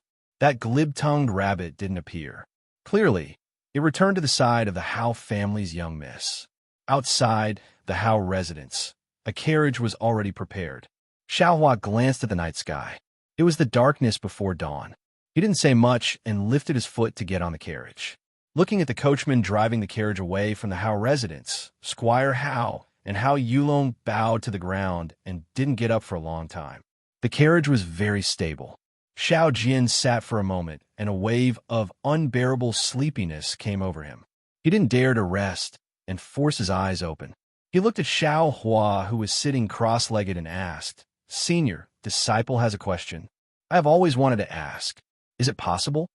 "Speak." Xiao Hua didn't open his eyes and said indifferently, "If you want to ask about my origin, then you should just shut up." "I don't dare." Senior's origin has nothing to do with disciple. Disciple definitely won't ask too much. Xiao Jian yawned and said, Disciple just feels a bit strange. Senior's cultivation is so profound. Why don't you like to reveal it? When this disciple first met Senior, perhaps Senior had some restrictions that prevented him from revealing his cultivation. But later on, it was obvious that Senior's cultivation had recovered. So why did he keep hiding it? Especially when I came to the Hao residence tonight. Actually, this disciple needs to rely on Senior. But why does Senior have to pretend to be this disciple's follower? In the end, wasn't it Senior who took action to deal with that rabbit? Moreover, Senior's cultivation has also been exposed. Since that's the case, why must Senior hide behind me? Xiao Jian's words were originally unintentional, perhaps because he wanted to get close to Xiao Hua. But in Xiao Hua's ears, it was like a sudden clap of thunder. That's right, when Xiao Hua was in the Dawnrain continent, he had yet to obtain a cultivation method. From being a rogue cultivator to being abandoned by the heavens, and then to the Imperial Thunder Sect, he had suffered a lot.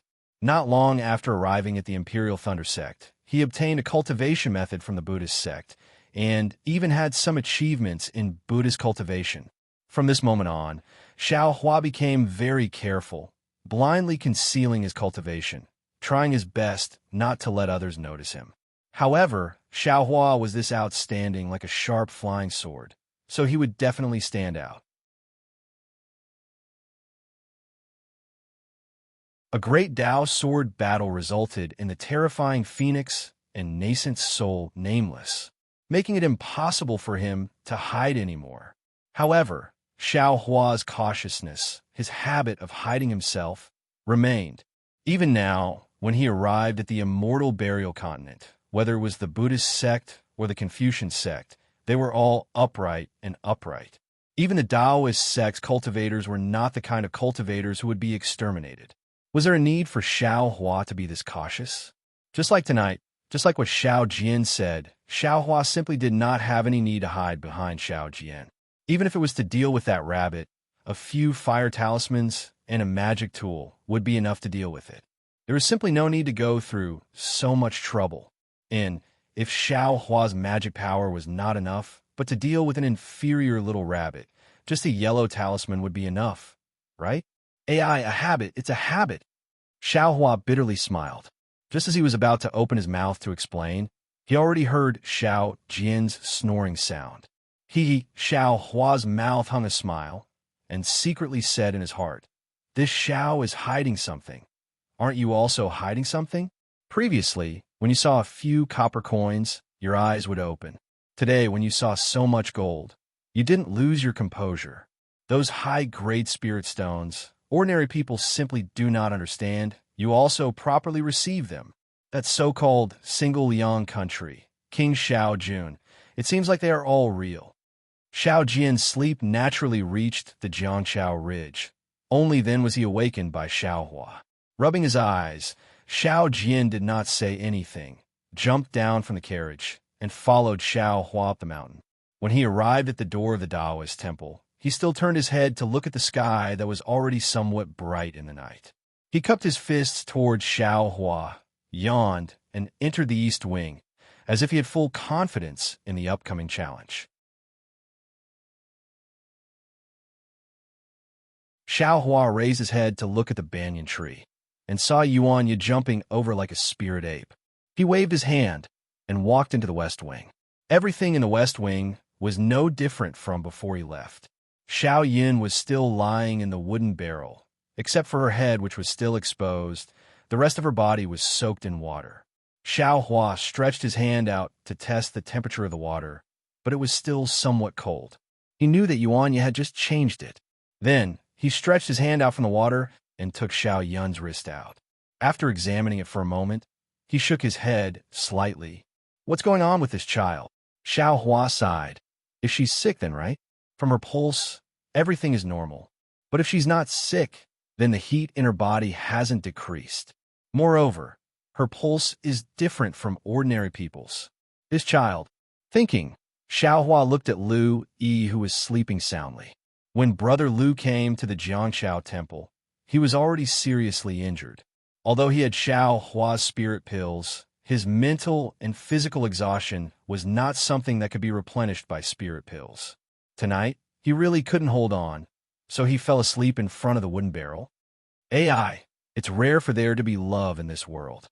Xiao Hua looked at Lu Yi's tightly knitted black eyebrows with deep worry, knowing that he was worried about Xiao Yun even in his dreams. This girl has nothing to do with him, but he was able to give his care because of the girl's loneliness. Although he is a thief in the marketplace, his heart is so bright and pure. Compared to How Family's young miss, he is much better. Poor How Family's young miss. If she could meet Brother Lu when she was young, perhaps she wouldn't have isolated herself from the world, only living with a rabbit. "I rabbit." Xiao Hua thought of the rabbit and suddenly froze. That's right, the Shi country of the hidden immortal continent is different from the Shi country of the Dawn Rain continent. Not only are there Confucian and Buddhist cultivators here, there are also demons, since the rabbit can enter the boudoir, and Xiao Yun's pulse is different from ordinary people. Could it be that she is also a demon? Xiao Hua originally wanted to use his Dharma eye, but at that time, Lu Yi was beside him, so Xiao Hua felt that there was no need, so he stopped. At this time, Xiao Hua carefully looked at Xiao Yun's face, but he couldn't see any difference between her and ordinary girls. However, Xiao Hua also knew that there was a little duck in his space. How could he tell when Dai was still in her human form? Of course, at this time, Dai had completely recovered after 100 years of cultivation, but Xiao Hua still didn't think of how to explain the space to Dai, so he threw her in a corner of the space, isolating her from other things, waiting for an opportunity to let her out in the future.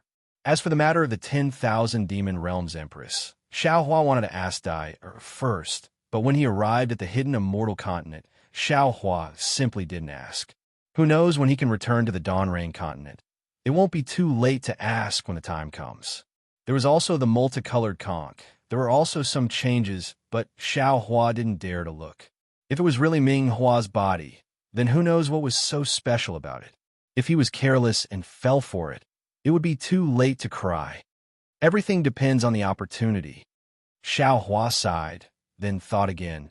Maybe I can see some clues with my heavenly eye? Thinking, Xiao Hua closed his eyes again, and a faint light flashed on his forehead.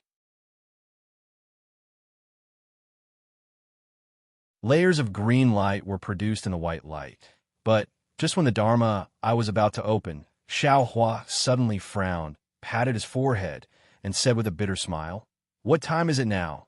How can I still think of this? What the rabbit said may be true. Since the Xiao knows, I naturally have to investigate. Let's talk about Xiao Yun's matter in a few days." Immediately, the light on Xiao Hua's forehead disappeared, and Xiao Hua hurriedly walked out of the east room. Xiao Hua sat cross-legged in front of the Taoist temple, looked at the gradually rising sun, and was about to send out his divine sense. But just as his divine sense was sent out a few li, he withdrew it again. Divine sense can't be subtle. If it's to investigate something, it's better to use Buddhist sense. Under the puzzled gaze of Yuanya, who was lying on a banyan tree in the distance, Xiao Hua released his Buddhist sense and began to carefully investigate the surroundings of Longevity Town.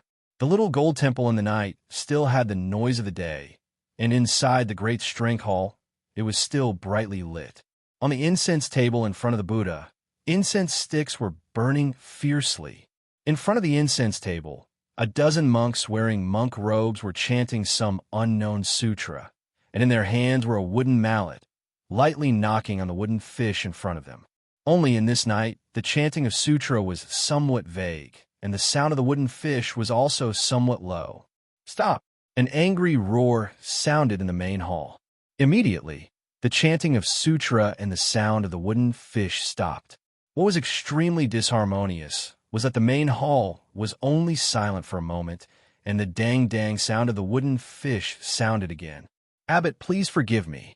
The crisp sound of the wooden fish was knocked twice, and the monk who was dozing off in time hurriedly got up and knelt on the ground, looking at Monk Mingyu in front of the incense table, who was wearing a kasaya and had a face full of anger and was glaring at him, and hurriedly called out,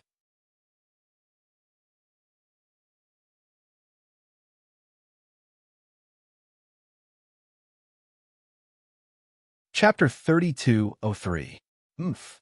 Zen Master Ming Yu's eyes flashed with anger and humphed. Look at all of you. It's just chanting sutras.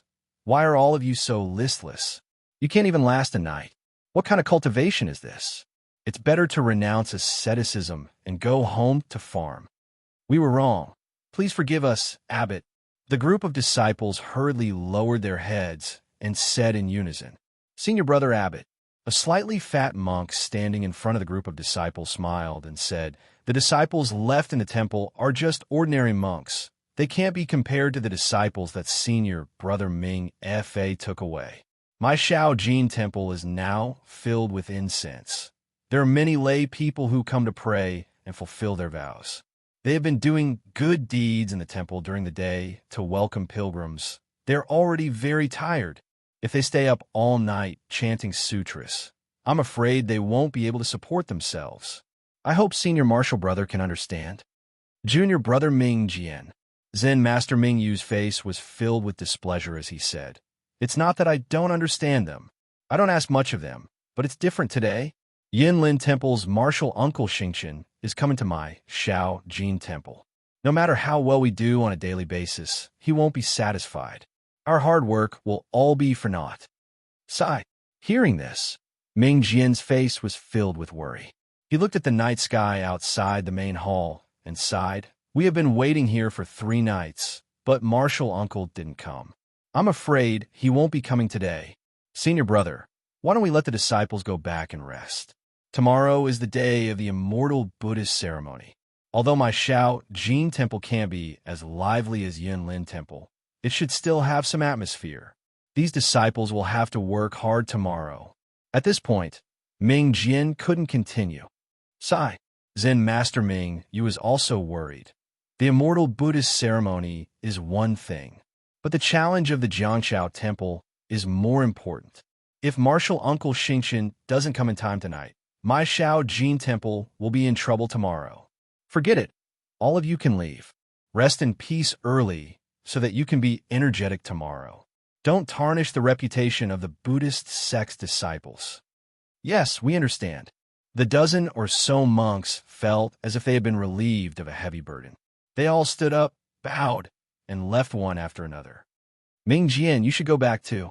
Seeing that Ming Jian was still sitting there, Zen Master Ming Yu waved his hand and said, But Ming Jian smiled and said, Disciple had better accompany Senior Apprentice Brother here.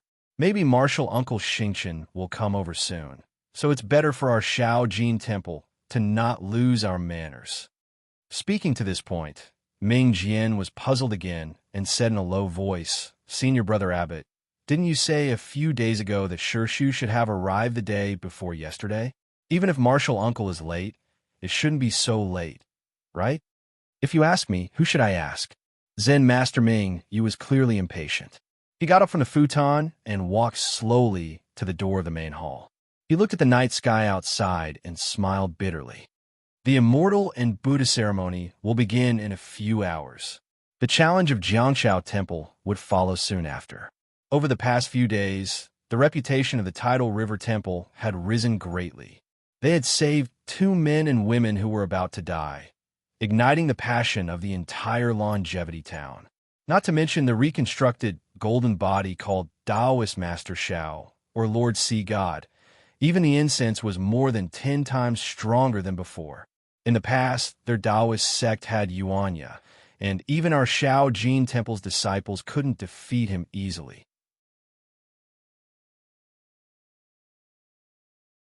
Now that there's a mysterious Taoist Master Shao, how do you expect our Shao Jin Temple to face him tomorrow? Senior Brother Abbot. Ming Jian was a little surprised. That Yuanya might be strong and skilled in fighting, but in the eyes of Senior Apprentice Brother Ming Fa and Senior Apprentice Brother Ming Jian, he shouldn't be much, right? That new Taoist Master Shao of Jiangshao Temple has an unknown background, and we don't know how strong he is, but it's obvious that he's Shao Jian's blood relative. Shao Jian doesn't have any cultivation, so how strong can his blood relative be? If I could easily kill Yuanya, would his Jiangshao Temple still exist today? Zen Master Mingyu replied in a low voice. Although Yuanya doesn't have any Taoist techniques, his fighting skills are all sure-kill techniques that put his life on the line. I've only just formed a good relationship with him. If I really put my life on the line, I'm definitely better than Yuanya in terms of punches and kicks. Besides, how can I, as the head of a temple, directly face off against Yuanya? TSK, then we're in trouble. Ming Jian's expression changed as well. He smiled and said, I thought that senior apprentice brother Abbott had always been hiding your strength and didn't want to lower yourself to the same level as Jianchao Temple. That might not be as serious as you think. Zen Master Mingyu narrowed his eyes. If it really involves the survival of my Shao Jin Temple, I'm not afraid to use my Buddhist secret technique. Oh, what happened to Shao Jin Temple? You're actually going to use a secret technique? At this moment, a Buddhist sense swept past them. Similarly, a surprised voice sounded in their ears. Martial Uncle Xingqian. Hearing this voice, Zen Master Mingyu almost shouted out loud. He hurriedly looked towards the source of the voice and the Buddhist sense. Not long after, four middle-aged and old monks of different sizes stepped on faint clouds and floated down from the night sky.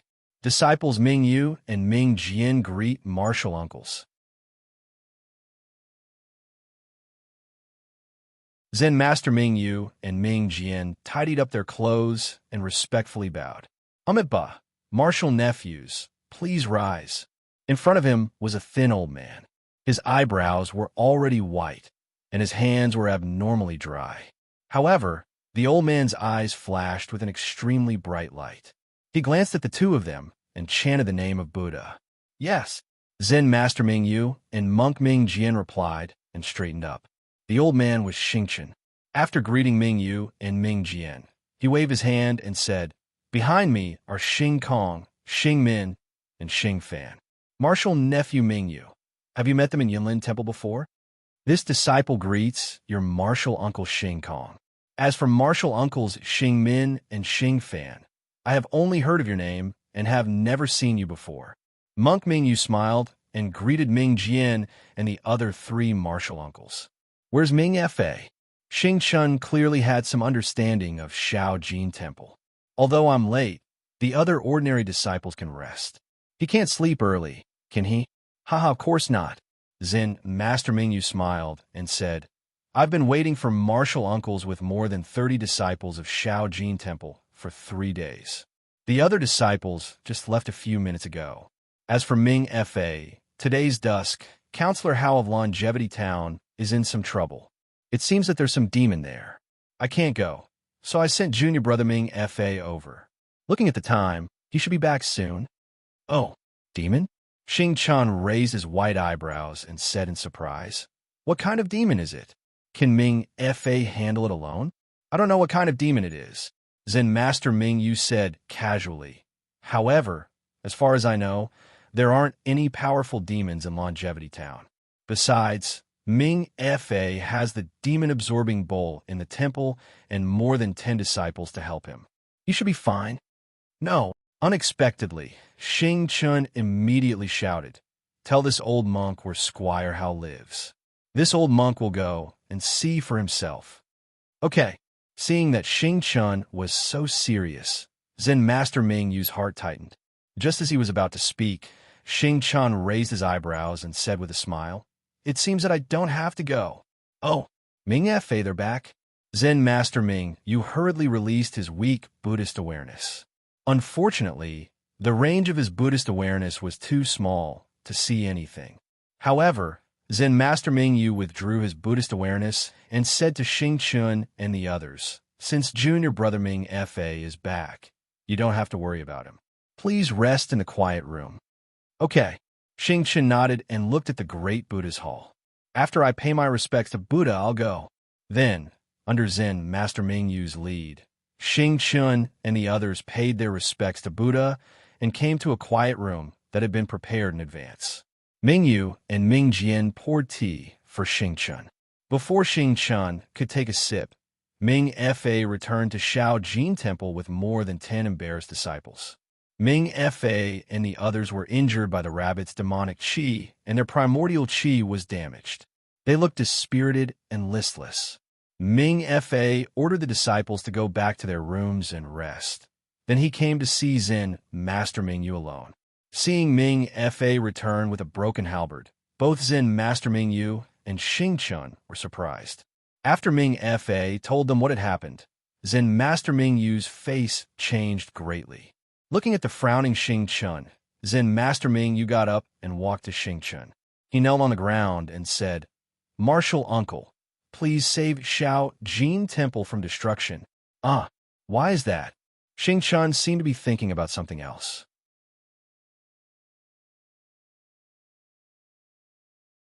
Seeing Zen Master Mingyu bow to him, he hurriedly stretched out his hand and said, "Martial nephew, stand up and speak." "Martial uncle, this is very important. It concerns the survival of Xiao Jin Temple. If Martial uncle doesn't agree, I'm afraid I won't dare to stand up and speak." Zen Master Mingyu said bitterly, "It concerns the survival of Xiao Jin Temple?" Xingchen was even more surprised. After thinking for a while, he nodded and said, "As long as it's something that I can do, just say it. Since it concerns the safety of Xiao Jin Temple, how can I not agree?" After Zen Master Mingyu told him about the challenge between Xiao Jin Temple and Jiangchao Temple, as well as the Immortal Buddha ceremony at Chongqing Academy, Xingchen smiled and said, "I thought it was something important. Since it concerns the prosperity of Buddhism, even if you didn't say it, I would have volunteered myself. It's not a difficult task." "Thank you, Martial Uncle." Seeing that Xingchen didn't blame him for taking matters into his own hands, Zen Master Mingyu was overjoyed. He hurriedly thanked him and said, "I just wanted to take advantage of Martial Uncle's arrival to wipe out the remaining Taoists in front of Xiao Jin Temple. I didn't expect that there would be an unexpected opponent." "An unexpected opponent? That's nothing." Xingchen smiled and said, "If you challenge Chongqing Academy, I would have to consider it. A small Jiang Chao Temple doesn't need me to take action. This old monk's junior brother alone can uproot them." "Haha, that's for sure." Zen Master Mingyu smiled and said, "Not to mention Jiangchao Temple, even Chongqing Academy. Since Martial Uncle and the others are here, they will definitely win. However, I feel that Chongqing Academy is too powerful in Chongqing Town, so it's not easy to confront them openly. Otherwise, I would have pulled Chongqing Academy into the fight."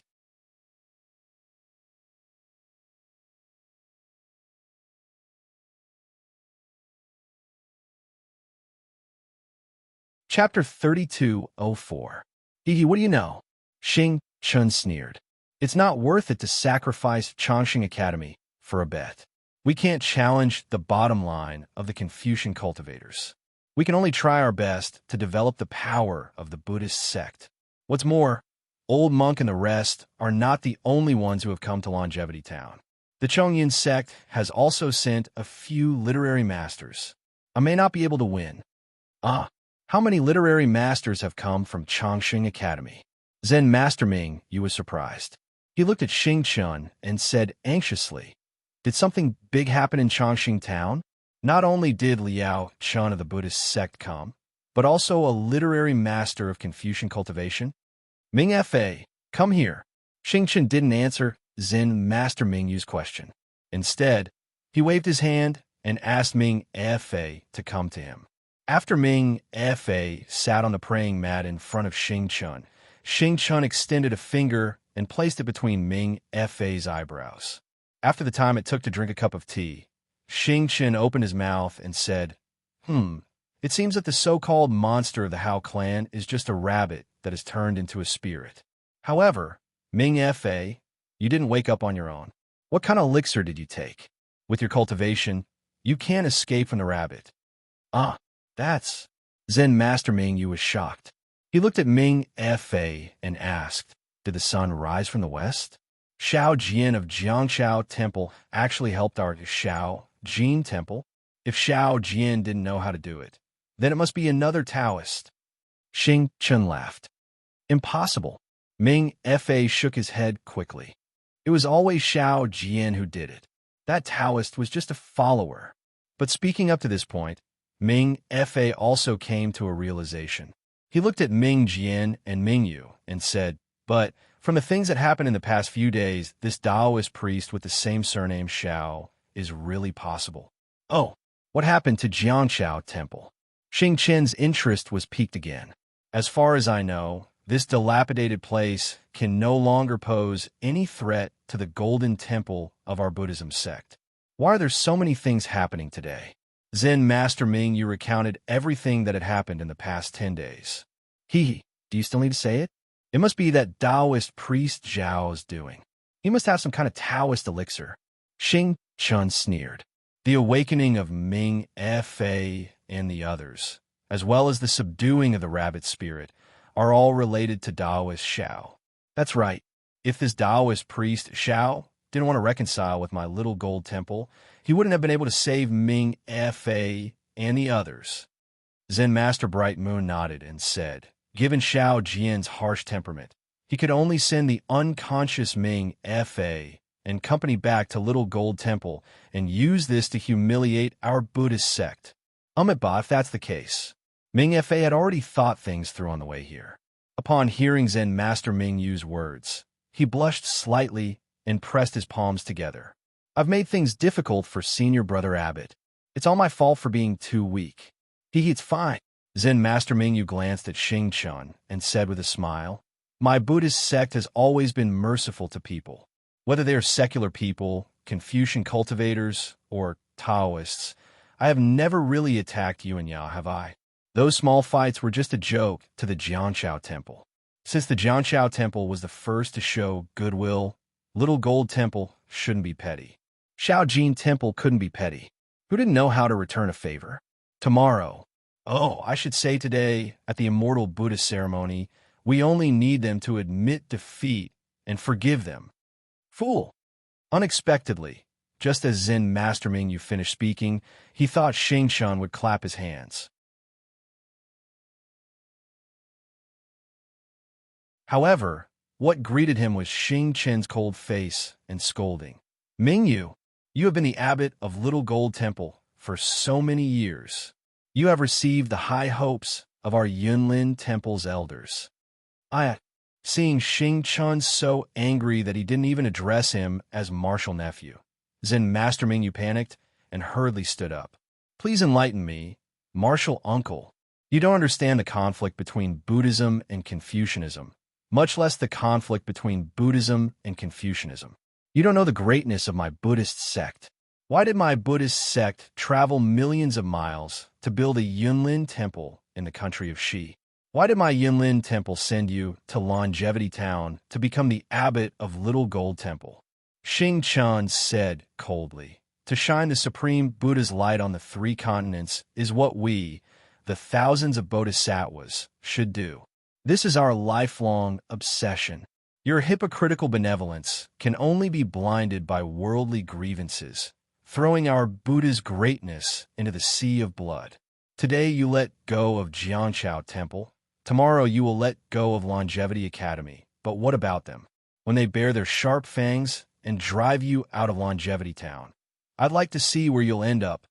Previously, when I saw that you were able to deal a fatal blow to the Taoists of Jiangshao Temple when I came to Longevity Town, I thought you were a promising talent and was delighted.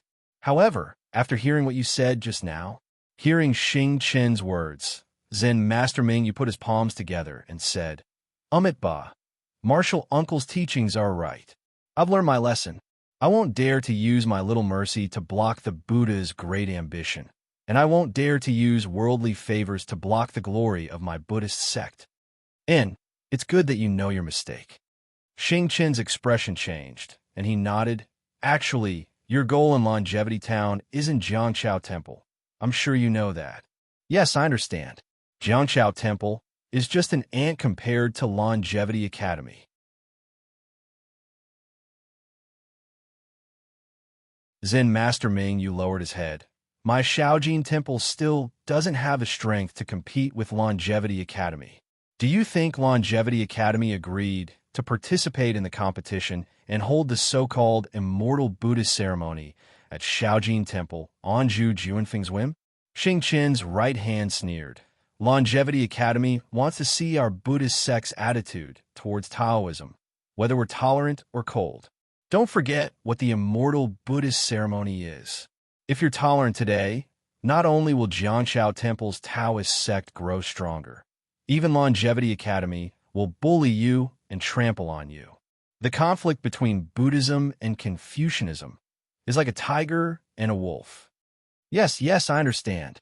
Seeing that Xing Chun actually brought out the conflict between tigers and wolves, Zen Master Ming, you hurriedly nodded. Then tomorrow's matter will depend on Martial Uncle. Since Longevity Academy sent someone here, they must be prepared.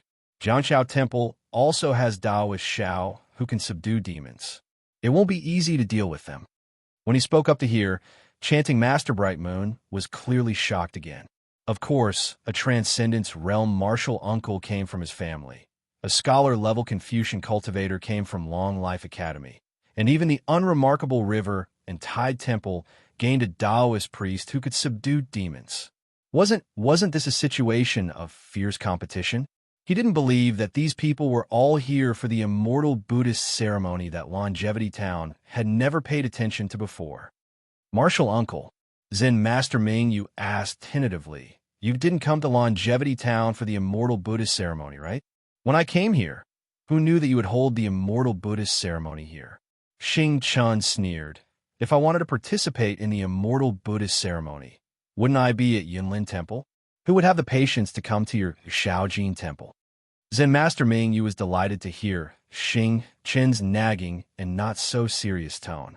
He smiled and said, Then I really don't understand. Is there anyone in Longevity Town that can catch the eye of martial uncles? If it's my purpose for coming here. Xing Chen glanced at Ming F.A. and said lightly, It's related to what Miss House said. Ming F.A. was stunned and almost blurted out. What the rabbit said was true. Sigh. Ming F.A.'s words made Zen Master Ming Yu and Ming Chung gasp. They looked at Xing Chun in disbelief. That's right. Xing Chun said lightly. Yunlin Temple received news that some demons are eyeing Longevity Town. It can't be. Zen Master Ming Yu almost cried out in grief. He had put in a lot of effort in Shaojin Temple, and it was not easy for it to have such a scene. If the demons were eyeing Longevity Town, wouldn't his efforts be in vain? Longevity Town is one of the hundreds of towns in the country of Shi. There's nothing to show off. Why are those demons eyeing Longevity Town? I'm not a demon. How would I know what they're thinking? Xingchen did not refer to himself as Old Monk anymore. He seemed to have a lot of resentment. What exactly is the news that Martial Uncle received? Ming Chung was also afraid and asked in a low voice, Perhaps the news is false. It may not be false. Xing Chun shook his head and said, Even Chongyun's sect sent scholars to Longevity Academy. The Confucian cultivators must have received this news as well. However, the reason why this old man came a few days late was because I looked around and found a few unorthodox cultivators. I even went to Lucky Shun Town to visit the small bamboo temple. What's strange about it? Zen Master Ming Yu looked at Xing Chen's expression and asked in a low voice. There seems to be some movement, but it also seems to be groundless speculation. Xing Chen shook his head and said, However, it's not like what you think, or what Miss House said about the people being plunged into misery and suffering. I'm afraid it's just some small demons who want to do some blood sacrifice. It's not a big deal. Blood sacrifice? Zen Master Ming Yu raised his eyebrows and said, Why don't they go deep into the mountains and forests? Why would they go to Longevity Town, where there are so many people? Don't tell me they want to use hundreds of thousands of people in Longevity Town as sacrifices? If you're a demon, you must know. How would I know if they want to use hundreds of thousands of people for blood sacrifice? Damn it, it's just some groundless speculation, and they sent me here. Sigh, think about the invitation to the immortal Buddhist ceremony that I went through so much trouble to get. It's all wasted. Haha, Martial Uncle, tomorrow my Shaojin Temple will have an immortal Buddhist ceremony, and you're hosting it. Isn't this fulfilling your regret? Bullshit. Xing Chun was about to stand up. However, he immediately came to his senses and hurriedly put his palms together. Ba, this poor monk knows his mistake. Then He recited a few scriptures and said, "Look at that nondescript arena in front of your door. You want me to preside over the immortal Buddhist ceremony? You really want to embarrass me."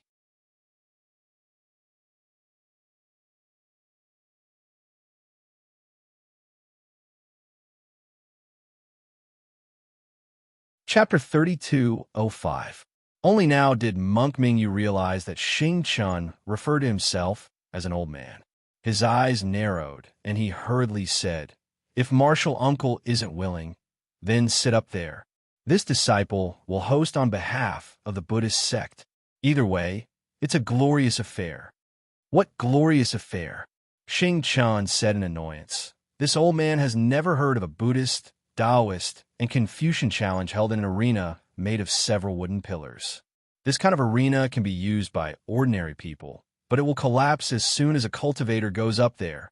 Let's not talk about anything else. With a flying sword from a Confucian cultivator and a Buddhist seal from a Buddhist disciple, wouldn't your thin wooden planks be destroyed?" This disciple understands. Monk Mingyu blushed and smiled apologetically. But this disciple's little gold temple only has 30 people. How can we have the financial resources to make it perfect? This stage is nothing more than a place for unranked disciples to play around on. When Martial Uncle sparred with Longevity Academy's literary masters, he naturally flew back and forth in the sky for the people of the secular world to admire. Why would he need this stage? Although that's the case, this is still the face of the Buddhist sect. We can't ignore it. Xing Kong, Xing Min, and Xing Fan. Go add Buddhist light to the arena so that others won't laugh at us if anything happens. Yes, we understand. Hearing the order, the three arhats who had been silent with their brows lowered responded and stood up. "Martial Uncle, this way please." Ming Fa glanced at Monk Mingyu and hurriedly said, "Let's go. We'll go out together." Xing Chun waved his hand and said, "It's almost dawn. We won't be able to cultivate in the quiet room for long." "Yes, Martial Uncle, this way please." Monk Mingyu and the others hurriedly stood up. When they arrived outside the Shao Jin Temple, they saw a large flat area under the mountain gate. There was an arena that was several zhang in size. Below the arena, there were dozens of thick wooden pillars supporting it. The thickness of the arena was at least a foot. It could be considered extremely sturdy. On the two sides of the arena were two sheds.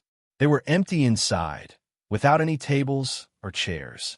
Under the morning light, the arena looked very lonely, especially between the thick wooden pillars. Darkness seeped through the gaps, making it look very rough. Perhaps because he had just been scolded by Xing Chun, Zen Master Mingyu, who had always been proud of the arena, felt his face heat up. He stole a glance at Xing Chun in front of him, as if waiting for Xing Chun to speak. Unexpectedly, Xing Chun only glanced at him indifferently before raising his head to look at the Longevity town in the distance. Nobody knew what he was thinking. Zen Master Mingyu didn't dare to say anything. He only accompanied them quietly. On the other hand, Xing Kong, Xing Min, and Xing Fan discussed in a low voice for a while.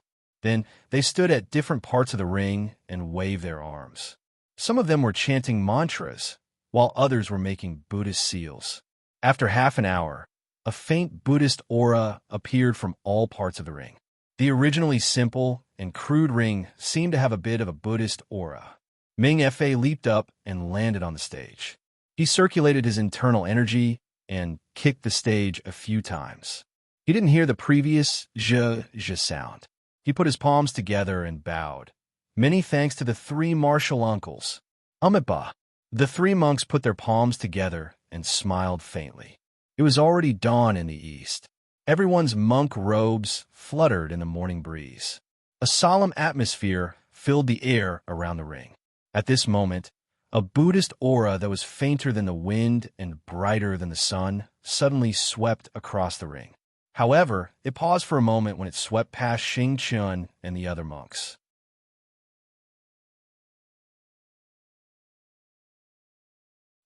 Xing Chun and the other three monks were in the Transcendence realm.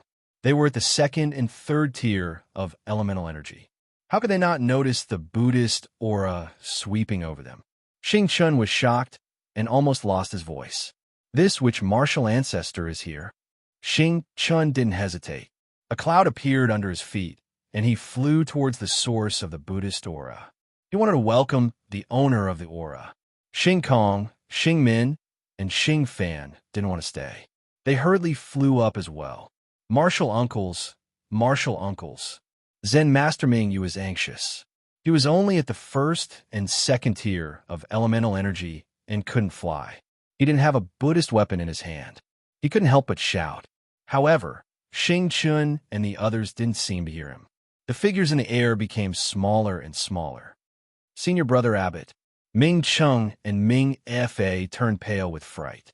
Their Buddhist aura was weak and almost inaudible. However, they also noticed the abnormality of the Buddhist aura. They walked over to Zen Master Mingyu and asked excitedly, "This which martial ancestor's Buddhist aura is this? Are there other seniors coming over?" "How would I know?" Zen Master Mingyu replied unhappily. "Even martial Uncle Xing Chen doesn't know. How would I know?" Then, Ming Fa said softly, "What's this martial ancestor's cultivation level? Can the old man block the demon's blood sacrifice?" Senior Brother Ming Fa. Ming Chung smiled. "Since martial Uncle Xing Chun calls him martial ancestor, then it must be Runi's cultivation level. He was at the fourth tier of elemental energy in the hidden immortal continent." "What Runi's cultivation level?" Zen Master Mingyu rolled his eyes at Ming Chung. "That's Ming Ni's cultivation level." Yes, I know. It's Ming Ni's cultivation level."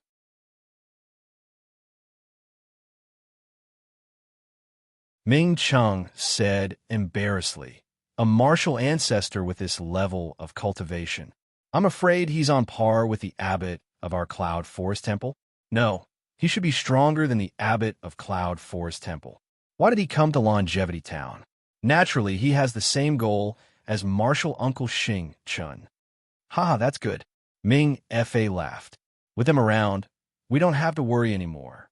"AI, Senior Brother Abbot, you didn't go to Hao Clan, so you don't know. That demon is really powerful. Even my Shao Jin Temple's Buddhist artifact couldn't do anything to it. If there's an even more powerful demon coming over my Shao Jin Temple..." "Oomph." Zen Master Ming, you snorted coldly and said, "It's because my Shao Jin Temple doesn't have that kind of power that martial Uncle Xing Chun and the rest came to Longevity Town.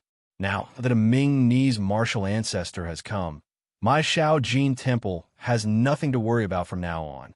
That whatever rabbit, whatever radish, they're just methods for us to spread Buddhism." Yes, we understand." Ming Fa smiled and said, "With martial ancestor, what Tidal River Temple, what Longevity Academy, they're not enough for my Shao Jin Temple."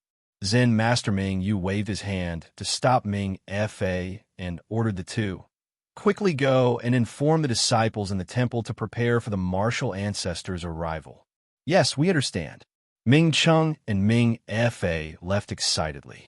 However, after an hour, the sun had risen and the 30 or so people in Shao Jin Temple were already waiting in front of the Shao Jin Temple in their monk robes. Xing Chun and the other three flew back. There were no other monks in front of them. "Martial Uncle." Zen Master Ming Yu frowned slightly. He looked at Xing Chun, who had landed on the ground, and said in a low voice, "Is it because martial ancestor doesn't want to stay in my Shao Jin Temple?" "No." Xing Chun frowned even more tightly than Zen Master Mingyu. "I didn't find any trace of martial ancestor. He seemed to have passed by here. His Buddhist awareness swept past, so it's not easy to find him." Zen Master Mingyu was extremely disappointed. He opened his mouth, but didn't know what to say. "Oh, of course." Xing Chun raised his head again and looked into the distance.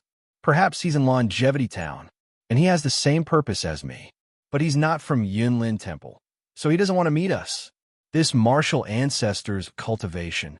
Ming Fa couldn't help but whisper, "Has he already reached Ming Jin?"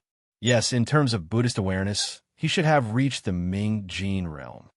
Xing Chen nodded. However, Buddhist disciples don't pay much attention to Buddhist awareness. They only focus on refining relics. If I'm not mistaken, this martial ancestor has just stepped into the Lotus realm. Pseudo Lotus? Ming Fa was dumbfounded. Of course. Xing Chan said proudly. This is just a feeling based on my Buddhist awareness. It can't be true. If martial ancestor is Ming Jin, he could even be Rugu. Martial uncle Xing Chun.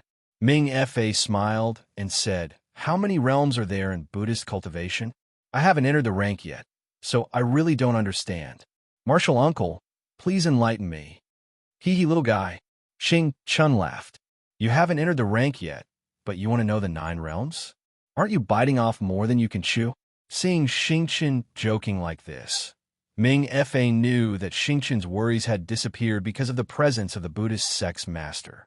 He smiled and said, although I haven't entered the rank, I should at least know the secret of Buddhist sect's cultivation. Otherwise, if I accept a disciple one day, I'll be too embarrassed to tell him about it. Okay. Xing Chun was in a good mood. There are 9 realms in Buddhist cultivation.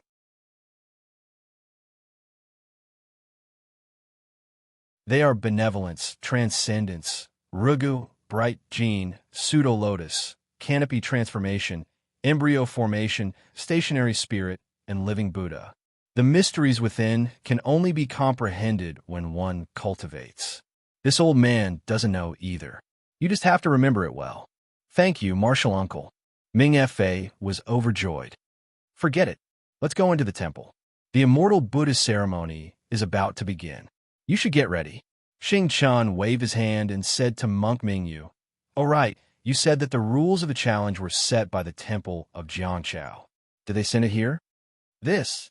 Monk Mingyu smiled bitterly. Xiao Jian hasn't sent it yet. I don't know if he sent it to Changsheng Academy. Nonsense. Xing Chen scolded. The challenge is today. If you don't even know the rules, how are you going to compete with them? Martial uncle. Monk Mingyu smiled. Originally, there were only 2 people in the temple of Jiangchao. One was Xiao Jian, the other was Yuanya. It wasn't 10 days ago. A third person came. I don't know his name. I only know that his surname is Xiao. These days, the temple of Jiangchao has been very busy. It should be the work of the newcomer, Xiao Daoist. The 3 of them had probably never seen such an exuberant situation before. Where would they find the time to come to my Xiao Jin temple?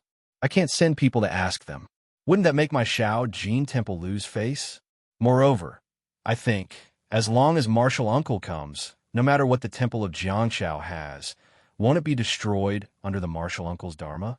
That you're tuning in to the Romance Rendezvous YouTube channel. We're so grateful for your support, and don't forget to subscribe to join us on this incredible journey through captivating stories. Your generosity through donations truly makes a world of difference, as it's the primary source of revenue that allows me to expand and enhance this channel for you. Thank you from the bottom of my heart for being a part of this adventure.